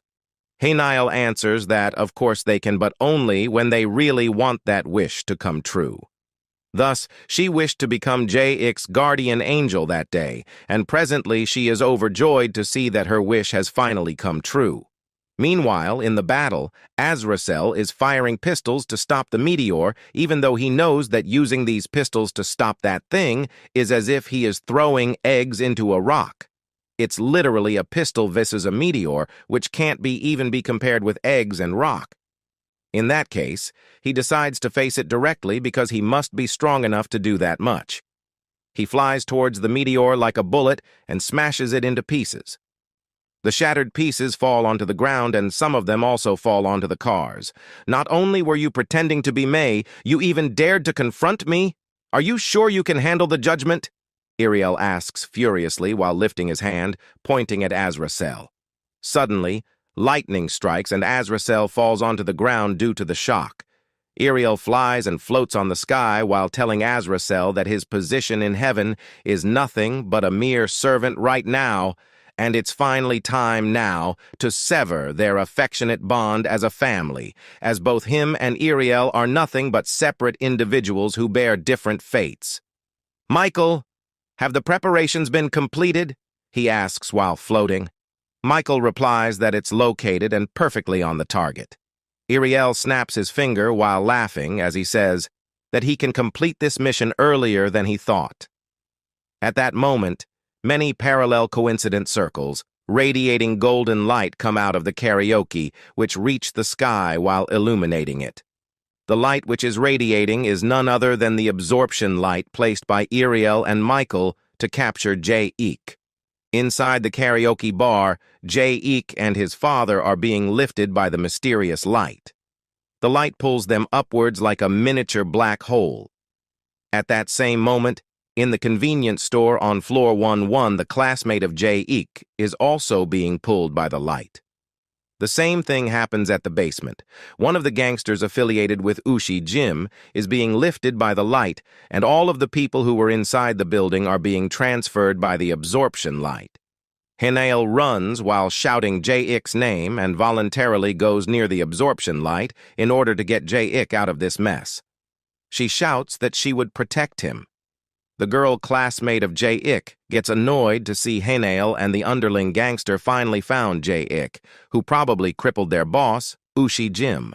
Henal flies at Mach speed to reach J-Ick as soon as possible. J-Ick's classmate gets extremely annoyed as she sees Henal.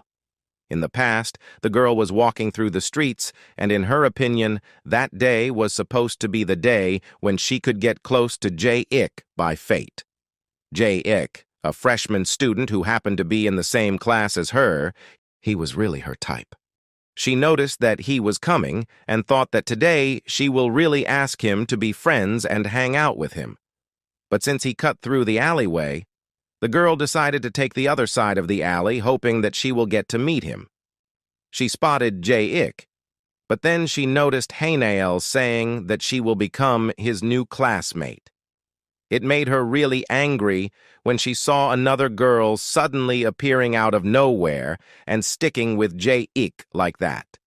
After that, Henal introduced herself in front of the class and sat beside J-Ick. Since then, Henal and J-Ick have always looked occupied with each other. She waited for several months to try to get close to him, but the girl, Henal, who randomly appeared suddenly, took the seat next to J-Ick and now is acting like she is close with J-Ick. Presently, she decides that she won't let Henal monopolize J-Ick anymore as she jumps higher using the body of the gangster as a trampoline. Meanwhile, Henal catches J-Ick from the back. She tells him that they have to get out of here and offers to help him. J-Ick says that he thinks that it's impossible because the absorption power of this light is too strong that not even he can get out of here. Henal replies that it's precisely why she will help him out. She pulls him backwards with all her might, but it doesn't seem to be working. At that moment, the girl in the pink jacket appears and grabs J-Ick by the leg. She declares that she will be the one to save him, but the absorption light starts to work faster and pulls them quickly. J-Ick shouts, telling both of them not to pull him from both above and below. Down on the ground, Ariel is praising and complimenting himself, saying that it's been a while since he has gotten a field mission, and to think he actually did such a good job is absolutely praiseworthy. He includes that if it wasn't for Azrael's interference, he would have done it more neatly. By the time he looks at his back, Azrael is already running towards him. Azrael collides with Ariel by saying that if he has failed, Ariel should fail too, and both of the twins enter the absorption light. Ariel shouts that if both of them go like this will bring their demise. Meanwhile, all of the people have been transferred to heaven. What's happening? "Dad, why are you lying in that state?" J-Ick asks. The gangster grabs Jae-ik's head and lifts him up. The gangster asks whether he is lead Jae-ik, who crippled his brother Ushi-jim. Jae-ik replies that he has never crippled anyone while coughing. He says that Ushi-jim is someone who is like an angel, and since Jae-ik made him into a mess, he can't hold myself back. At that moment, the higher-up angels start to talk using the statues. The angels say that there are a lot of people who got caught, and it's rather unexpected. What the hell is that? It's scary. Have I died and gone to heaven? However, was I really a person who's supposed to go to heaven? The gangster asks while being puzzled. Both Ariel disguised as Azrael and the real Azrael make their entry. Ariel, so you've come yourself. Would you care to explain this situation right now? The angels ask as they demand to know the answer. Even the angels get confused to see that there are two Ariels. Azrael announces to the Supreme Council that he is the real Ariel. Those statues are the Supreme Council? Why do they look shabbier than I expected? Henal questions. Jae-ik's classmate states that they look more like speakers in the shape of statues with a clear sound output. The Supreme Council angels say that this is not important to them now. They just demand to know who is the apex hybrid among them. Upon grasping the situation, Henal shouts, telling them that there is no apex hybrid among them, and all the people here are just ordinary humans who tried their best to live their life. On the contrary, this speech of Henal makes him believe that people who tried their best to live go to heaven. Then, the Supreme Council wants to know Henal's identify. Henal introduces herself as a lower-grade angel. The council informs that if she is a lower-grade angel, she shouldn't have any reason to be here. Henal thinks that an angel should never lie. But this time, just once, she will do it for Jae-ik. She makes up a lie and says that she is currently on a special mission. As Ariel was looking at Jae-ik from the start, Henal shouts that this kid is just an ordinary human. He has no strength nor wits. He's just a human without any spark in him, while pointing at Jae-ik. Jae-ik tells her to stop because her acting feels too real. Well then, should we give them a test? The Supreme Council asks. They announce that they will see who's the real apex hybrid. Will it be the one chosen by them, or will it be the one chosen by the archangel commanders in the arena that no one can escape? The chosen candidates, Jae-ik and the gangster, are standing inside the arena facing off against each other. It naturally turned into a row of seats. Is it the Wailing Wall? Azrael asks while both of the brothers are watching the match from above. Ariel replies that this will be the first big match in a long time after the fight of Seraphim versus Baal. The Supreme Council says that if what these Ariels said is true, then one of them must be the apex hybrid. The council declares that the last one standing in this inescapable arena will be regarded as the apex hybrid by them. The gangster smiles as he says that there's no reason for him to escape because he was going to find Jae-ik himself anyway, and to think Jae-ik would appear in front of him on his own 2 feet. It really makes him happy as the gangster gets ready for the fight. At that moment, Henal shouts, telling Jae-ik that he should escape because it's a trap. Azrael speaks up, that both Jae-ik and his opponent will never be able to escape from that place until the fight ends, and there is no way to help Jae-ik now, since this is a duel that the Supreme Council is holding. Are you saying that those talking stones are the Supreme Council? Henal questions. Azrael informs that although those statues look quite pathetic, their body alone can destroy the whole earth easily. That's how strong they are. With them here, this match will be the most sacred ceremony, and they will never let anyone interfere in this match. Ariel states that they are just the bystanders, seated here to witness Jae-ik be awakened as the apex hybrid while sitting comfortably. Azrael suggests them to watch this match where the outcome is already very obvious of who will be the winner. But once they know that Jae-ik is the apex hybrid, wouldn't they definitely take him with them? Henal shouts. Both Azrael and Ariel sink when they answer that it's obvious that they would take Jayik because it was his destiny ever since he was born, LOL. Why are we so sickeningly compatible? Both of them think. They got along so well that it feels unpleasant to them. Look at her expression.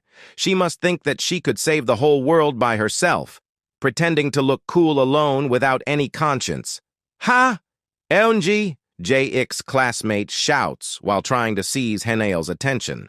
On the contrary, Henal uses telepathy to talk to Jayik. She begs him that he must hide his power, and he can't let them find out that he is the Apex hybrid. Meanwhile, without understanding the situation, she shouts from afar, telling Jayik to give his all in this fight. Jayik grasps that once he reveals his power, those statues will definitely lock their eyes on him. And once they find out about him, his ordinary life will be done for, though he realizes that his life hadn't been ordinary to begin with. The gangster rushes towards Jayik in order to punch him. He says that this is the punch of a real fight, and even before Jayik realizes, he would have turned into a monkfish. He states that he will make Jayik lie down next to his beloved brother Ushi Jim. As the gangster was about to punch, Jayik, due to his apex reflexes, changed his location swiftly, in mere moments. The opponent gets shocked as he can't perceive Jayik's movements. The gangster tries countless times to hit Jayik, but none of the attacks landed as Jayik dodges them perfectly. The gangster says that he is sure that he definitely hit Jayik, though. Yoonji gets astonished as she says that he couldn't notice any of their movements, while Henal couldn't catch on the movements of Jayik only. The Supreme Council says that this battle is weird. They notice that Jayik is amplifying his power instantly the moment he uses his power. However, they can't sense any sign of awakening from any of them. Ariel smirks as he praises Jayik for being clever and for using his powers while dispersing them. Azrael replies that he expected that much. You wouldn't listen to me even if I asked you to stop this, right? Don't keep dodging. Stay still, will ya? The gangster shouts while being frustrated. Jayik tells the gangsters that since he will eventually exhaust his stamina if he keeps attacking him, Jayik will try to follow his opponent's rhythm. Jayik then realizes that if he keep instantly increasing his ability, the Supreme Council will probably notice. So he decides to use his skill, the time efficiency, and starts to move slowly. The twin brother notices that Jayik is using time control.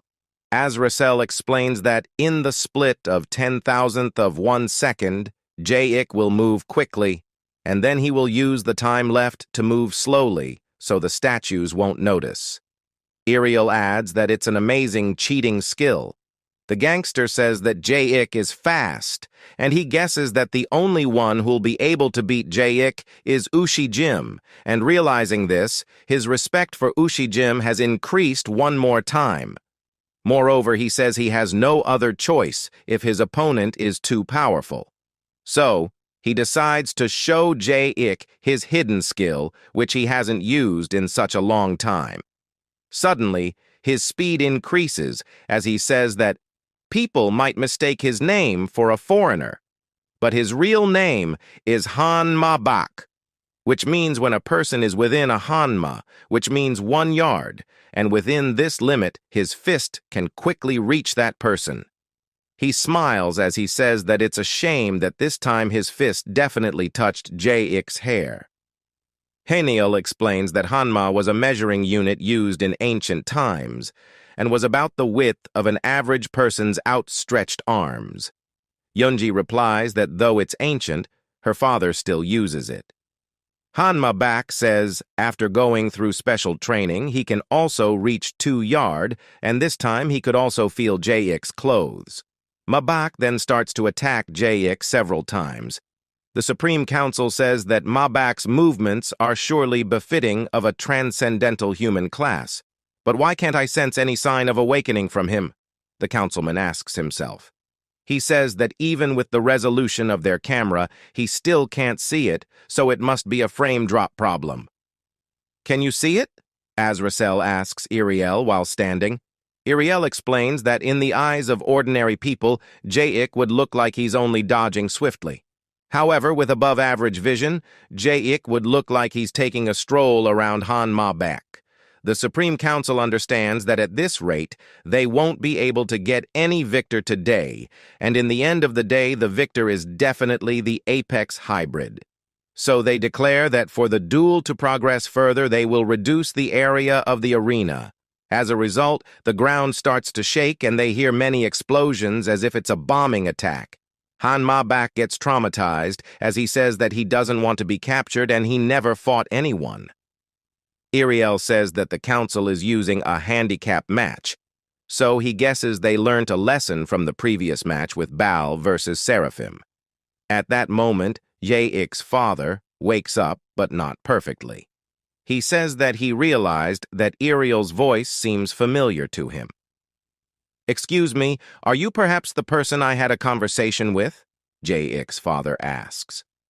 As Azrael again gets the chance to steal Iriel's identity, he introduces himself as Iriel, the archangel commander. Jaic's father apologizes that he couldn't recognize his excellency. Iriel shouts that he is the real one and tells the angel that he is apologizing to the wrong person. The Supreme Council declares that now that your opponent is within grasp, they should prove themselves. Hanma decides that now that there is only 1 yard, so with this much area left, he will do a sneak attack and charges straight at Jaic. He grabs Jaic from behind and pins him down with immense body power. He fully overpowers Jaic by grabbing his full body. Hanma states that finally, the right time has come to dominate his opponent. Hanma says that no one has ever gotten out of his hidden skill, and if he just puts in more strength, Jaic's spine will definitely crack. But in the next moment, he gets shocked to notice that rather than being nervous, Jaic is actually calm. He didn't even move slightly and in fact is looking more comfortable. Mabak uses his ultimate move, the Spine Breaker. He says that this is his killer move, and he will be sending Jaic off soon. "What the hell? Are we really in a match? Why can I only feel his warmth?" Mabak asks while being puzzled. Jaic gets up along with Mabak while saying that he guesses that he can't keep playing like this any longer. Mabak then realizes that all this time Jaic has been playing with him. In the next moment, Jaic flies and reaches a position above the statues. He announces that he is indeed the Apex Hybrid, and if they want, he can also show them his awakening. He releases his extreme mana and starts awakening, and Mabak gets pushed back. The pressure inside the room increases as the awakening rate increases. As Mabak is falling, he grabs Jaic's legs to survive. Wow, how high is the number that came out just now? One of the members of the Supreme Council asks. Another member replies that the rate was something that goes beyond their sensing range. "What is he doing? Exposing himself just like that?" Henal asks while being worried. Jaic demands to the Supreme Council that they should now send back his comrades to where they were abducted. Moreover, he says that regarding the matter wherefore he was brought here, his answer is no. Henal shouts from a far distance, telling Jaic that he is doing great by refusing them. The Supreme Council tries to persuade Jaic by saying that he is an asset that has been invested and managed by heaven. So it's only natural for him to return to heaven. Jaic replies with a straight face that he isn't obliged to answer that one-sided nonsense of theirs, and he just wants to go back to his ordinary life. Iriel asks as he wonders whether the Supreme Council will accept Jaic's opinion. On the contrary, Azrael smiles and says that things are getting quite interesting. After hearing Jaic's opinion, the Supreme Council gets furious, and the statues start to shoot laser beams from their eyes. They declare that one who refuses the fate written by heaven is nothing but a traitor, and they have zero tolerance for such individuals. "You called me a traitor for not following you, huh? What kind of logic is that?" Jae-ik questions as he deflects the laser beams with his elbow. The higher-up angels say that if Jae-ik denies the virtuous values, that only means that he is no different than evil, and as an angel, their ultimate mission is to obliterate all evil.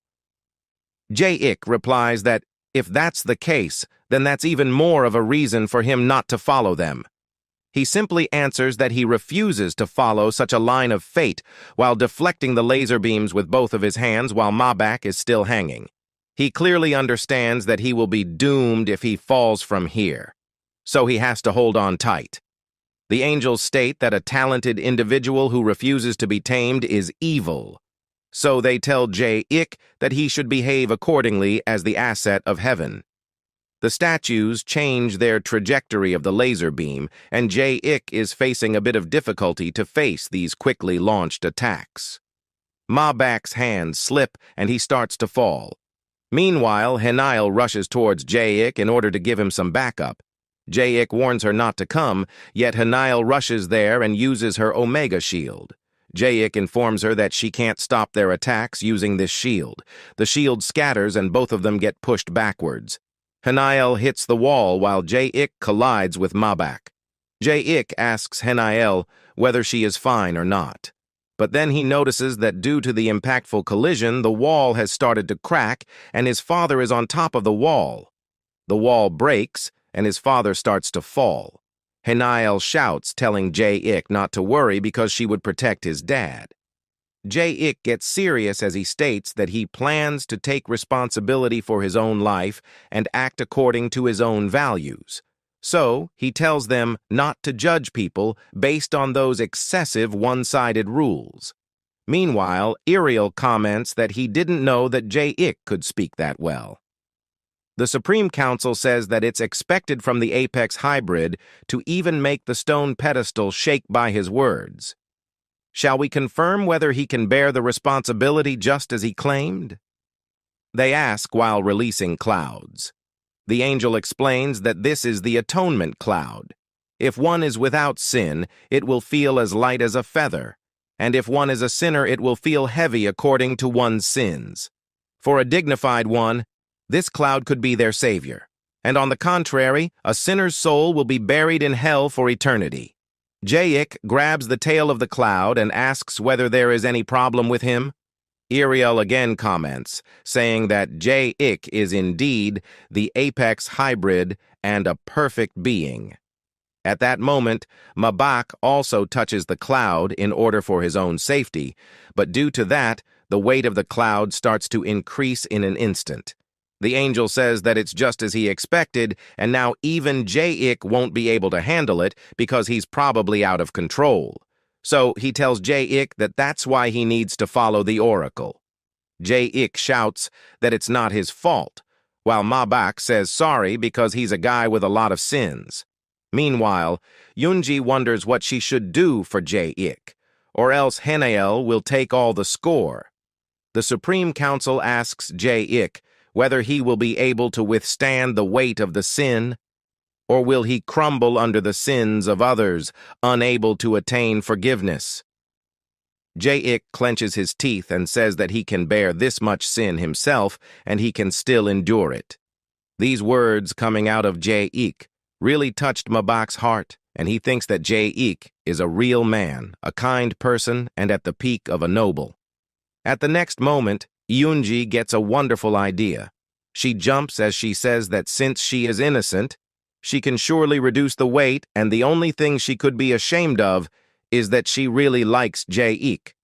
On the contrary, Jae-ik gets tensed by seeing Yoonji in action.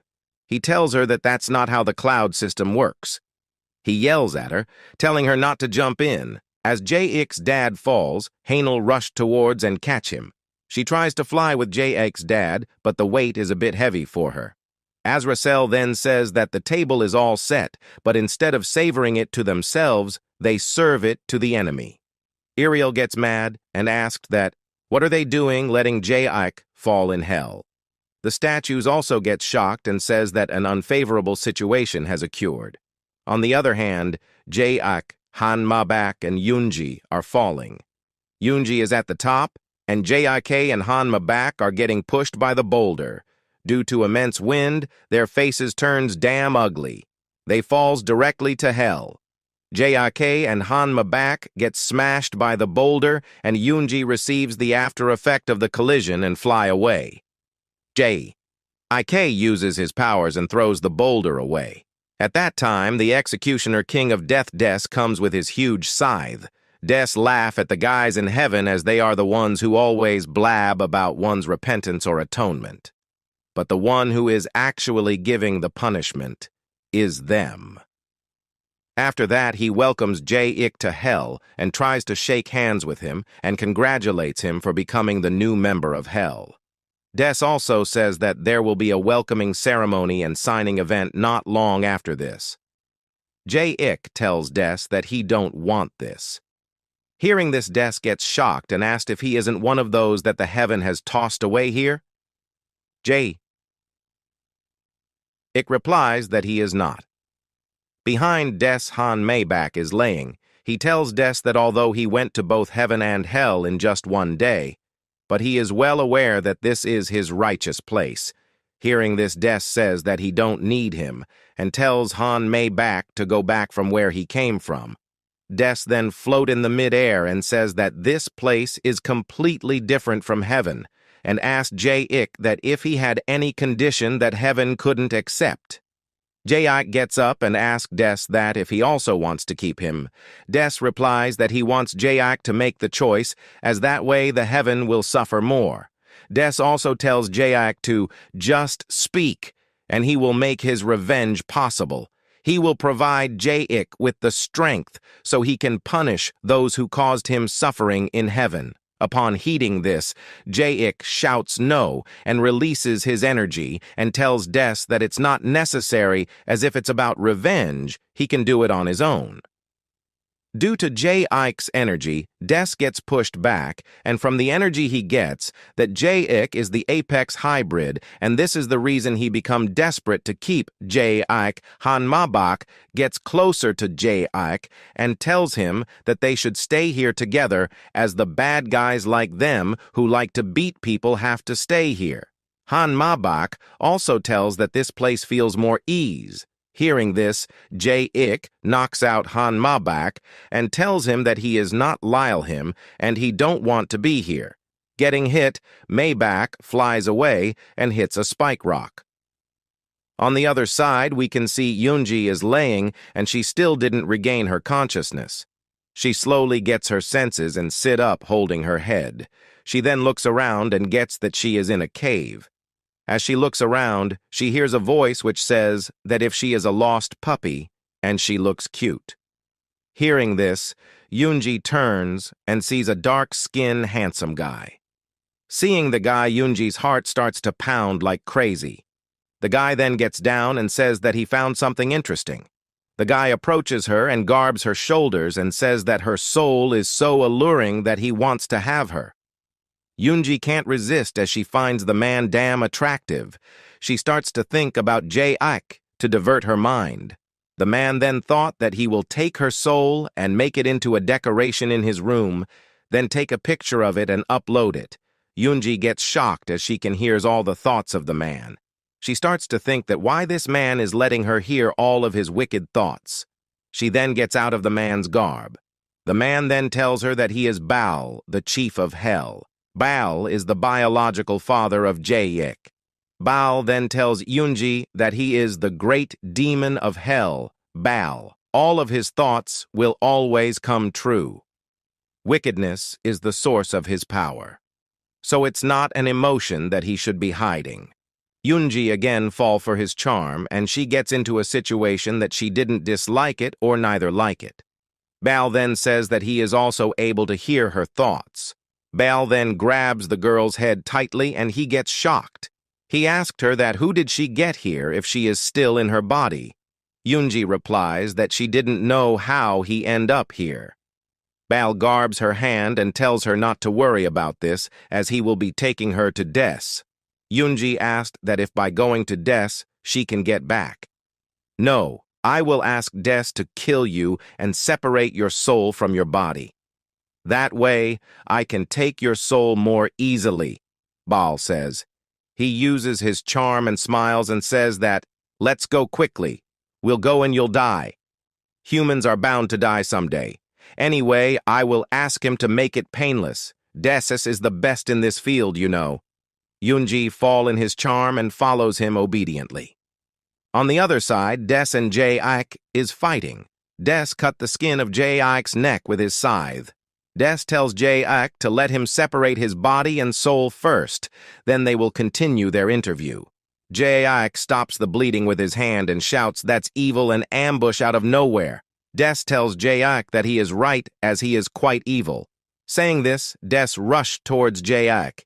He swing his scythe, but Jae-ik jumps to avoid it. As Jae-ik jumps, he feels that his body gets heavier than when he was in heaven. Jae-ik then garbs a spike and breaks it and gets down with it. Des looks at him and tells him not to worry as he will give him a painless death. Des then gathers his aura and swings his scythe. As he swing his scythe, a slash beam move towards Jae-ik. Jae-ik stops it with the rock spike. Due to the impact, Jae-ik gets pushed back, and he gets on the edge of the cliff and under there is lava.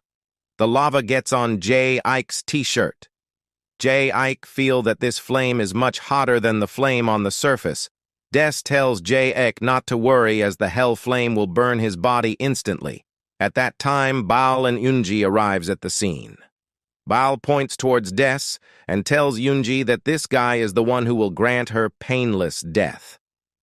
As Baal looks at Jae-ik, he feels a strange feeling. Even though he has never seen Jae-ik before, but he can instinctively tell that Jae-ik is his precious flesh and blood. As Yunji can hear Baal's thought, she get that Baal is Jae-ik's father. Yunji then asks Baal that if he is Jae-ik's father, I guess I am. It's my first time seeing that kid, but to think that I'm seeing my flesh and blood grown up this well, and even engaging in such a battle, Baal says this to Yunji. Hearing this, Yunji tells that Jae-ik is just like him, and now she know the reason that why she liked Jae-ik so much. Baal then suggests Yunji that they should go and kill her first. Yunji asks that how he is going to do that as he just meet his son. If he's really my son, he will be fine. He should win, and I will take care of my own business, Baal replies. He then calls for Des and tells him to stop fighting for a bit and kill Yunji. I'm in the middle of a battle right now, so I can't respond to you. Please wait for a moment, Des says. Hearing this, Baal gets shocked as he didn't expect him to answer that way. Des continues his attacks, but Jae-ik blocks them with the spike rock. Jae-ik asks Des that why is he so desperate to kill him. Since your kind of strong talent is locked inside a weak human body, I don't want to kill you. I just want to liberate that power from your body. For your convenience, we will provide you with a more suitable body. We already prepared a vessel for you. Des tells this to Jae-ik. As he is saying this at that time, a demon comes there with a coffin. In the coffin, there is the corpse for Jae-ik to use as his new body. The demon to bring the coffin is Des's friend, and his name is Gomorrah.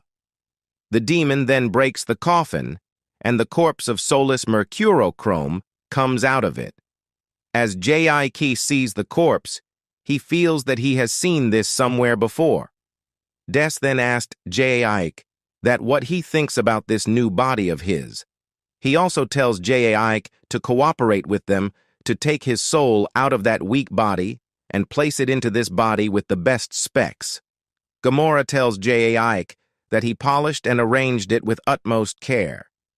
Seeing this, Yunji gets annoyed as she thinks that putting Jae-ik's soul into that monster's body is quite ugly. She then requests Baal to help his son. Baal replies that although Jae-ik is his son, it doesn't mean that he has to help him. That sentiment is something only for humans. Yunji then tells Baal that Jae-ik is her boyfriend and begs Baal to help him. Hearing this, Baal grabs her chicks and says that even if she is his son's girlfriend, that doesn't mean he can't steal him from him. And besides, Jae-ik is not even her real boyfriend. Jae-ik then tells Des that he don't want to cooperate with them as he likes the way he looks now. Des raises his scythe and says that if he uses a great body, he can become immortal, and how can he become a master with such a fragile human body? Saying this, Des launched his attack. Jaik jumps back to avoid it. Now Jaik gets angry and he looks deadly at Des. Des didn't give a F to that, and he rushed to attack Jaik. Jaik uses the spike rock and blocked the attack. The rock cannot handle the power of the scythe, so it breaks into pieces. Jaik gets furious and neon aura coves his body. Des again rushed to attack. He swing his scythe targeting Jaik's neck. In that milliseconds, Jaik sees Lucifer and he wonders that what Lucifer is doing here. Lucifer waves his hand, seeing Jaik. Upon seeing Lucifer, Jaik decides to perform Lucifer's Ash technique. But he didn't know how to perform it as he has never done it before. But in this milliseconds, he replicates the technique perfectly. And as the scythe slashes him, he turns into ash, and after that he again reassembles. Seeing this, Des gets shocked. But he didn't stop there. He attacked 2 more times, but he never succeeded to land a single attack. Seeing this, he gets scared, and his bones starts to sweat. Lucifer praises Jaik for copying his special technique. After that, he takes his leave. Jaik again looks at Lucifer and he gets confused that why Lucifer is here. Des sees this opportunity and comes to attack. At that time, Jaik thought of something and he decides that he shouldn't stay still. Now Jaik makes his move and rushed to punch Des. Jaik punch landed on the face of Des and cracks his face. Upon getting hit, Des flies away and hit a wall hard and breaks it. Baal sees this and gets happy and praises Jaik for copying the special skill of Lucifer. Baal cheers for him. Jaik hears it and he turns around and sees Yunji. Baal also looks at Yunji and says that who will kill her now as Des' bones are shattered. At that time, King of the Eternal Suffering Gomorrah uses his absolute restraint technique. He throws his chains at Jaik. Jaik's neck gets caught by the chain. He uses Lucifer's technique to separate his neck. Baal sees this and finds his technique amazing. While Jaik is separating his neck at that time, tiny chains come out of the ring and grabs Jaik's head and put it back to his body. Gomorrah then says that no one can escape from his restraint skill, not even an apex hybrid like Jaik. Now Gomorrah starts to pull the chain, and Jaik gets hurt on his neck. Gomorrah then tells Jaik that he will never be able to get away from its restraints. Not even Lucifer would be able to get away from this. As Gomorrah says this at that time, Mabak ambushed Gomorrah and punched him on the face. The punch didn't affect at all while rubbing his face. Gomorrah asked, "Who the hell is he? He don't even know he is here." Mabak tells Gomorrah that he is with Jaik, pointing his figure at Jaik. Mabak tells Gomorrah that, "What the hell is this?" Not only did he ambush Jaik, he even trap him with that leash and bully him. Mabak also tells Gomorrah to fight Jaik directly like a real man. Mabak then starts to walk towards Jaik, and he tells him that although they are enemies, but he didn't like this kind of dirty play, so he has come to save him. Saying this, Mabak grabs the chain and tries to break them. But Mabak's strength is not enough to budge to chains. He tries for a bit and gets tired. Jaik then says that he also tries to break them with his powers, but it didn't work. After that, Gomorrah seems angry, and he asks Jaik and Mabak that why they think that he is a man. Upon hearing this, the both of them gets nervous. "If you're not a man, then what are you?" Jaik asked. "Don't misunderstand. We, as the kings of hell, are simply genderless." Gomorrah replies. Gomorrah then starts to explain that we are hermaphrodites, so they can breed with themselves. Upon hearing this, Jaik and Mabak holds their ears with their hands and tells Gomorrah to stop. Gomorrah gets mad and says that how dare a lowly human like them cut him out while he is speaking. Gomorrah then attacks Mabak and tosses him out like a mosquito. Mabak hits a wall and he starts to bleed. The chains of Gomorrah wraps around him and holds him there. Gomorrah then looks at Jaik and says that now he welcomes Jaik for coming to the world of evil. Since he captured Jaik, he will be forever remembered as the one who caught the apex hybrid. Garoma then tells Jae-ik to stay still, as he will separate his soul from his body. Saying this, Garoma punched at Jae-ik's face, but this moves of his back fired as Jae-ik's face is much stronger than Garoma's hand. So as Garoma lands his punch, his hand gets completely shattered. Ma back. Then tells Garoma to use his left hand to punch Jae-ik and finish him off with his strongest blow. Jae-ik then asked Ma back that whose side is he? Garoma takes Ma back's advice, and he looks at his left hand. He then starts to gather his energy and concentrate all off it in his left hand and launches his strongest fatal blow. As Garoma's attack landed, a big explosion occurs like when a nucleus clashes with a high-pressure energy. Due to the explosion, Garoma ceased to exist. The explosion all bring changes to the infrastructure of hell. The ceiling starts to fall. Ma back also gets free from the chains, and he starts to fall towards the lava. The spike rocks are about to hit Baal and Yunji. Seeing this, Baal pushed Yunji to a kava so that she can be saved there. Emma back also somehow lands safely and takes shelter in a cave. As Jae-ik is standing still, the spikes breaks and fall on him. After a while, Baal and others get submerged under the rocks. Baal gets out frisked by using his powers. He then walks on the lava and goes towards Jae-ik and uses his powers to pull out Jae-ik from under the rubble. As Jae-ik is out, Baal tells Jae-ik that he is underestimating his strength. Upon hearing this, Jae-ik holds the leash on his neck and breaks it into pieces. He then asks Baal that if he is his biological father. "That's disappointing. You only realize now." "I know the moment I saw you," Baal says. Jae-ik then says that he don't have any memories of his birth, and while growing up, Baal were never a part of his life. So practically they are strangers. Baal then says that they may be related by blood, but from the moment they begin to exist as individuals, they are just completely different selves.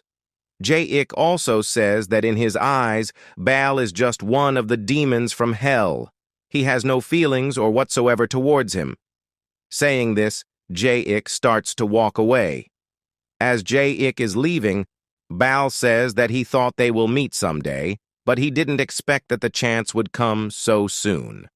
Baal tells Jae-ik that he is different from the apex hybrid that he imagined, but seeing him who's still developing feels nice too. Everything they said about the true evil or self-freedom, it was only to pressure you to join their side, so don't listen to them. I wish you get the freedom worthy of an apex hybrid and live a good life. Being the son of the great demon Baal shouldn't affect your life. However, as your father, shouldn't I give you, my son, a chance to grant you a wish at least once?